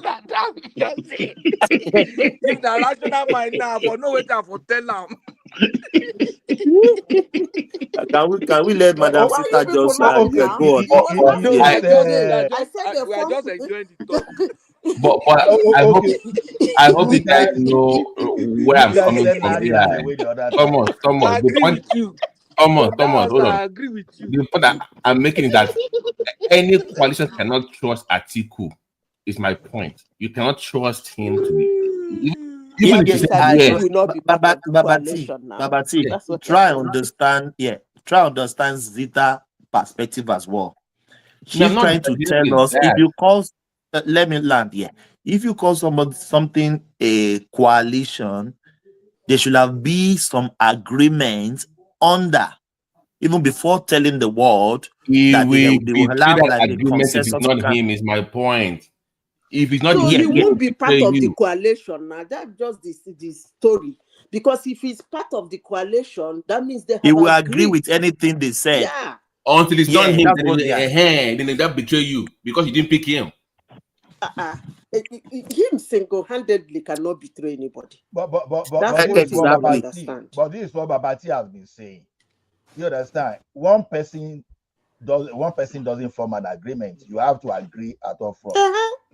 But Babati is saying in this situation, if that coalition is not about him, then he's not going to be there. So which makes him it cannot be called a coalition when they have not agreed. We know you are speaking of an ideal situation, but we are not looking at the practical situation. This is now. Politics. If we say yes, no. AI, if we say yes to you, if we shake your hands, you will go to that vote. Once it's not that you pick, you just back out. But initially, there is no coalition now. How do I explain the same thing now? There That's is what I'm no saying. coalition. Do you know? Madam Let me give you an Madam example. Hold on, please. Hold on, please. Yeah. Go on. Yeah, finish your thoughts. Yeah, don't let me lose your thoughts. Yeah, go on. In 2015, these people formed the coalition. They forget vice president. That's how determined they were. Am I the only one that know about this? They came together. They formed a coalition. They don't remember vice president. Sorry, I disagree with you, Madam Zita. Wait, hold on. You say, is anyone here that can counter you? And I counter you. So let me counter me what now? Few words. What are you countering? Can you just relax? Let me just say a few words and then you go on again. Actually, that coalition, Tinubu was meant to be the vice president. It was after that Saraki and the co, they kick against it because they see it as a Muslim ticket. And that was the reason. And Buhari to disagree. And Remy is correct. Remy is correct. That is the major reason why they gave Tinubu the chance to go and pick the VP candidate. Remy, I don't know if you have done what they call conception of something before. If you sit down to form a conception of something, this thing you are saying will be taken care of. Inside that conception, you will say, okay, you be the president. This man will be the vice president. And the person will say, no, you cannot be the vice president because you are Muslim. He's Muslim. Okay, who is going to be the next? Initially, that is what they are. Let me finish. You are out. So who is going to be the next? And then they start thinking of the person that is supposed to. They agree. Hold on now. You are the one that's supposed to be vice president. When they cannot be that because is you what are they call conception. They go and bring another person, and they gave him opportunity to. Okay, guys. Let me finish now. Can we move on? Because no, we are just looping around. We are just moving around. We are looking. That's around. what they call conception. All those things will be taken care of. But when it got to the situation whereby the person picks the ticket and now be asking, get me vice, that means that aspect was not handled in the conception. But the vice is not the issue here. Hold on. I'm just trying to correct something. I'm trying to tell you people how determined they were.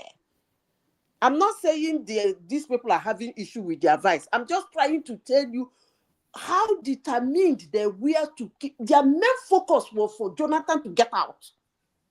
Because everybody, because AI, hold on. Ola, please now. Because everybody in that coalition was not trying to be president. In this case, everybody wants to be president. That's the difference. And that's what I'm telling you people now. That's their problem. Obi wants to be president. How many times will I say it here? Atiku wants to be president. Bala Mohammed, I just started hearing that one name now.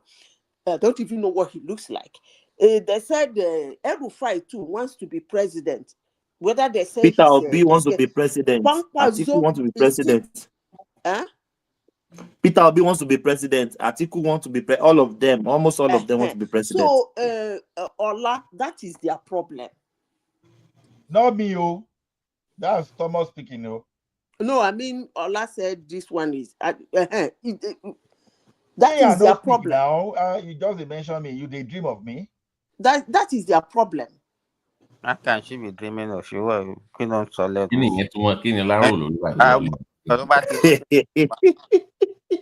ti mú nǹkan nìyẹn. Who told you? You know the level we Ola, by the way, What let me people just are say it saying is publicly. that Let me say it publicly. Obi is ready to accept vice president too. Obi can accept anything in his Let's hear what's Babati going to say. Let's hear Babati. No. I said your airport came up in a business meeting, your cargo airport. So I was going to ask you about what's going on with the export over there. They're moving stuff out from your state. The cargo airport has been busy lately, so it just came up in a call I was part of. So I wanted to ask you about it if you know anything about what's going on. No, like I said, the airport was initially it was as a result of Promasido investment in Ekiti State when reviving the dairy farm in Ekiti. So they had this agreement with Promasido. So and they needed something to be transporting. Promasido, the manufacturer of this what was it called? The milk. Wamik. Wamik, yeah. So that's one of the major excuse, a major reason they cited that. So they just package all of that things along, So, but they got license, they got license last year for non-scheduled flights. So even if you have your private jet, you can land there. Apart from that, so as long as, but that we have to happen between 6 a.m. and 6 p.m. Anything after that, not supported. So I think they are working on a commercial license too. But for now, I think that of agro. They do more agro for now. That's the one that came up. Because that we can afford the flight in Ekiti State that they have to be taken. What is it? Kini Baba Arugbo yẹn sọ náà, kí náà tún sọ báyìí. So my dear, Jonathan can contest. That's all I have to say. That's the question is not even whether Jonathan can contest. The question is this: what's the motive behind Jonathan contesting? I'm sure you people say the motive now. You people say that Jonathan cannot do 8 years, and therefore he will be an easy win against I was unable to. I don't know how that.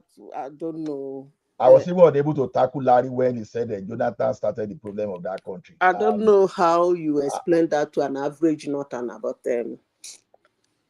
How you want to explain that of Jonathan? I think at the end of the day, if Jonathan succumbed to their bait, they would just rubbish him unnecessarily. It will be a stupid person to even. They might not rubbish him. They will rubbish him. Let me finish first. Give us opportunity to, and then you come again. Actually, if he succumbed to their bait, he's going to meet his Waterloo, because at the end of the day, those people, they won't give it to him. Do you think somebody will be laboring for 4 years? They already know that Atiku, that coalition, he wants to be the head of that coalition. That is why it's not moving forward as they expected. Do you think Atiku will not just fold his arm and just, okay, Jonathan, come and do 4 years, and after 4 years I will come again?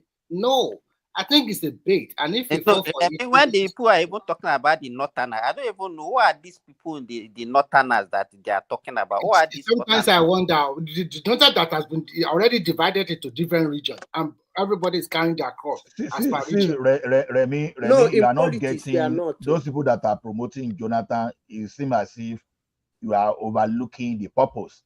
Forget about Jonathan. Look at the motive. Now, how will they say to the Northern? You understand? Oh, it's supposed to be our turns after 8 years. So, but now if we get Jonathan now, we'll be able to reposition ourselves. If we depend on Tinubu, he may betray us. So they will find one way or the other. How will Tinubu betray them? He will not give it back to the North. It's still the same thing. You don't get it.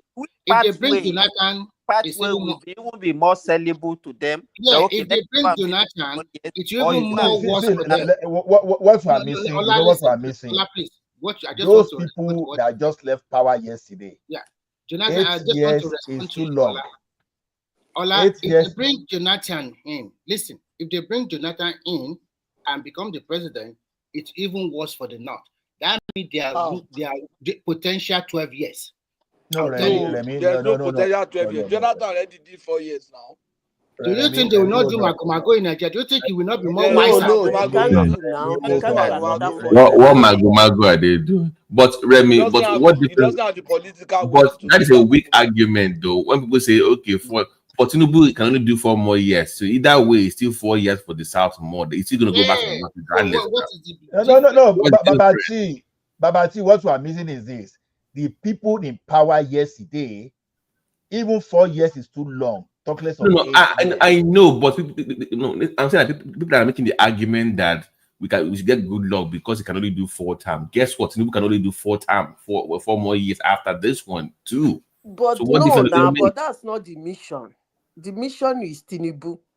I get that. The mission is to remove Tinubu. I am not agreeing with you. No. You said what I said. I said those making an argument that we should get good luck because he's from the South and he can only do 1 term.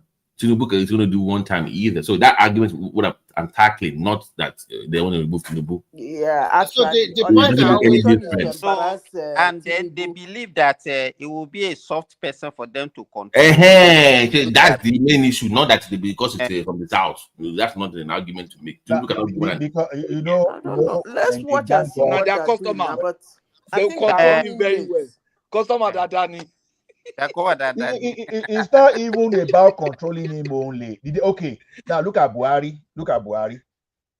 Amechi, you understand? He joined those people that sponsor Buhari. Did he benefit from the government? Yes, of course. Even Fashola is speaking. Oshibajo, Fashola, and some of his speaking, they still benefited from that government too. So these guys, they were out of government, and Tinubu is not favoring them now. So how will they come to that power? They need to look for someone that they are to them. Ola, do you know what it really means? That means that whoever runs as the VP with good luck will be the one running the country.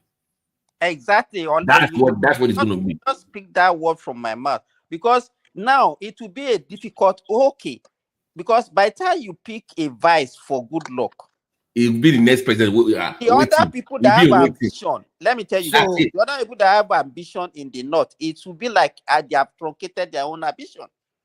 Thank you. All those Ribadu, Shetima, and the red, they will just be looking like Mumu. That is why I'm still asking that question. This North that we are talking about, who are the people that are this North that I say they are hungry, they wanted this. Because just yesterday or 2 days ago, the CPC arm, let me tell you, the CPC arm of APC still they had a meeting in Buhari's place, and they still reiterated their commitment to APC. So, and even just yesterday, the Gaduje still led another Northern group. So I don't even know. So this not as if the North also is like we see them as if they are one, and the whole North. I don't even know where we are getting all this. Simba, give me 1 sec. Is Madam Maya still there? I'm here. Yeah, please. Yeah, Simba make a comment earlier on. I think we all don't pay attention to what he said. He said, and I quote again. He said, "Almost everyone in this coalition, they are from PDP. Even some of them are still PDP in spirit, like Obi himself. Obi can still go back to PDP. I don't know, because they don't have any ideology. So why is this coalition?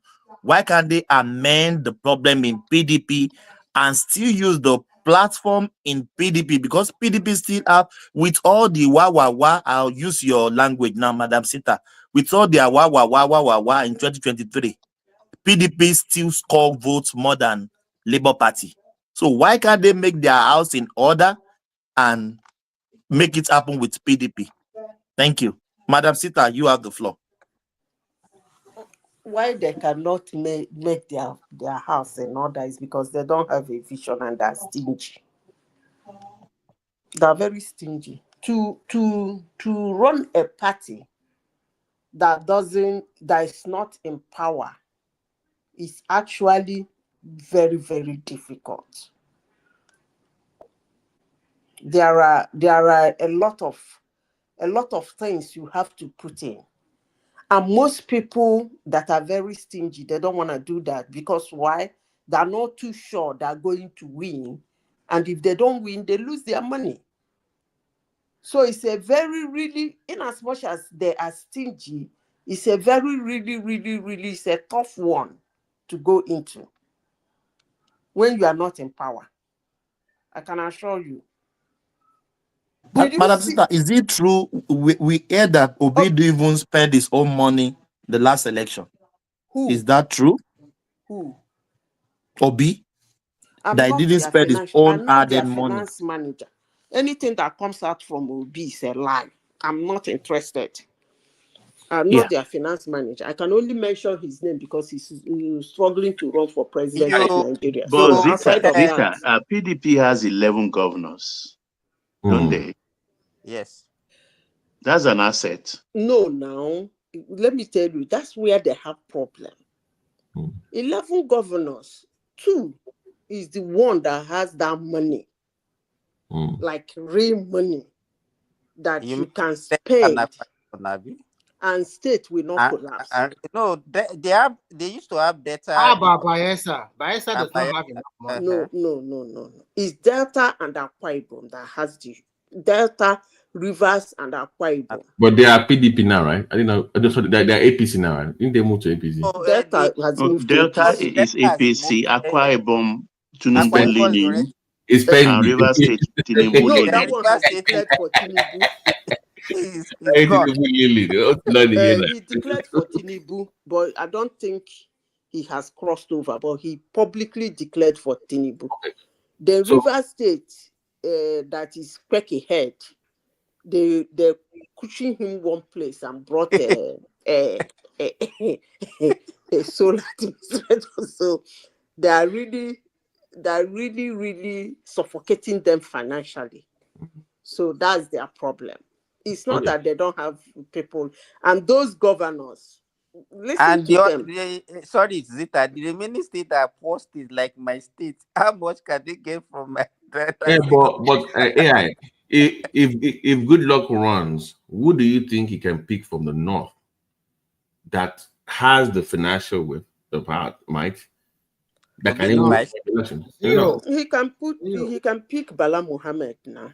So where she have money? Where is the money?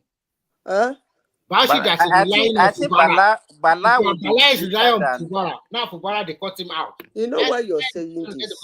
Do you know why you're saying Bauchi has money? If you know the millionaires and billionaires in Bauchi State, Bauchi has emerald. We are talking about national election, presidential election. I'm telling you who is going to sponsor him. That's why I said the agreement is very important. Okay. In as much as they have they want to be president, that agreement is very important because when they agree, they will pump their money. Taking that risk look at what happened in 2019. When I say it, people will abuse me, but I don't really care. I will still say it. It was a Wike. Wike pumped money for Atiku and Obi, and that was River State money. Yes. He pumped that money recklessly for even the case in the court. He was the one pumping money. Maybe because they promised him that, look, after us, now you. I don't know what they promised him that made him run around that time in 2019. And they lost all those monies. So the important thing is the agreement. The agreement, the moment they agree they're going to do it, forget the money will come. Okay, no problem. After all, in Nigeria, foreign emissaries do sponsor them. So I wish they can get Jonathan, and Jonathan can put his neck there. I want to even see him campaign. So Good Luck and Bala Muhammad PDP ticket. Good luck El-Rufai. No. Don't bastardize him with that. Long. Okay, good luck, Sanusi. Which one? Good. Yes. No, sorry, Zita. Good luck. Okay, that means if you are talking about good luck, El-Rufai is not going to be in PDP then. Good luck, Sanusi. You know that guy wants to be the president of Nigeria. Which Sanusi? The emir now. You say I joking? Are you joking? You know, say when I talk about we are already moving. They are already entering winter in don't Norway. worry, when the No, time she's talking sense. So she's making sense. So please. Baba T, Jonathan Sanusi. Abba. I don't know. Two cats coming together to After all the abuse of, remember you thought the money is missing, 40 million is missing in account. That the same guy that was accusing. They condemn Jonathan. That in fact they will go and replay all those videos. Doesn't work. They will go and replay all Madam those videos. Madam AI, politics doesn't work like what? Like someone that was working. You appointed someone in your government who was working against you all the night. Even when he didn't have that power, you are not putting under you when it was just like what Atiku was doing to Obasanjo then. Atiku was using governors against Obasanjo. So just deputy, I will not put that guy. Jonathan will even be stupid to even take. You people don't know that if they bring Jonathan, he's going to be like a placeholder for the next person. Yeah, that's the point I was making earlier. But so it can be anybody. But Sanusi cannot be in the equation now. Why we Jonathan want to be? Does he have any political? Never be in the equation. I said Sanusi. I didn't say Atiku. Yeah, but that's what I'm saying. It's never been. He cannot be in the equation now. I can. Does he have any political? Don't you ever say never. Even Sanusi, they don't even like Sanusi as a northerner. They don't like. I'm even saying never. I'm even from here, as naive as I am politically. Do you give us another name? Let me tell you, you see this money who they look for, where PDP doesn't want to bring out. If Sanusi, they bring Jonathan now, carry Sanusi as his vice. You won't believe the level of money that will pump into that. They should go and carry Malami. That is the person they should go and carry. Jonathan and Malami. Malami don't chop money finish now. Let him go and pump it out. So that is the best way. And Malami is confused. He does not know whether to leave or not. Because at this present situation... Are you saying that Northerners don't have good people that can match Jonathan? No, give us names now. No, give us more names. Hold on now. Give us more names. Yeah, give us more names. I give you... What about Kwankwanzo? Lie can never happen. I like that. I like that one. I like that one. No go happen. I like that. What's this Adamawa State Governor? Adamawa State cannot be VP to anybody. Adamawa State Governor. Zita, don't just be mentioning name. We have to be looking at okay. If we choose Kwakwaso, under which umbrella is it going to come? It's the PDP now. It's PDP. So the people that are in PDP, they will just go and bring Kwakwaso from NNPP to come and when they are not, they don't have their own ambition. Is a PDP now? Wasn't it from PDP? Wasn't it? Hold on. Was Jonathan a member of PDP when Alamesi picked him as governor? That's the question you will ask. You can't talk about he was because he was a member of PDP. Ezioku. Father Lord. I will kill me with actually, if I were Jonathan, though it might be, I just say whatever I'm doing now at that statement that you are doing. If you put it out, the thing you do not want to hear, they will drag him. They will drag him. I like Nigeria. How can we be? Look at the names that we're even mentioning for a country blessed with intellectuals. Look at what they don't care now. Look at what we are discussing. Give us names. Okay, give us names. Wait. Give us. Who said look at it? Hold on. Please calm down. I want to address something. Somebody just said now, look at the kind of people we are calling for a country like Nigeria. Because I mentioned Kwankwanzo, right? It's not because you mentioned everybody that. No, let me start with Kwankwanzo. Lucky. You called Kwankwanzo and Balama, said, look at the kind of the people we are mentioning to rule Nigeria. What Kwankwanzo did in Kano as a governor, if Obi did 1/3 of it in Anambra State, I would have voted for him in 2023. Madam Zita, please mention all those things. Not just say but education. Everybody saw that man and run around him. And I'm on this platform this morning telling you that Madam politics don't work that way. It's born out of emotions and money. Hold on now. Healthcare, education, it was superb. We got to give him those two. Okay, are they sustainable now? Where are those things now? What are you talking about? They're still ongoing. Ganduje took over from him. All those Alwanjeri on the street of Kano. Which education? Which education? If you give Kano education, give Obi two now. Look at the Alwanjeri on the street of Kano. The same way we can't see Obi's legacy, the same way we can't see Kwankwaso's legacy. So I am not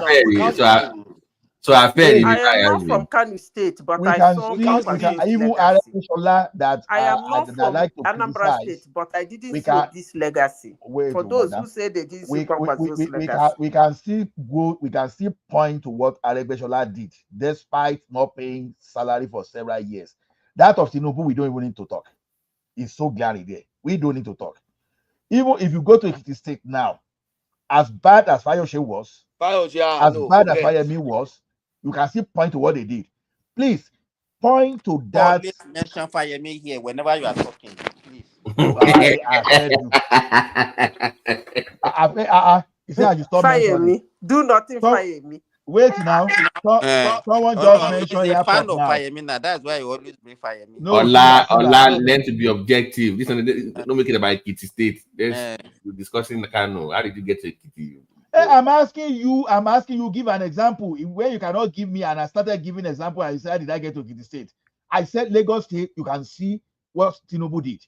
Osun State, you can see what Arrogance did. That is still lasting. We can see after he left. We can see what Fayose and all those Fayemi. Tell me exactly, because we say if they did, someone did half of what Kwankwaso did, and that's okay. Start mentioning all those things. Are they standing? Don't mention half. We just mention 110. Just mention. Let us hear them. Not so half. The thing is, see, Obi was Anambra State governor. He didn't build any school, so you cannot point to anything. Tell me the hospital you built. You can't point. Okay, school that Tinubu remodel, you can point to them. Hospital that he remodel, you can point to them. Its leadership sustainability, you can point to all those stuff. At the way institutions he created, Loma, Lasma, Lamata. Okay, hold on.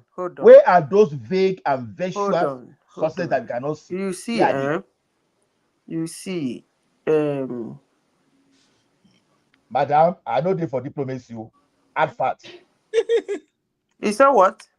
I know they for diplomacy on that Kwankwaso. Add fat. What he did, we want to see. You don't know what Kwankwaso did. Where are they? We want to see. Illiteracy level when Kwankwaso became governor. Oh my goodness. Illiteracy, so Kano people are literate now. I know at least to an extent, yes. Okay. Anambra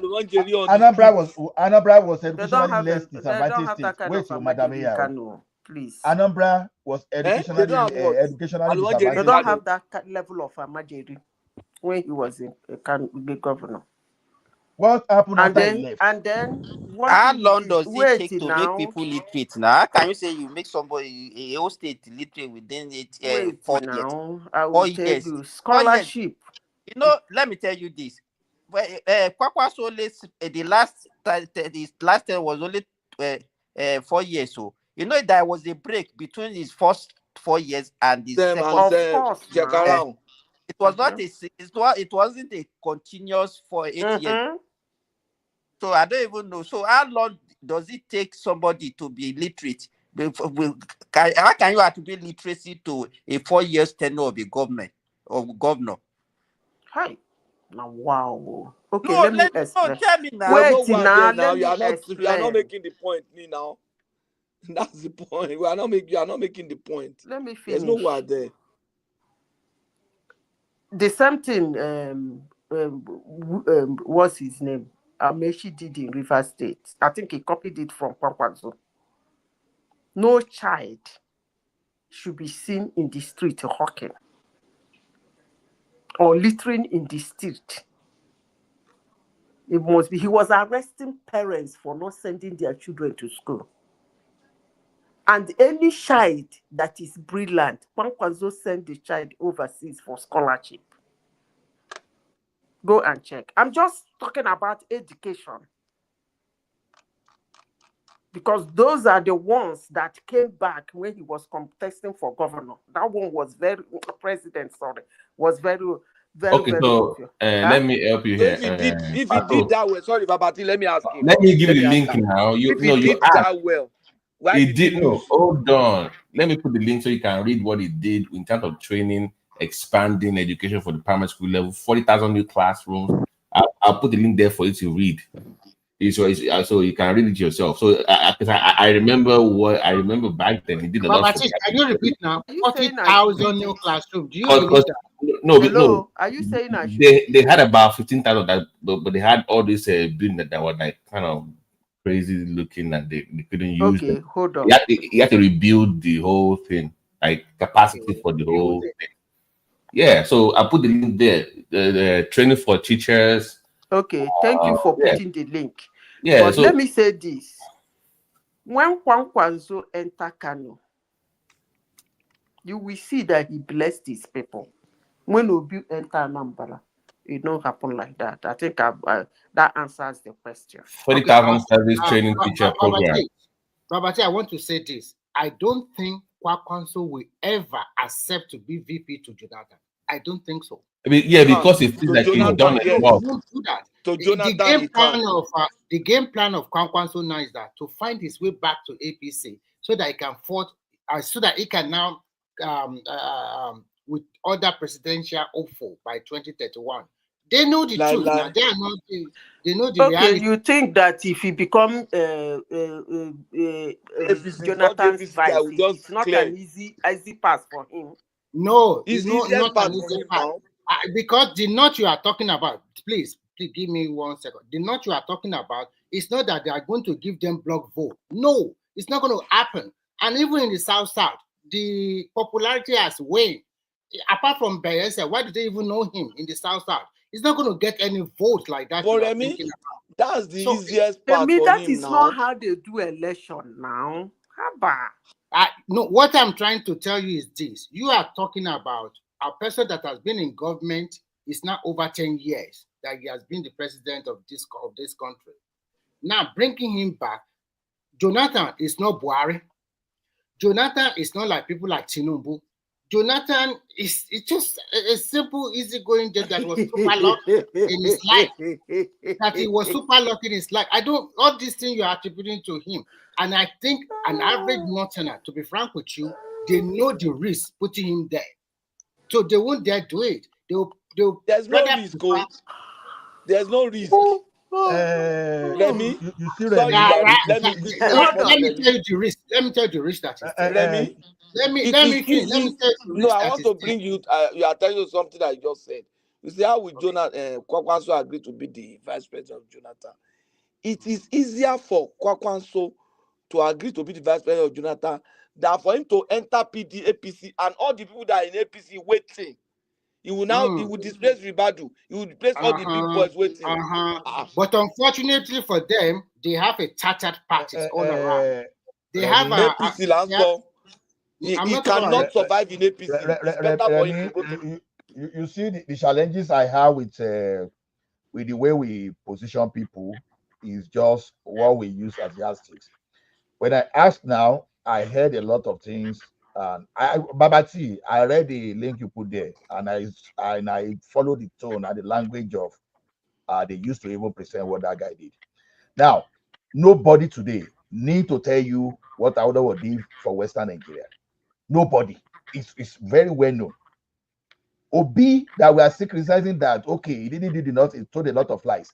He outperformed Kwakwaso. It's just because the level at which Obi was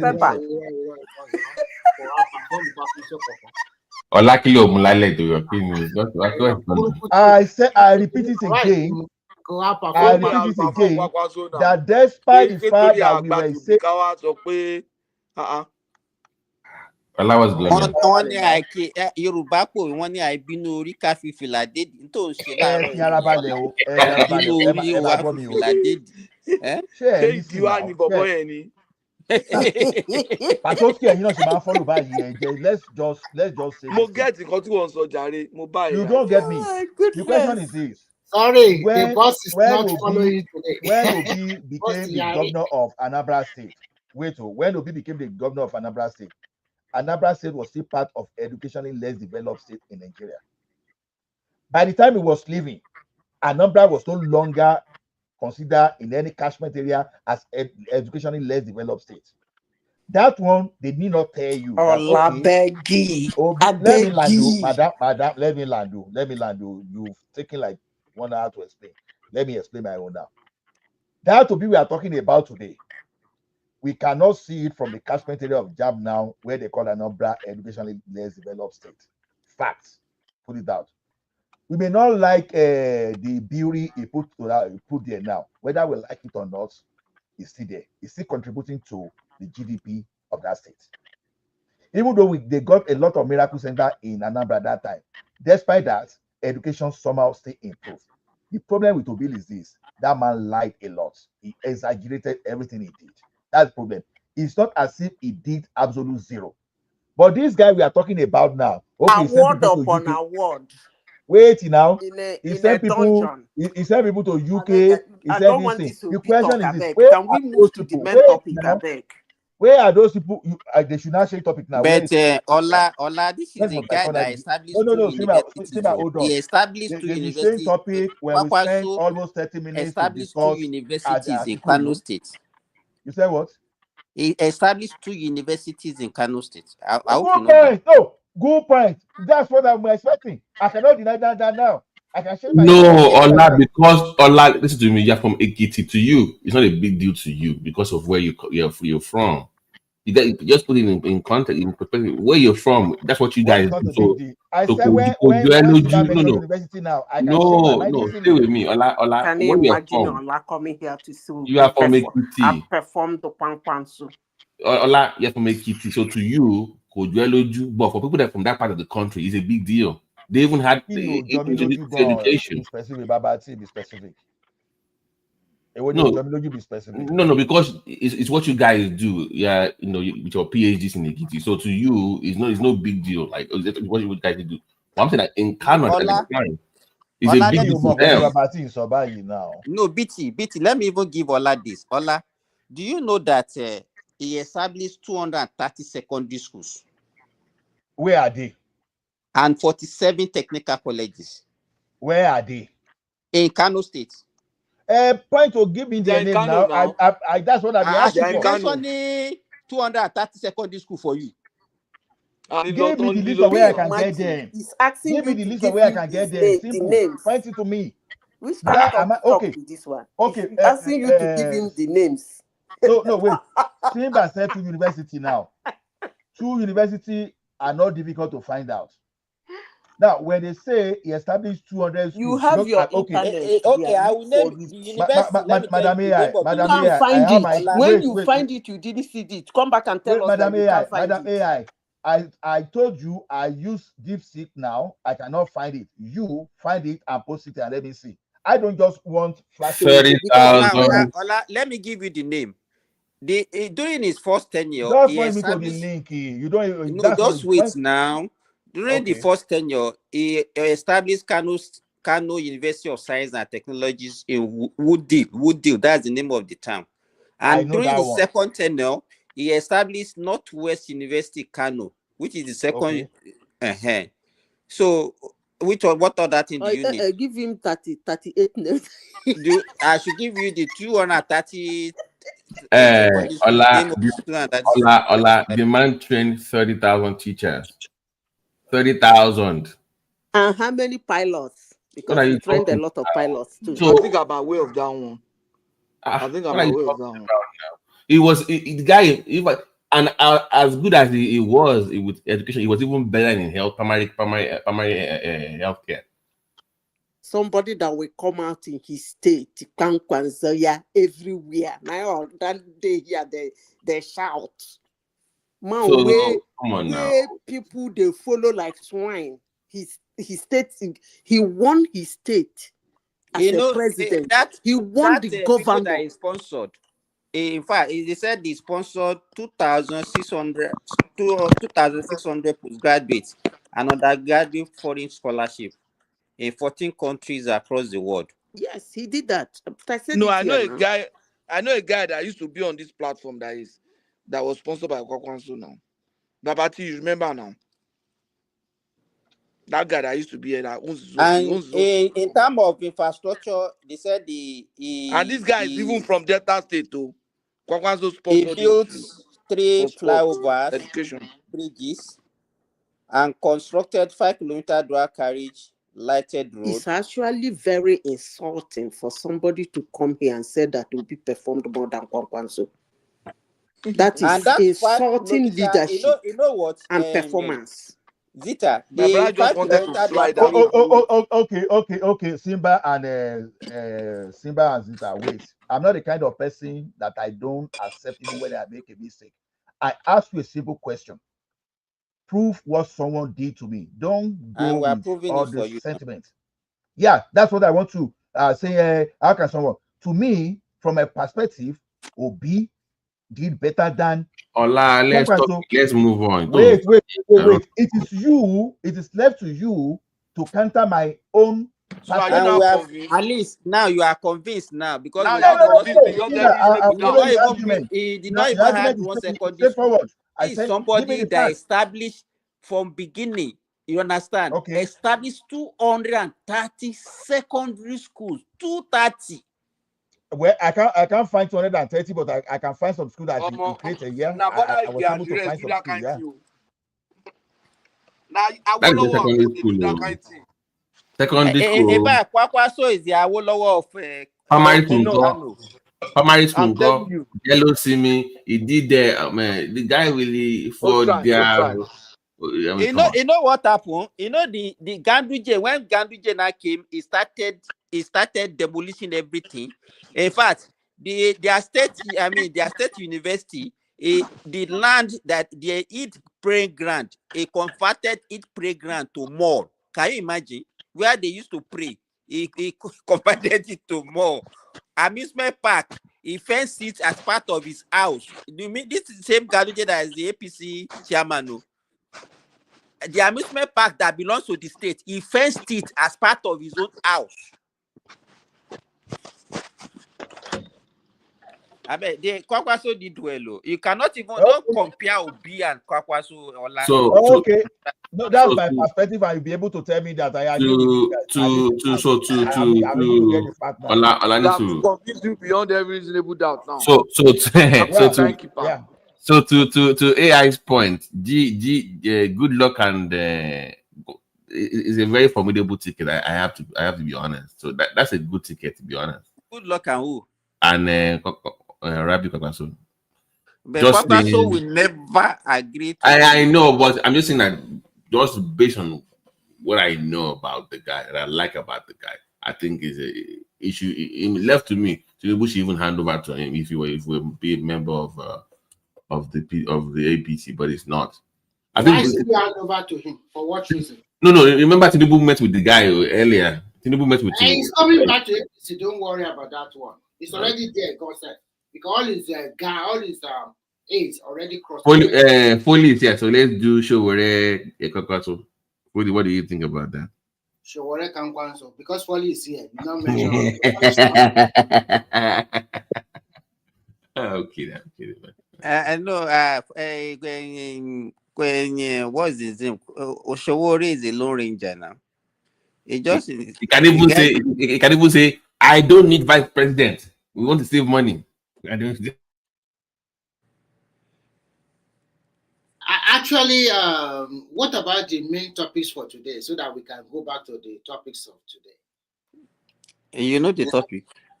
No, I don't have an idea. I'm just listening. I think people are just jumping from one end to another end. I don't know. Man, I don't know the topic. Oh yeah, the Yusufu lady thing turning against Peter Obi. What did she say? She I think she was against the protest by Soyinka. She was pretty much saying that, correct me if I'm wrong, or that why was Obi, I'm not sure. I think she went against Obi. No. I remember now. She had that banter with what's the name of this what they call this guy? What's the name of this guy in Ghana now? This guy that usually the Egun guy, David Ndoya, what they call it.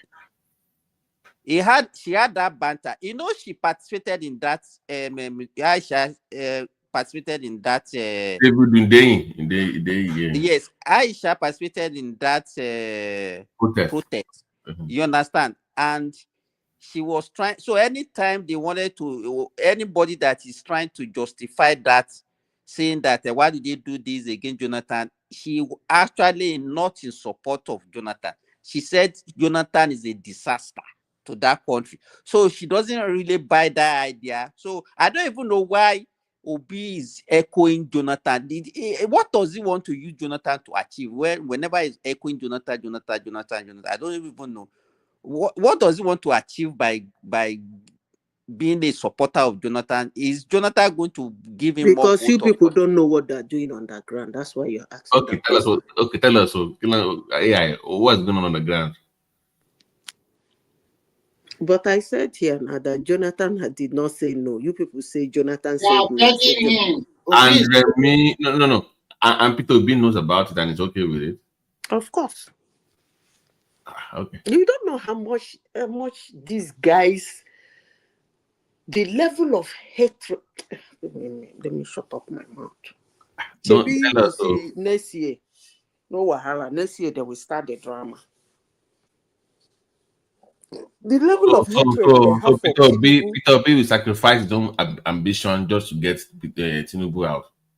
You people don't know the level. No, I'm asking the question. I said, you have eyes? I'm asking you. I'm asking you. No, you brought it up now. I didn't bring it up. You brought it up. No, he said this always pushing Jonathan's narrative since he lost that election. Babati, the point is you don't monitor people's speeches. The point she has started singing praises. Let me just let that land. We are not many. We talk. So Peter Obi was like, okay, because he hates Tinubu so much, he will sacrifice his own political ambition, even though he has the obedient space and they want him to. Okay, we'll see. That is not what I said, though. I didn't say that. Okay. Yeah. What he's saying that is Jonathan is going to support Obi later. That is not what I said, too. What are you saying? What I am saying is that they are on gambling shit. By the time they finish what they are cooking, we will see it next year. He's singing the narrative of Obi. You people have not noticed. Check his statements over the months now. Can you tell us? Can you speculate? What are they cooking? Do you have any idea what? I don't know now. Some people said are forming. You brought it up now. And Atiku has told you people that you people will not know what will hit you guys. That is coming up big. So let's wait. I don't know. So whatever they are. Sorry, the question that sorry. There is nothing coming big from them. Forget it. No matter what they are going to cook or plan or whatever, nothing coming big. There's nothing special. What I want people to realize is this. There's so. Do you know why you can say that? Yeah, you will see. Because they're selfish. You are saying your own. Let me also say hold on. You are right. Because they're selfish. So whatever is coming from their angle, the people in APC too, they are spreading their tentacle very fast and they are covering ground. And there's so many of them that are going to show their power in this 2027 election in preparation for 2031 when the power goes back to the north. Go and write it down. And before in the next 2 or 3 months, Kwakwanso you are talking about will be in APC finally. Remy, can I ask you a question? Yeah. In all these things that we are saying, we are not even considering the voter. It looks like vote only count for Nigeria. It looks like the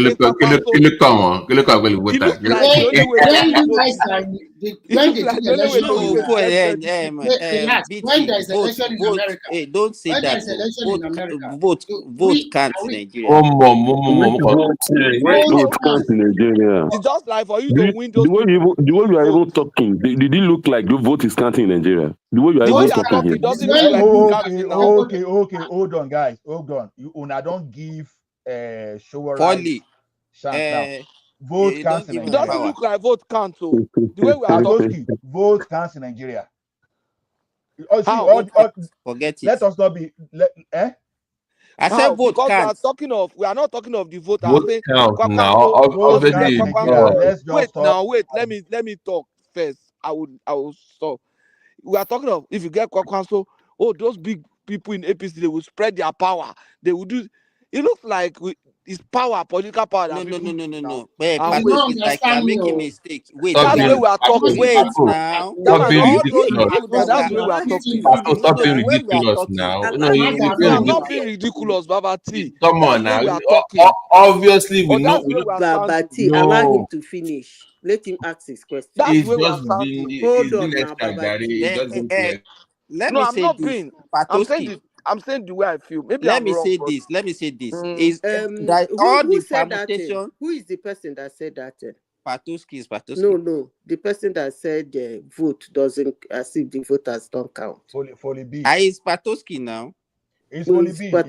No, it's Patoski that said it. I was one that started it and he said Patoski. Before you talk about the voters. Okay, it's me, no. Before you talk about voters, there must be somebody that are going to vote. And those people are very important. So when we talk about those people will now come out and tell the voters why they should vote them. So you don't start talking about the election by talking about the voters. You talk about the candidates. Because it's the candidates that is going to sell themselves to the voters. So we cannot come here and be discussing about the voters. Where Patoski is getting the highest you can talk about the candidates is their deliverables, just as we have talked about those deliverables. That's the highest you can talk about the candidates. Anybody that we mention, I don't understand this kind of, first, we are not talking about the we are voters. talking about acceptance. Before we mention anybody, we say, okay, how is this people? How these people see this person? So we put voters into consideration now. How can you say that we are just talking now? Don't put voter. Why can't you just mention my name? Who knows me? Why do you think I brought up when I asked AI earlier about who can run with good luck, and she says Sanusi? Why did we why would you laugh at that opinion? Because we thought, okay, he can't get enough votes in the north. Of course, yes, we even said that we're not even accepting. Exactly. So we do consider the moment we don't You're just been to extra Gary. Sorry, I want Canada. They are consistently inconsistent. Kilo day. What do you mean? If I to still body fighting, I fight to finish. What do you mean? Foley, how you doing, Jerry? I've not seen you in a minute. My brother, I'm good. I thank God. I'm good. Are you gonna run more marathon? By the way, did you even run any marathon this year with you? It was in Abuja? But people have been talking about. Let's talk about the politicians now. Why didn't you people mention Sowore in the calculation? Why are you mentioning Sowore? Okay, Sowore is a contender. Yeah, go ahead. Okay, Sowore is the president. I mean, what do you want me to say? Okay, Sowore is a contender. Well, go ahead. Number 3. No. Okay. Sowore is a wonderful contender. Number 3 on the depth chart. Yeah, go ahead. Well, come on. Why am I? Oh no, okay. Which consensus is he joining now? Which one? Well, yeah. Is he going to be the president or is going to take vice? Actually,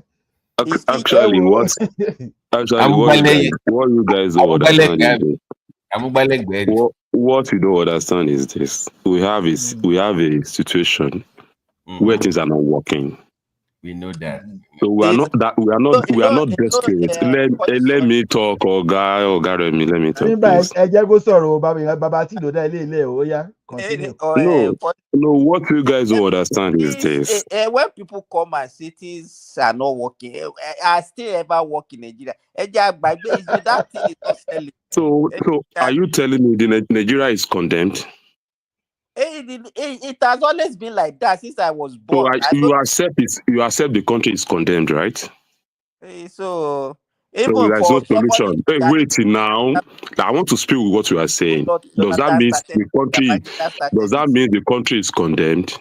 No, we have to go and look at how we can restructure that country. So now, when we are talking about how to get it done, you are now telling me that the country has never been working.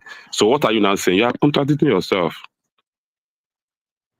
So we should not talk, if you know Nigeria is condemned, that means you don't need to be coming here to be saying anything about the country anymore. It's not condemned. Let's just also forget that it's done and there is no solution. Yeah, continue what you want to say, Folly. I don't have much anyway, but I will only saying this. Each time we are here to discuss candidacy, I think we should consider the Nigerian first, because we have been having all this kind of changing of government from the ages, but nothing changed.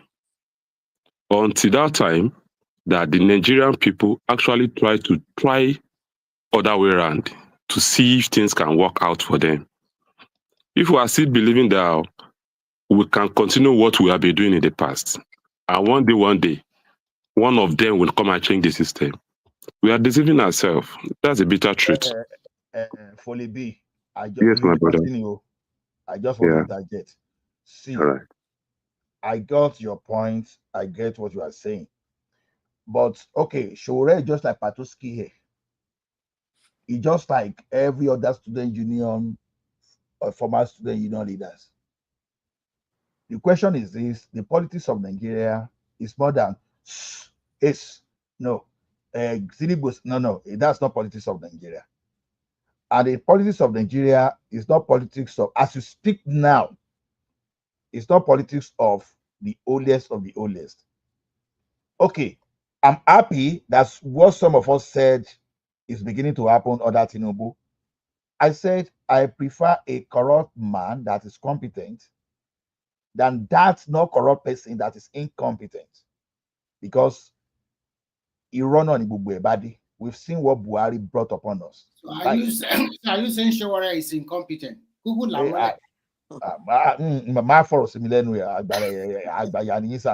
The thing is this: people are not even discussing, as corrupt as those governors are, how they are paying the debt of their state now. As corrupt as Tinubu is, so we are not talking of how he has managed to pay IMF. IMF is all they are saying. Not only IMF, no Chinese loan has ever defaulted. So the idea that Chinese will just come and take over our infrastructure, it's not happening. And the honest man named Buhari ran us to the point whereby we were going bankrupt. Those are the things we are talking about. It is more than this guy has not stolen one penny before. This is not me advocating for people for rogue to come and lead us. No, my own is I don't even believe that there's any clean Nigeria. That's the problem, including Showore. Maybe you are not clean, but me, I know I'm clean. Oh, yeah, I know. I should speak for myself. You speak for yourself. I should speak for myself too. The question is this: because I'm a Christian, if you read the Bible, I'm also I am a Christian too, but I don't allow you to authorize me to that European religion of a thing. Whether when you wanted to collect school fees, you added to it. whether when they ask you to do assignment, you look at your. I don't even collect school fees. I pay my school fees myself. So what I'm saying is this: whether you are supposed to join queue and you didn't jump queue, you just jump forward, or you must have done something that In fact, when I'm driving, even when I'm driving in the middle of the night and the traffic light show me red, I don't say because nobody is looking at me and I drive. I waited. Speed. I waited. When you're supposed to speed 100, you don't speed 140, right? There is nothing like that in Nigeria. There is nothing like that in Nigeria. You don't even have the road. You don't even have the road to. You don't even have the road to speed more than what. You don't even have the road to speed more than what you need to speed in Nigeria. The Nigeria I lived. When so many people will be doing 160 on Lagos Ibadan Express Road. 150. So which road?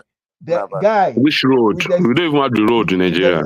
If there's one honest man in that country called Nigeria, then we have millions of honest people in Nigeria. It's only the system don't allow the honest people to emerge.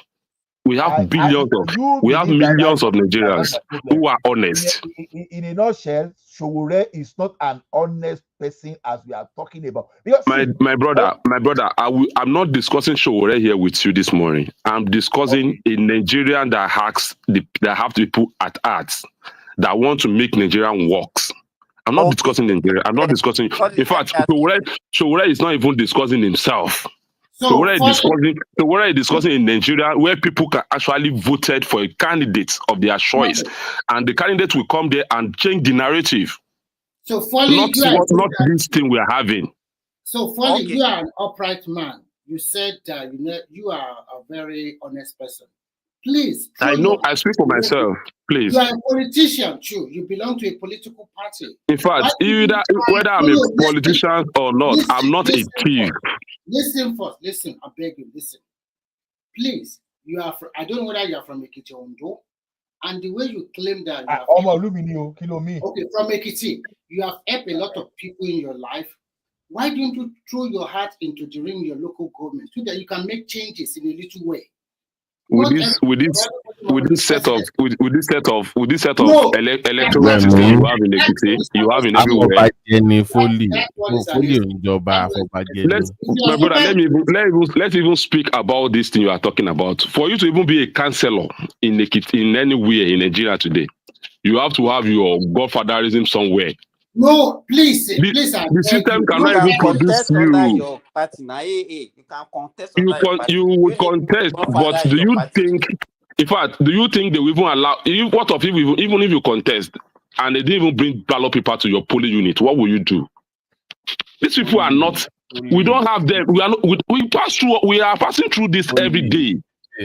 Offer sponsor, I don't sorry if I sponsor and they are interested in if we don't even need, I don't even need anybody to sponsor me. What we are saying here, we are not. Let me tell you, whenever we come here to come and talk, we are not saying anything about whether we want to be in we want to be in governance, we just want the system. In fact, let them give us electoral reform that will actually allow us to have a candidate that we can actually be. Sorry, all right.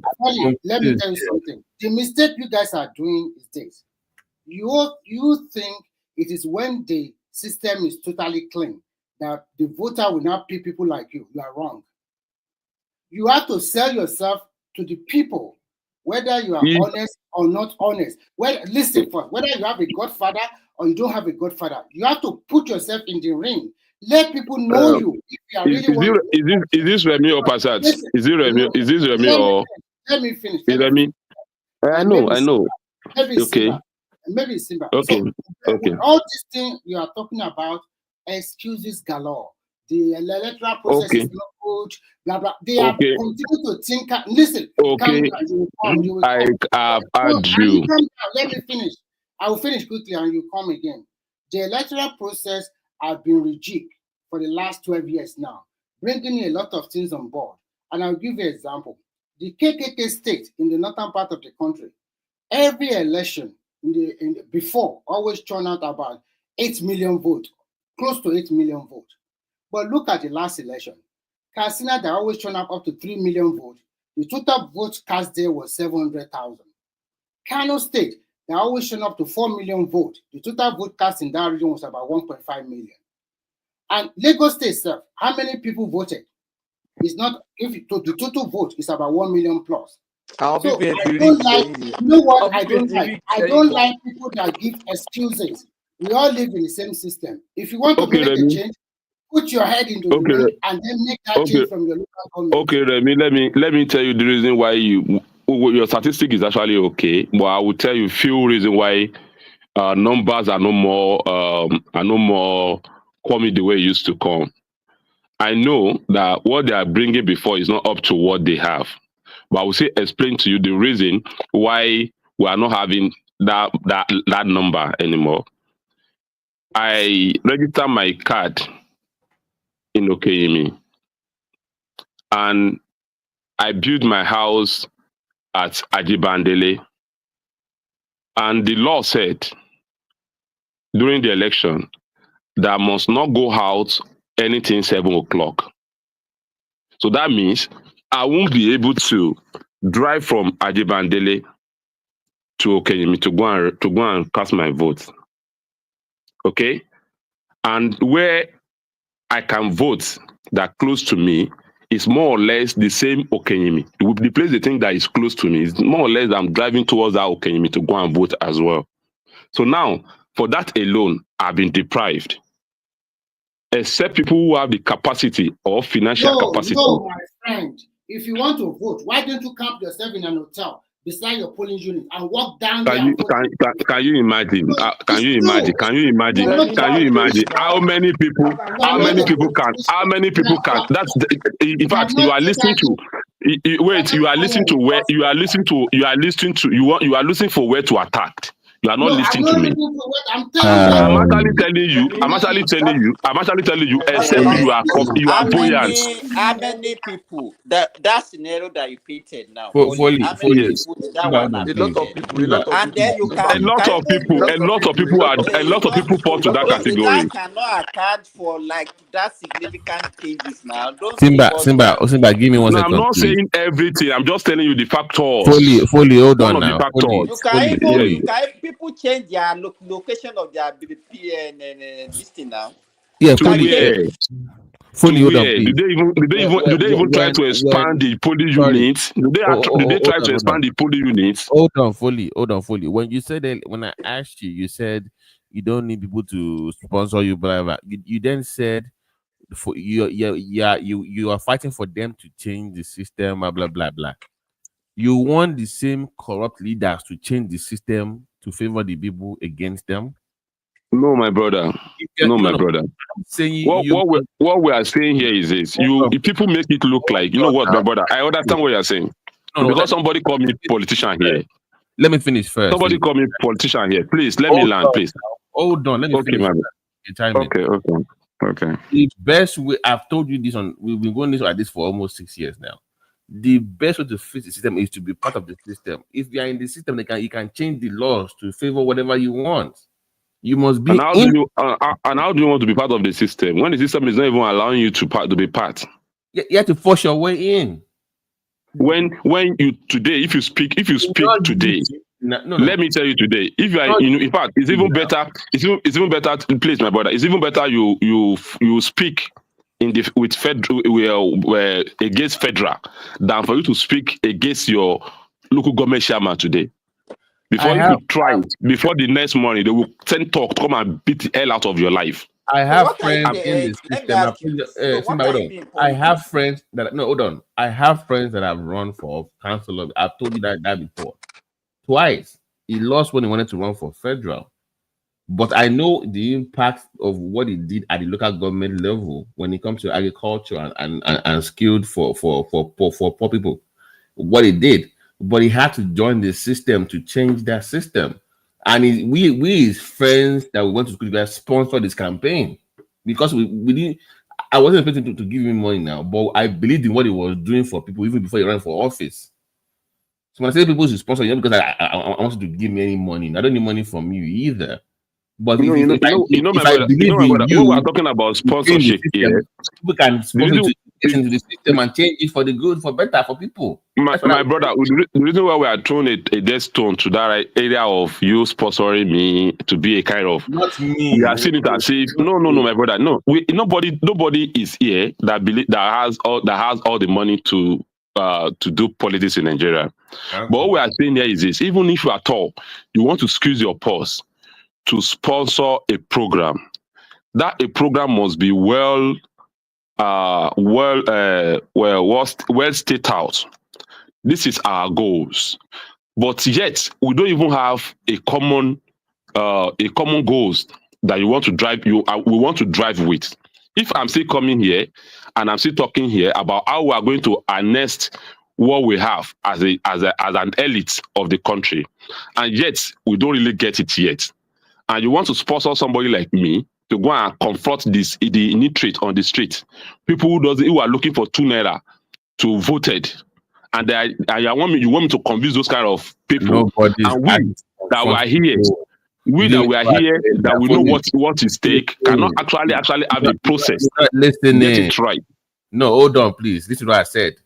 The people that friends of us sponsored, before he even ran for office, he already had what he did for poor people in agriculture, like people sponsoring people to be independent, small scale businesses that he was doing before he ran for office. So when we saw that, we like, okay, if we can put you in office at that level, you can do more for the people. So before he was even doing anything for in politics, he was already doing something for charity already. So when he got into office, he had more resources and more contacts to even spread the program to the rural areas. He wasn't there to fight any poor people on the street. Nobody's fighting anybody. Is to help the poor people. That's my point. It's not to fight anybody. We're not there to fight. It's to help people. That's the point I'm making. Okay, I think I understand what you are saying, my brother. But our system, in fact, that was the election I have in my state. Hopefully, if you don't mind, take this question along with you. All right, sir. I don't know what to do. Maybe you're a contractor. Can you do let's assume you're a building contractor. If a corrupt man, you understand, give you a contract to build house for him, or let's assume Dangote is a corrupt person, or Adenuga is a corrupt person and he's looking for a job, he employed you to work for him to build his business empire. Will you take that job? Okay, if you are talking about, I'm a professional, and I'm you are talking about, I'm a professional, right? And it's my feed to build for people. My goals is to build. I know those who are corrupt, right? Yeah. No, my goals is to build, right? But now you are talking about social service that I don't need to expect any dime from anybody. I don't need to gain anything from it. I don't need to put my selfish interest in it. I just have to go and serve people. Okay? So it's different for me being in my profession, trying to build for somebody. I'm to build. It's my duty to deliver building. Yeah, I know where you're going. It's my duty to deliver building, is well-structured building for the person. Whether it's corrupt or not, my feed is to build so that the house will not collapse. Yoruba will say you that you want to get the sweetness. You want to get gold from. He didn't understand your question. That exactly. No, I understand your question, but what we are talking about here is how to. We are talking about social. We are talking about how to. Question to you. All right, my mother. What he's saying that if you want to do something for the society, just as Remy said, you have to use them to get into that society to do what you want to do. That's why he gave an example. You are a builder. A corrupt man wants you to build. Your job is to build. You build beautiful houses. He pays you. You go. You build a beautiful house. So if politicians are corrupt, the system is corrupt. You said they don't give you opportunity to do. No, the opportunity is there. That's what it's saying. You have to go into that system. And when you get in there, you change it. When you get so there. there is no need to complain. Folly, surely, please, you will respond. But let me give you one example. Do you know a man called Professor Lukoye Ransom Kuti? Yes. He was one of the best health ministers we've ever had in that country. And you know his background, even his family heritage. Do you know that man was one of the longest serving ministers under Babangida?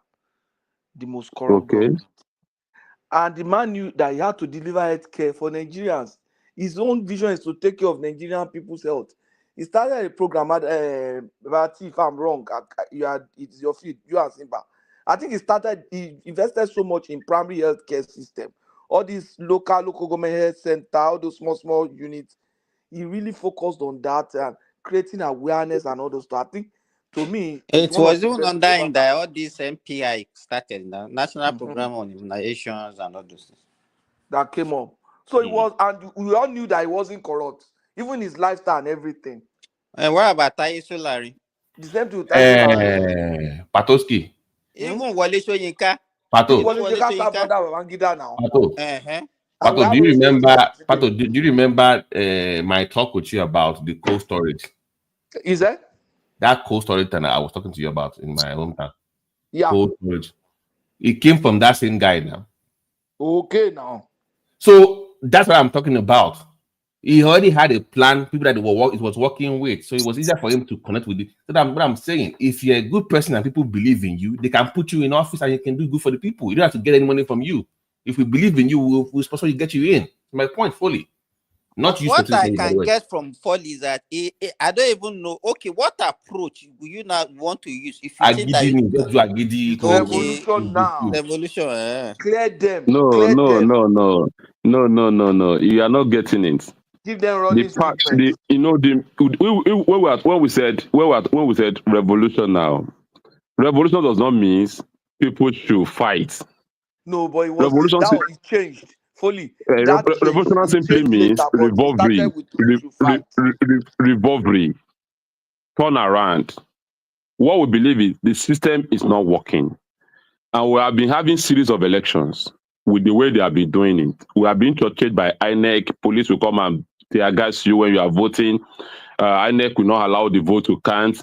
Tog will come and beat you up. Is Sowore also saying that is being rigged or what? In fact, everybody that contests under that election is rigged. Anybody that contests on that election, that election is rigged. The only person that is not rigged is the person they declare as the winner. So how many votes? No. Hold on. How many votes? No, he has another definition. How many votes? When we are talking about rigged, it's not about votes. When we are talking about rigged, it's not about it's not only when you casted your votes and you rigged out. Okay. Let me ask you. Rig starts from process. We know process. That. We know. Okay. But in a free fair, hold on now, fully in a free fair election, that whatever happened, how many votes do you think you guys lost because it was not free and fair? In fact, before we talk about free and fair election, give me a number now. If it was free my brother, no. Before you talk about free and fair election. Come on. Wait, my brother. You asked me a question now. Okay. Before you talk about free and fair election, you should be talking about the play level ground, the same equal rights for the candidates. Do they actually allow them to debate? Do they have a kind of platform where all of them? It's optional now, my brother. It's not. It's part of the process that people can actually assess the candidates. Who will make you to debate? Who will create that platform for now? It's the system. It's the system. You know what? I believe where you guys are living. You know how they do their own campaign there. Guess what, Foley? They call out people. They ask them questions. In America, hold on. In America, it's still optional to debate. You don't have to debate in America. They don't force you to debate. You don't want to debate. It's still optional. But if you don't debate, people will definitely condemn you. Trump chose not to debate in the first time now, and he still won. What are you talking about? You mean what? You said what? In 2015, he didn't debate now. He chose not to debate. He did in primaries, but he did not do He didn't debate with and he still won. Hillary Clinton. No, he did that. Okay, he did Hillary. He won, by the way. Sorry, I forget that. But in America, it's not mandated to debate. That's what I'm telling you. What I'm telling you now, if you are not mandated to debate and the citizens ask you to come and debate, and you said no, that's the beginning of your You of your have loss. the right to debate. It's my point. So but the consequence will not DM to try it, not to debate. That's the consequence. You don't have to debate. You cannot make law to. Why? If you want to campaign, because debate, if you don't even debate, it is should part be a of minus to campaign. you now. Your opponent. But that is your choice, Pato, right? It's your choice. Yes, now, if for that's what we are saying. That's what we are saying. But we have a system here. Fully. Yes, my brother. Yes, my brother. If my opponent refuses to debate, it's a plus for me. It's good for you. That means You he should be won't get happy. the exposure that I will get.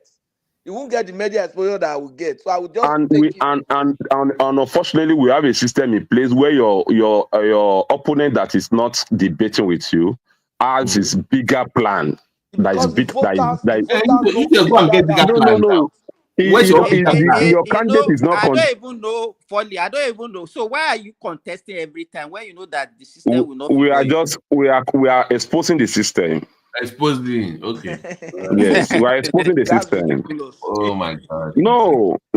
You can say it's ridiculous, but you cannot. These people. In fact, I wish any one of you can actually have in mind to come and contest in Nigeria and see what is happening here. I am involved in that. No, fully. I just told you I am involved in local politics. I don't want to put my stuff out there. I am involved in local policy. I always talk about local government elections. When you have the experience, share your experience with people. I have shared it with you for how many years now? Fully. You have done that now. Some of us. I always do with you for the past 6 years. You don't listen to what I say. Foley B, do you know why I take interest in addressing you? You see, the way you appear to me, you appear like someone that has a lot to offer. And when you have a lot to offer, I'm sorry to say, pardon me, Showore is not the right person to really follow now, to really influence anything politically. If you want to, what gave you? Why are you pre-singing Folly? What are you seeing that is showing you that he has a lot to offer? Why are you saying? I don't even have anything to offer. Me. So for Folly, when you say I should share with you, I've been sharing with you for the past 6 years. Where do you think those ideas come from? It comes from experience of people that I know that do what they do, and I'm telling you how it works. Okay, let me tell you one of the things that I think that is actually my breaking point where I believe I can never do. I can't join APC or PDP to run anything in Nigeria. I can't. That's where you are making mistake. No. It's my own decision. It's my own decision. No, Foley B. Let me say this thing. You must have heard something they call disruptive innovation. As they have disruptive innovation, they have disruptive political calculation too.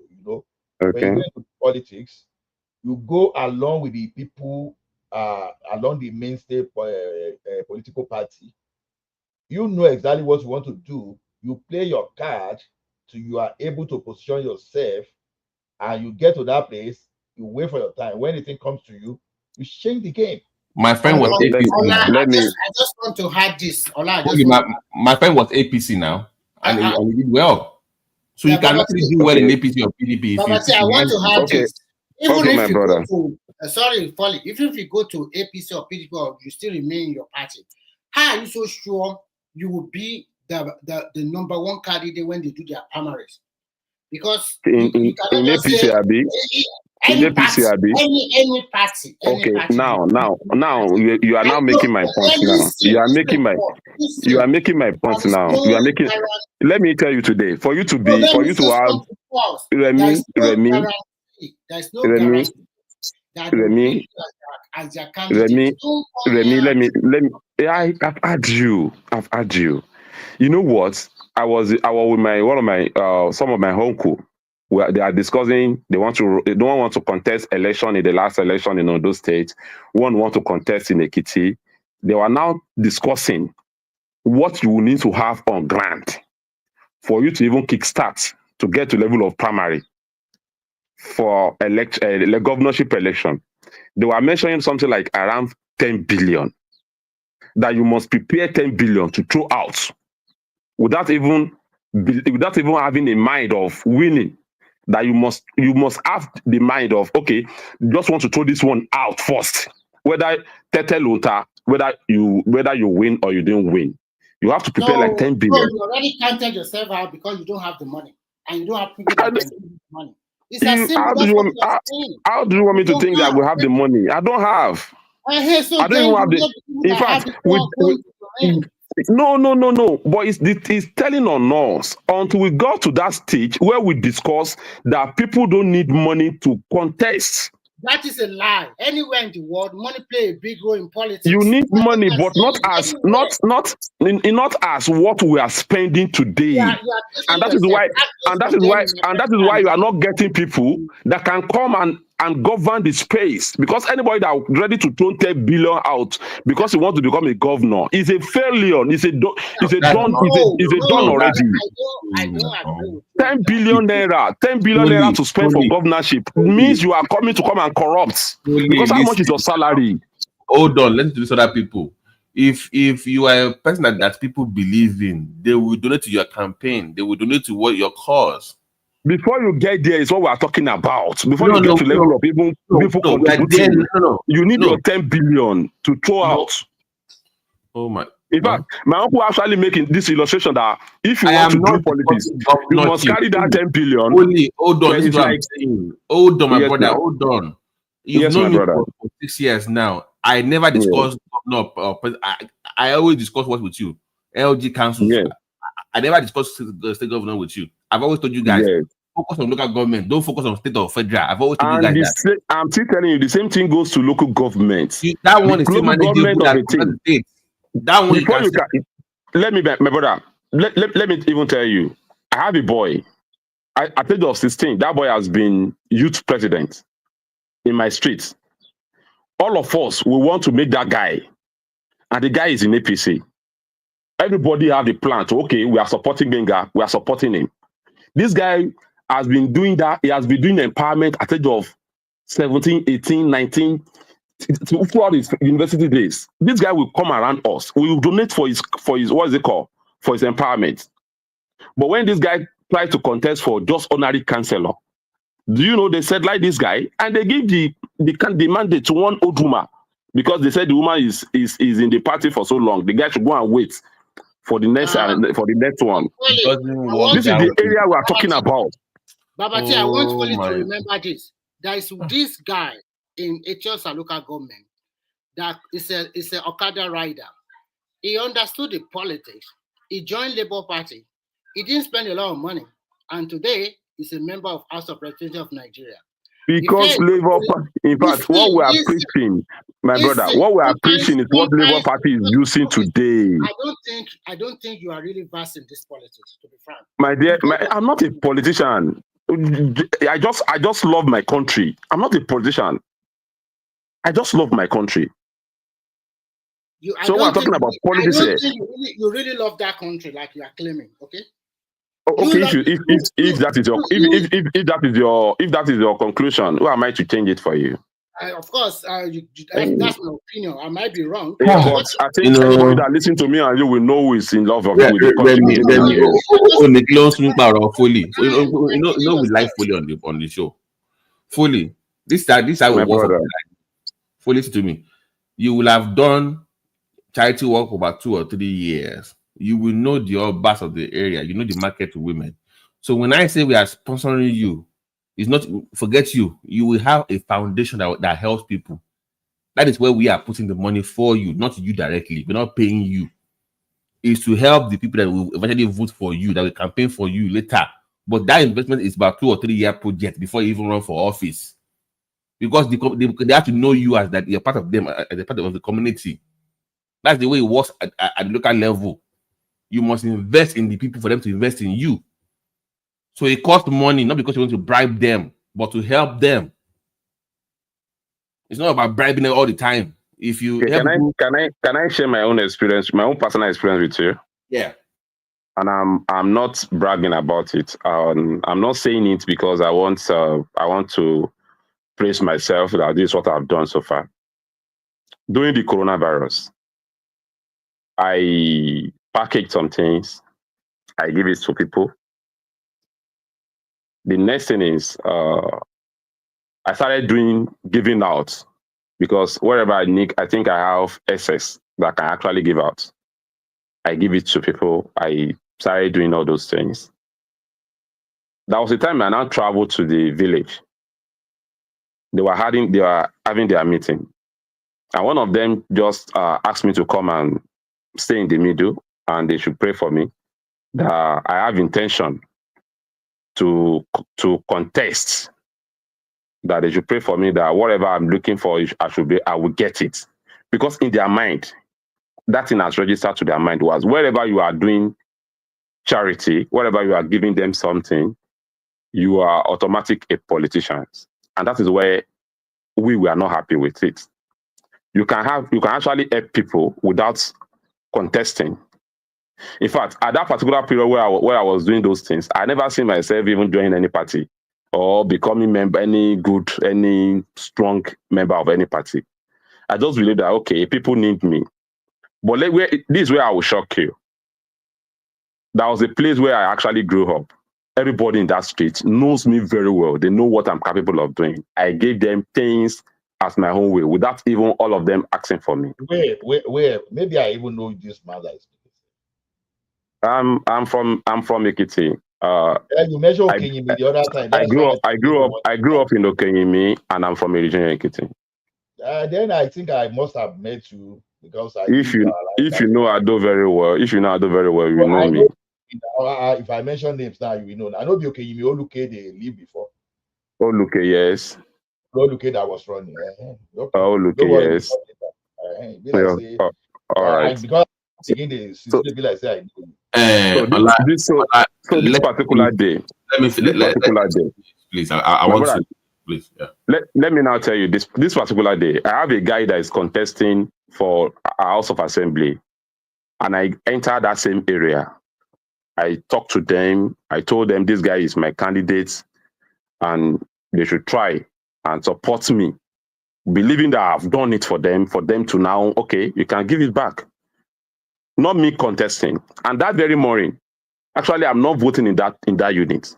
But when I saw them lining up inside sun, I have to go and hire canopy. I rented chairs for them to even sit down. That means I cherish their dignities.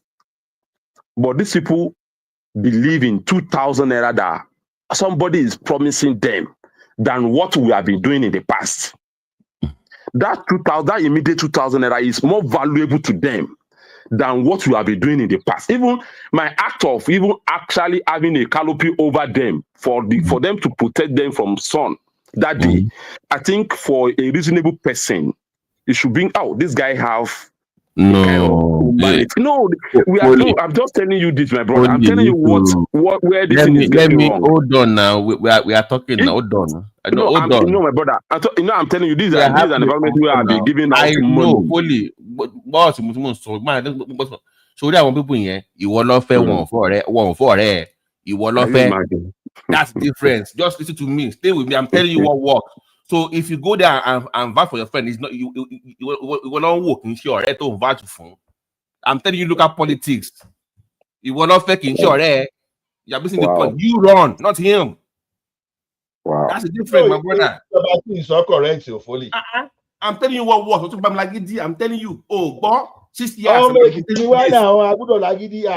Ìwọ lọ fẹ́ wọn fẹ́ ọ̀rẹ́ ìwọ lọ fẹ́. Bàbá tí ìfàwọn Èkìtì ilẹ̀ Àgbàyà ni yẹn ẹ̀gbọ́n yìí.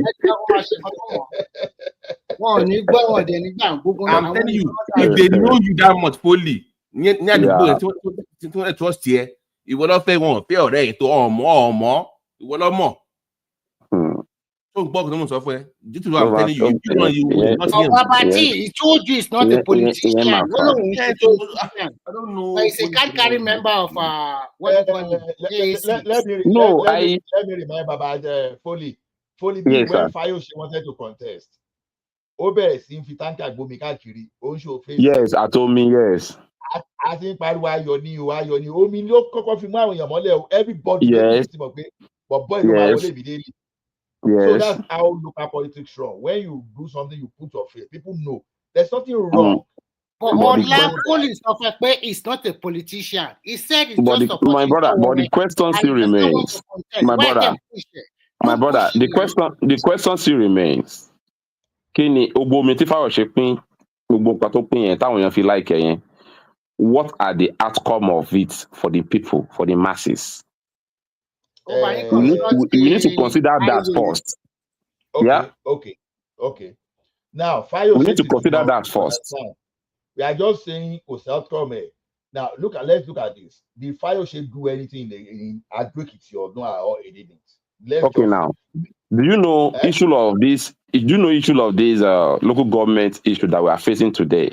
Do you know Fayose destroyed it in Ekiti? Fayose was first person that actually take local government money for his own personal projects and started using what's it called? Not only all governors were no, if I was started, in fact, there was a guy in Ekiti then, Taye Fashuba, that actually comforts Fayose because of that. And do you know the kind of crisis that thing caused in Ekiti, in Ado? Because of that thing, because they started, it was after Fayose, all of them were now started perfecting it, packaging it very well.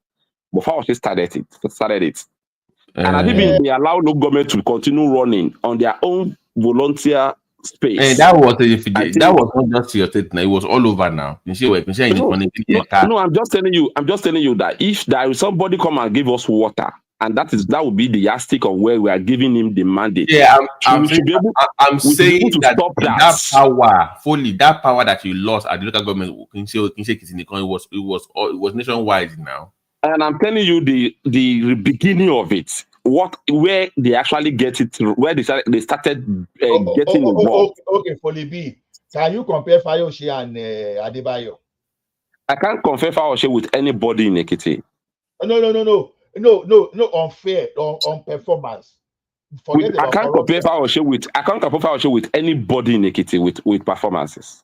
Performance? Are you saying yes. Adebayo was better than Fayose? Fayose is better than any one of them. Any one of them. But that does not mean he doesn't have it.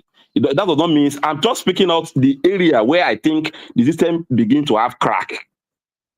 I didn't allow local government to run. Look at what I'm saying. You say you have this program you want to do, you're a good person. You have to find a way to be that person to get to that place. So you have to do whatever they are doing. Whether they sponsor you, okay, look at Obi now. Some people were raising money for Obi. Who says people cannot raise money for you? If you want to do something and you are so sure you want to do good, but you need to be that person that will spend money, that will fetch water for them too. You have to counter for you to get there. We are doing that in our own little way, but we don't want to do it in a corrupt way. We don't want to do it in a corrupt way. No, so if I believe in you and I give money to go around for is that corruption? It's not corrupt. Do you know on this platform? Now this I think one man has given me money almost twice now. One was that. Yes. And that, do you know? Wait, my brother. Let me tell you one thing. Do you know that money that one man gave to me was first money that I actually go out and do video that I'm giving out money. In fact, I didn't even allow myself to show. I used someone else. Okay, Folly, can I interrogate you for 1 minute? Just for All a right. minute. All right. It's not Please, this please, but that's all. Like it's not honestly, getting it. It's not the politician according to So what my he said. first question to you, Folly, are you a card-carrying member of AAC? Yes, yes. Thank you. Do you have intention in the future to hold a political post, or you are or not? In fact, presently I'm the AAC party chairman in Ekiti. So that means you are fully into politics. That means you are going to do a lot of primary for people that's going to contest for governorship. Definitely, yes. So, but yes. you are contented to be party chairman, right? No. I think the reason why I'm there is because of my trust. The party trusts me. They know I'm not. So I'm not. It is not that there is no election. They just select you to be the party chairman of the state. Yes. No election. Is that democratic? No, I'm not. I'm even acting. I'm acting. Yes, I'm acting, and you cannot tell me that there is no room for acting. Your acting Yes, can be confirmed later. Can be confirmed through election. Thank you. So somebody selects you. So somebody selects you. Yes, because the reason why I accept it is because there is no money there too. Okay. So my final question to you is that all those things, all those good deeds that you have been doing that you mentioned here, you are just doing out of your own volition, not because my own volition, without attaching any political movement with it. This is a public forum, so you do not have any mind at all to contest for either councillorship, local government, state assembly, rep, or governorship or presidency now and in the near future. Well, if under my watch I can build people who I trusted, that can believe that I believe that if my question this is supposed to be a selfless services, okay? And if I believe that under my watch I can build people that can trust to go and contest for those positions, which we believe that they will deliver dividends of democracy to the people, I will support them. It does not necessarily that it should be me, but I can be part of the process to bring people on board. What you are saying now is that if tomorrow the person that selects you to be the acting chairman of AAC in Ekiti State now say, "Oh, Mr. Foley, why don't you? I want to select you to be the gubernatorial candidate of AAC." Would you accept it? Well, for now, I don't have that capacity. I think that would be my final question. People that have for now, I don't have the capacity. I don't have the capacity for now. Fully. The capacity will be taken care of by them. But your own drive, your own want to help your people, if that part is taken care of, would you run for office? No, Definitely. Thank you very much. We are there now. Definitely. If it's for me to go and serve, I will do it with joy. Yeah, talking. Fully, when I talk of competence, you understand, this is one of those things I'm talking about. If I want to support person to contest for something, and I ask some question, the person is not even getting me, that is a red flag for me. You understand? Okay. So, in politics, when you want to deliver your people, you have to get his, that's why you see people like Tinubu. People may be laughing, they may be joking, you grab it and all those things. That is exactly what Trump did. In Canada, the only way is this: they have nicer words to use. Gentleman can go on politics. Oh, I want to do this, I want to do this. No, you are deceiving yourself. Nowhere in the world. The question: if you really want to lead your people, you gotta get out of that AC, or you find someone to finance you. It can be NGO, it can be anybody. You have to appease the people for them to support you. See, You don't need to see what you call bribery. It depends in the way it is. I said it here several times that even the government of the Western country, they bribe you. How would they bribe you? Okay, official election. Oh, you were paying carbon tax before. We are going to remove you. You are no longer going to pay. But bala bribe buku niye. Don't believe for okay. I believe in for office, so you would show. Let's support you. Is that bribery? No, it's not bribery. They believe in No, you. if it's for me to go and serve, if it's for me to go and serve, and it will not require my life. Why won't I do it? But I will tell you, if I want let me to tell you, contest, my brother. Let me paint a little scenario for you. 2 weeks, let's say 2 months ago, I was on a radio station. Do you know after I finished that radio program, I received almost 4 threats. 4 threats from unknown number. Immediately I finished.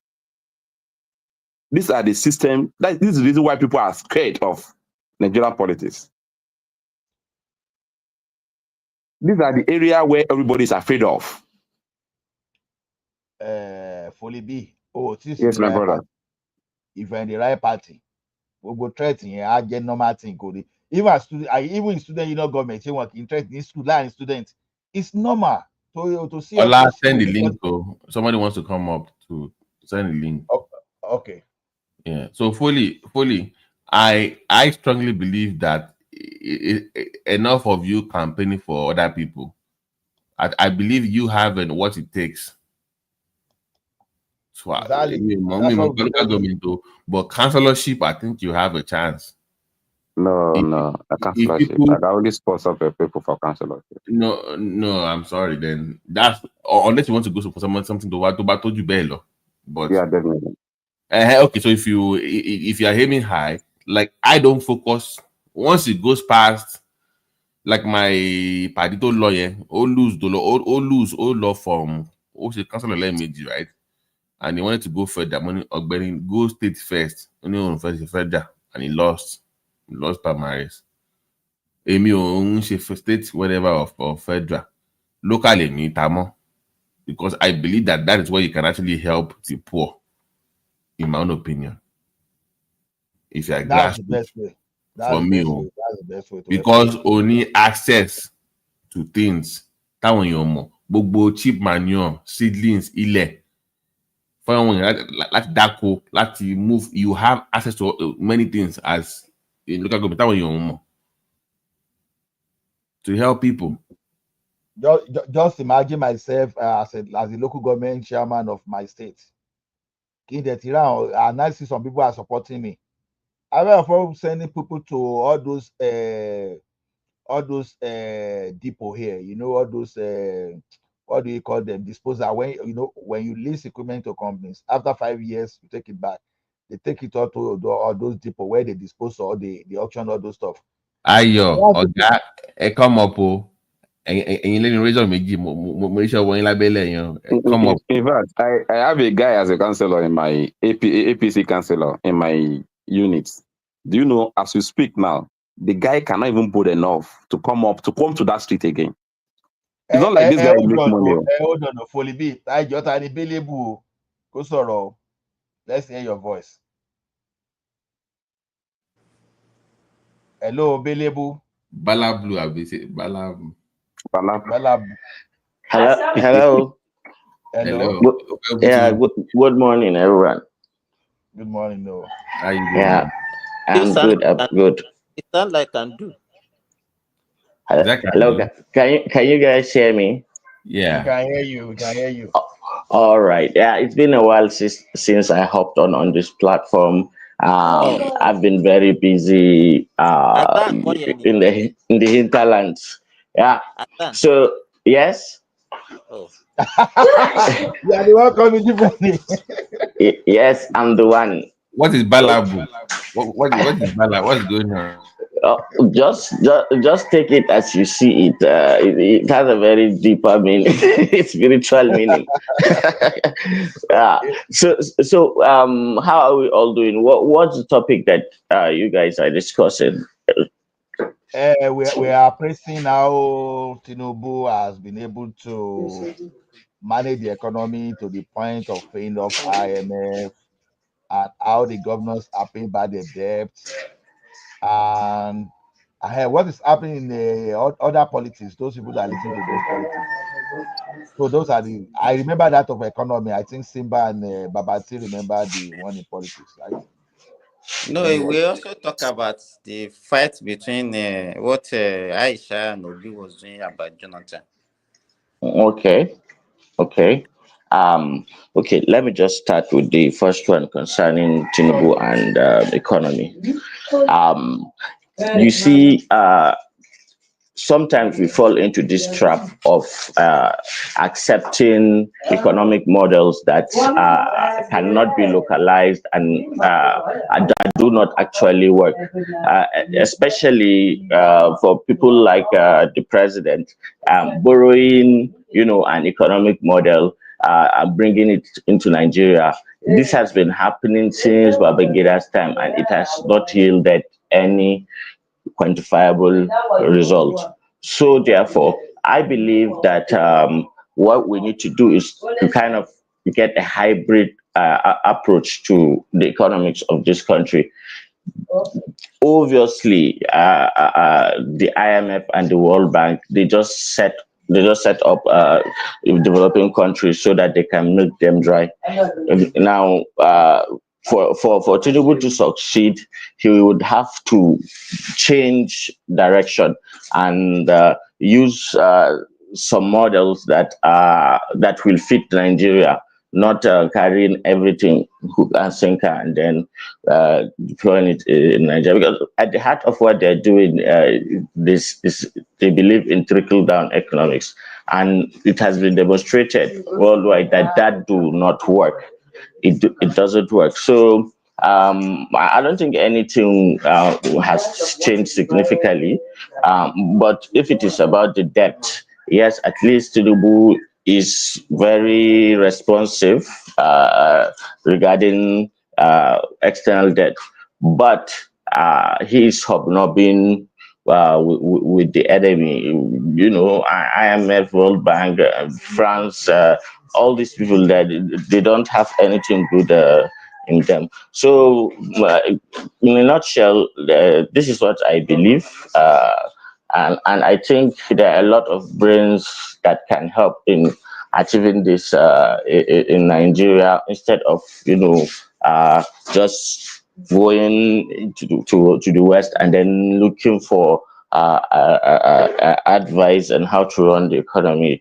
And what they end up doing is collecting huge sums of credit and then dump it on Nigerians to pay it. You see, right now that in Nigeria everything is expensive, it's as a result of embracing that cutthroat capitalist imperialist economy. Let me just leave it at that.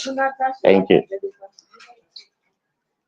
Okay, let me ask you a question, because that economy model. Now, I don't know whether you are talking about the monetary policy or just the way it is. Okay. Now, the Naira floating, when we look at it, I personally believe that if our Naira were floated earlier, that it would have been almost impossible for some people to use our Forex for round tripping, became a multi-billionaire overnight. So are you saying it is wrong for the country to float Naira? Yeah, what I'm essentially saying is that we see this who if not to look at the action or what the government is saying. If you want to know what is happening, you have to look beyond that and see, okay, which entity is benefiting from this devaluation of the Naira and floating it. This is something that has been happening for decades. This is the standard modus operandi of the United States of America, the World Bank, and the IMF.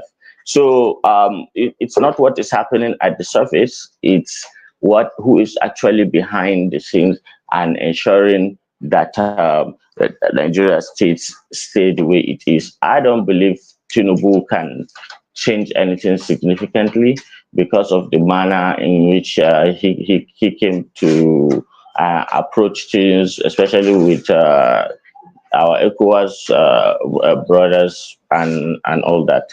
So who are the ones that are benefiting? You see, this neoliberal kind of economics that your hard work do not pay because value has been taken away from your money. That is why I'm saying what I'm saying. I hope you understand. Yeah, I understand because for me personally, I'm seeing positive things in the way the economy is going now. When fuel subsidy was removed, so the billions of dollars that we were making that were using to subsidize for Nigeria for neighboring countries, so all those things now suddenly gone. And to read the volume of gasoline claim to be used before suddenly reduced. So suddenly the state governors, they have more money to spend, and even the federal governor have money to spend, and our debt to our debt to GDP ratio now, you understand, has improved significantly. So when you are seeing all those indices, that means that something is going right somewhere. And don't forget that prior to 2023 elections, Nigeria was going bankrupt. So eventually we were lucky not to become another Argentina. So here we are now. Are you saying all these indicators are not some? I understand. I don't want to. I know that people are hungry, but I don't want us to use that. I don't want us to weaponize that, because I know sometimes politicians weaponize that people are hungry just to drive their point, different motive entirely. So are you not seeing I'm talking in terms of the overall macroeconomic impact and how Nigeria is better positioned for the future? Are you not seeing it compared to the past government? Yeah, on the point of repaying those loans, it is a good thing, but as far as the economy is concerned, and the key performance indices that you referenced, they do not give an accurate picture. And you see that the way the capitalist system analyzes and discusses the economy in its core ideology, it is what will make you talk the way you did just now. I don't think those KPIs and statistics carry as much weight as people will want to believe. But just look at unconventional means that some countries have used to reach where they are. Singapore, as an example, we can do better, but right now, all those key performance indices, it's one of the ways for the bank to monitor how their money is being used or misused and all that. So they keep this KPI so that it will give them an accurate picture of what is happening statistically wise and all that. That's the way I see it anyway. Okay, but what I see now, okay, oh my goodness, and I was beginning to enjoy this. Okay, sorry guys. Anybody want to speak? Balabu, I mean, what is Azam don't disappear. Yeah, it's like it's a network cut. I know what the kind of economy that Azam is looking for is this Kalakawa kind of economy. That is what he is actually advocating for. And there is no problem with that. No, Foley B, there's a lot of problem with that. I will tell you why there's a lot of problem. we like to say something about Indonesia, Malaysia, and all those stuff. You see, one thing is this: when you have a major shock in the economy like we did in Nigeria, it takes average of 5 to 10 years for you to have some kind of stability. Now, when because this is the way, the gestation period when you reposition your economy and people start, because investor will not come the first year, they won't come the second year. They can look as far back as, okay, will this person come back the second time? And that's when they start coming. And when I'm talking of investor, those people that are coming to invest in your country and to really establish real productivities, they be coming to your country. So, but what we were practicing before is that if we were consuming everything, and the cost of consumption, there's a different thing that you are making money that you used to consume, and another thing is for you to be borrowing for consumption. Two different things. What Nigeria, what we're doing before is that we were borrowing for consumption, and that was always going to crash our economy, whether we want to accept or not. And but the shock we receive. Okay, continue. So the shock we receive from the system. Okay, look at what is happening now. You remove fuel subsidy. What will happen? The energy industry will develop, as long as you are not giving money to some people that are importing. Now, you have Dangote to protect now. Then there are some other refinery coming out to protect. So from that alone, you've eliminated the $10 billion you were paying for fuel subsidy. And those are the money. Because people were asking before, where were the savings from that subsidy? And now we'll be able to tell you now that, okay, even this man borrow, we have to borrow to pay what we are owing the airlines, and the airlines, they've returned to the country. Some investors are coming. Okay. Go ahead, Remy. Okay, I just want to add in addition. When I was in Asia, I discovered that in China, precisely, they use what we call heterogeneous products, in which you have one particular product in different standards, and then you can buy it according to your purchasing power. For example, you want to buy a loaf of bread. There is a loaf of bread that does not have enough sugar. There is a loaf of bread that tastes more blunt, and there is a lot of it that is rich in every ingredient. So people go to the market and buy according to their purchasing power. It's not a communist state as people really thought. It's a kind of mixed economy in which they make emphasis a little bit more on capitalism also. So the mistake that people are thinking that we should go back to all this social form of government is already outdated. No country, especially a country like Nigeria, that we do not plan for so many years, can go ahead and do such a thing. It's not going to be an easy path. Like what is going on in Nigeria today. Yesterday, I read the report that Jigawa State was able to pay 92% of its debt. Most of the state, Anambra, was able to pay 76% of its debt. And that is why they free a lot of money for developmental projects in their state.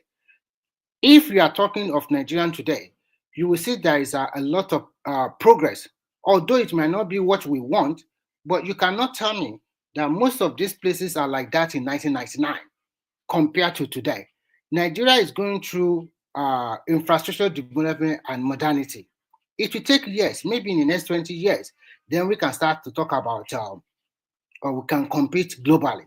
But every citizen of a country must put their head and support whoever is in government, because government is a continuum. You cannot say because Remy, you know, the issue is like most Nigerians doesn't even know what Nigeria have. They don't. We have this overestimation of the wealth of that country. No. You understand? So because it has been saying, and people have been, the statistics are there, that the kind of infrastructure deficit that we have, every budgetary year, we need at least 30 to 50 billion. Yes, exactly. Additional to be spent on only infrastructure, not this budget that we are just saying, okay, oh, this year is 50 trillion or whatever. On infrastructure alone. And for us to meet up with what is expected, that we need over $1 trillion to meet up. Madam Oga, can I interject? You are calling me madam. My Oga, can I interject? Before you interject, I just want to quickly conclude that at the end of the day, this kind of mixed, I would call it a mixed economy that we are practicing in Nigeria, because we are still doing a lot of palliative and a lot of handout to our people. When you come to the Western world, this kind of palliative, they don't give people like that kind of palliative, but they give them benefit. But if you want that kind of benefit that they give to the unemployed, or maybe people that are still in university, they give them some stipend, then we must capture a big chunk of our people to pay the right taxes. But if okay, you my are brother, can I come in? You come in. If you are coming to give excuses like, okay, if they cash more people to pay that, they will siphon the money, then we are going nowhere. It's like if we are dancing in a circle. So many things will be put in place, and the country must come first before individual interest, unfortunately. So you can come all right, my brother. You know what? There is nothing that pains. Oh my goodness. You're on okay. Maybe Azan can continue because Poly B network has gone. Azan, if you are there, you may continue. Aha. This network is bad, yo. Maybe we just move to the background. Network, it don't paprika everything tonight. It have asked Azan is the coalition they are building with Atiku, and how does it see with a lot of defection to the APC? What is his own reaction to what is panning out in Nigeria? Okay, Azan is here, he can answer you on that. I think he had it. Hello? Yeah, we can hear you, Azan. Yeah, my network keeps fluctuating. What was it that was asked? Remy is asking you about Atiku, coalition you are having with Atiku. The coalition with Atiku for 2027. Ask your question again, Remy. My question is simple. I want to know your reaction to Atiku and El-Rufai coalition. That's one. And the second one, the defection that is going on all over the country, especially from PDP to APC. Do you think it will change the narration, the political landscape in the next election? You see, Nigerians have the memory of a goldfish, and Nigerians never learn from their previous mistakes. That rubs off on every Nigerian very, very poorly. And as far as Atiku and El-Rufai try to do a coalition, you see, in politics, you cannot underestimate your rival and dismiss them like that. And I think if they play their cards well, they may succeed. But right now, what I'm seeing with them is what they're trying to do right now. It's just delusional at this stage. But come 2026 or 2027, the things can change, and maybe they'll get to that level where they can challenge for the president. But as things stand now, no way. They're just wasting their time. You do not believe in the gentleman agreement between the North and the South? Why Buhari spent 8 years, and after 4 years he wanted to go to the North again? So you do not believe in that? You say No, I believe in equity. I have no qualms with power rotating from the north and the south. The only thing that I object to in that arrangement is the fact that only the three major tribes get to rule Nigeria, So it's either Hausa Fulani or Yoruba, or people of the east, that means So, the Niger Delta. so would you say the problem in the north is in the Remy, let me ask northwest? him this. Sorry, you are So not. let me ask it and then you talk. Let me quickly What ask is this your question. simple question? Folly, can you move, please? Or we're making noise there. So Azan, can you say that the rivalry that we are seeing in the north is between the northwest and northeast, jostling for 2031? Is that what is in play? Yes, that is a very valid reason. By the time we get to 2031, I think the opposition might have learned a good lesson. And yes, it's true. Most of them are angling to, contest and go to the presidency. That is not something that is hidden. It's obvious. But the chances of Atiku are very, very slim as things start now. Because you see, this defection is going to cost him very, very badly. And that is just the reality. I even believe that Peter Obi, if he plays his cards right, he may be the one under a free and fair election that could seriously challenge Tinubu, especially if he gets the backing of the North. But right now, things are not looking that way. Therefore, Tinubu would likely breeze through simply and doing the 2027 elections. So that's just it. Folly, can you mute, please? Or where is the noise coming from? Simba, Why are you please mentioning go ahead Foley? with your It's My not phone Folly. was on mute. It's called me So why are you from mentioning Azan. It's Foley? background from Azan. You can hear people speaking Hausa on the ground now. I'm sorry, Folly, I thought it's you. Don't be annoyed. Okay, Simba, go ahead with your question. And the question I want to ask Azan is that if we are considering the populace, Nigerians, and want to take Nigerians into consideration, let us leave all these politicians that we are discussing. What do you think Nigerians can do? Or who are among these politicians you think will actually best serve an average Nigerian? Yes, what do you think? And the person you're referring to, you mean by virtue of that person being in the presidency, the president? Yeah. Okay. You see, Professor Babagana Umar Zulum. The governor of Borno State. Yes. But he's not contesting now. No, he in 2031. I'm telling you, in 2031. No, I'm talking about 2027. Okay. Okay, you're talking about 2027. Well, in 2027, and I can't see it.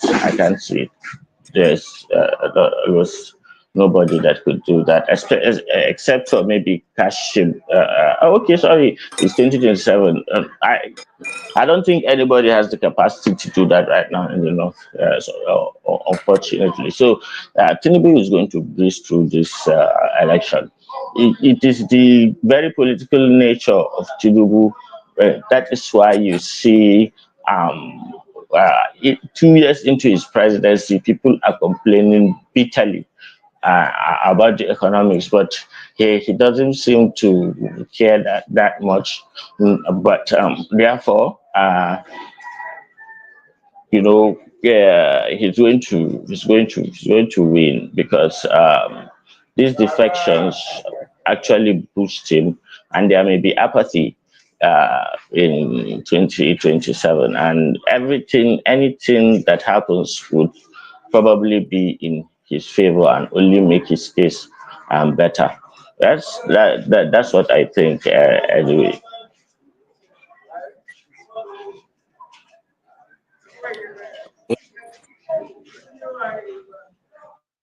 Because if you look at what is happening now, even the oppositions, they are not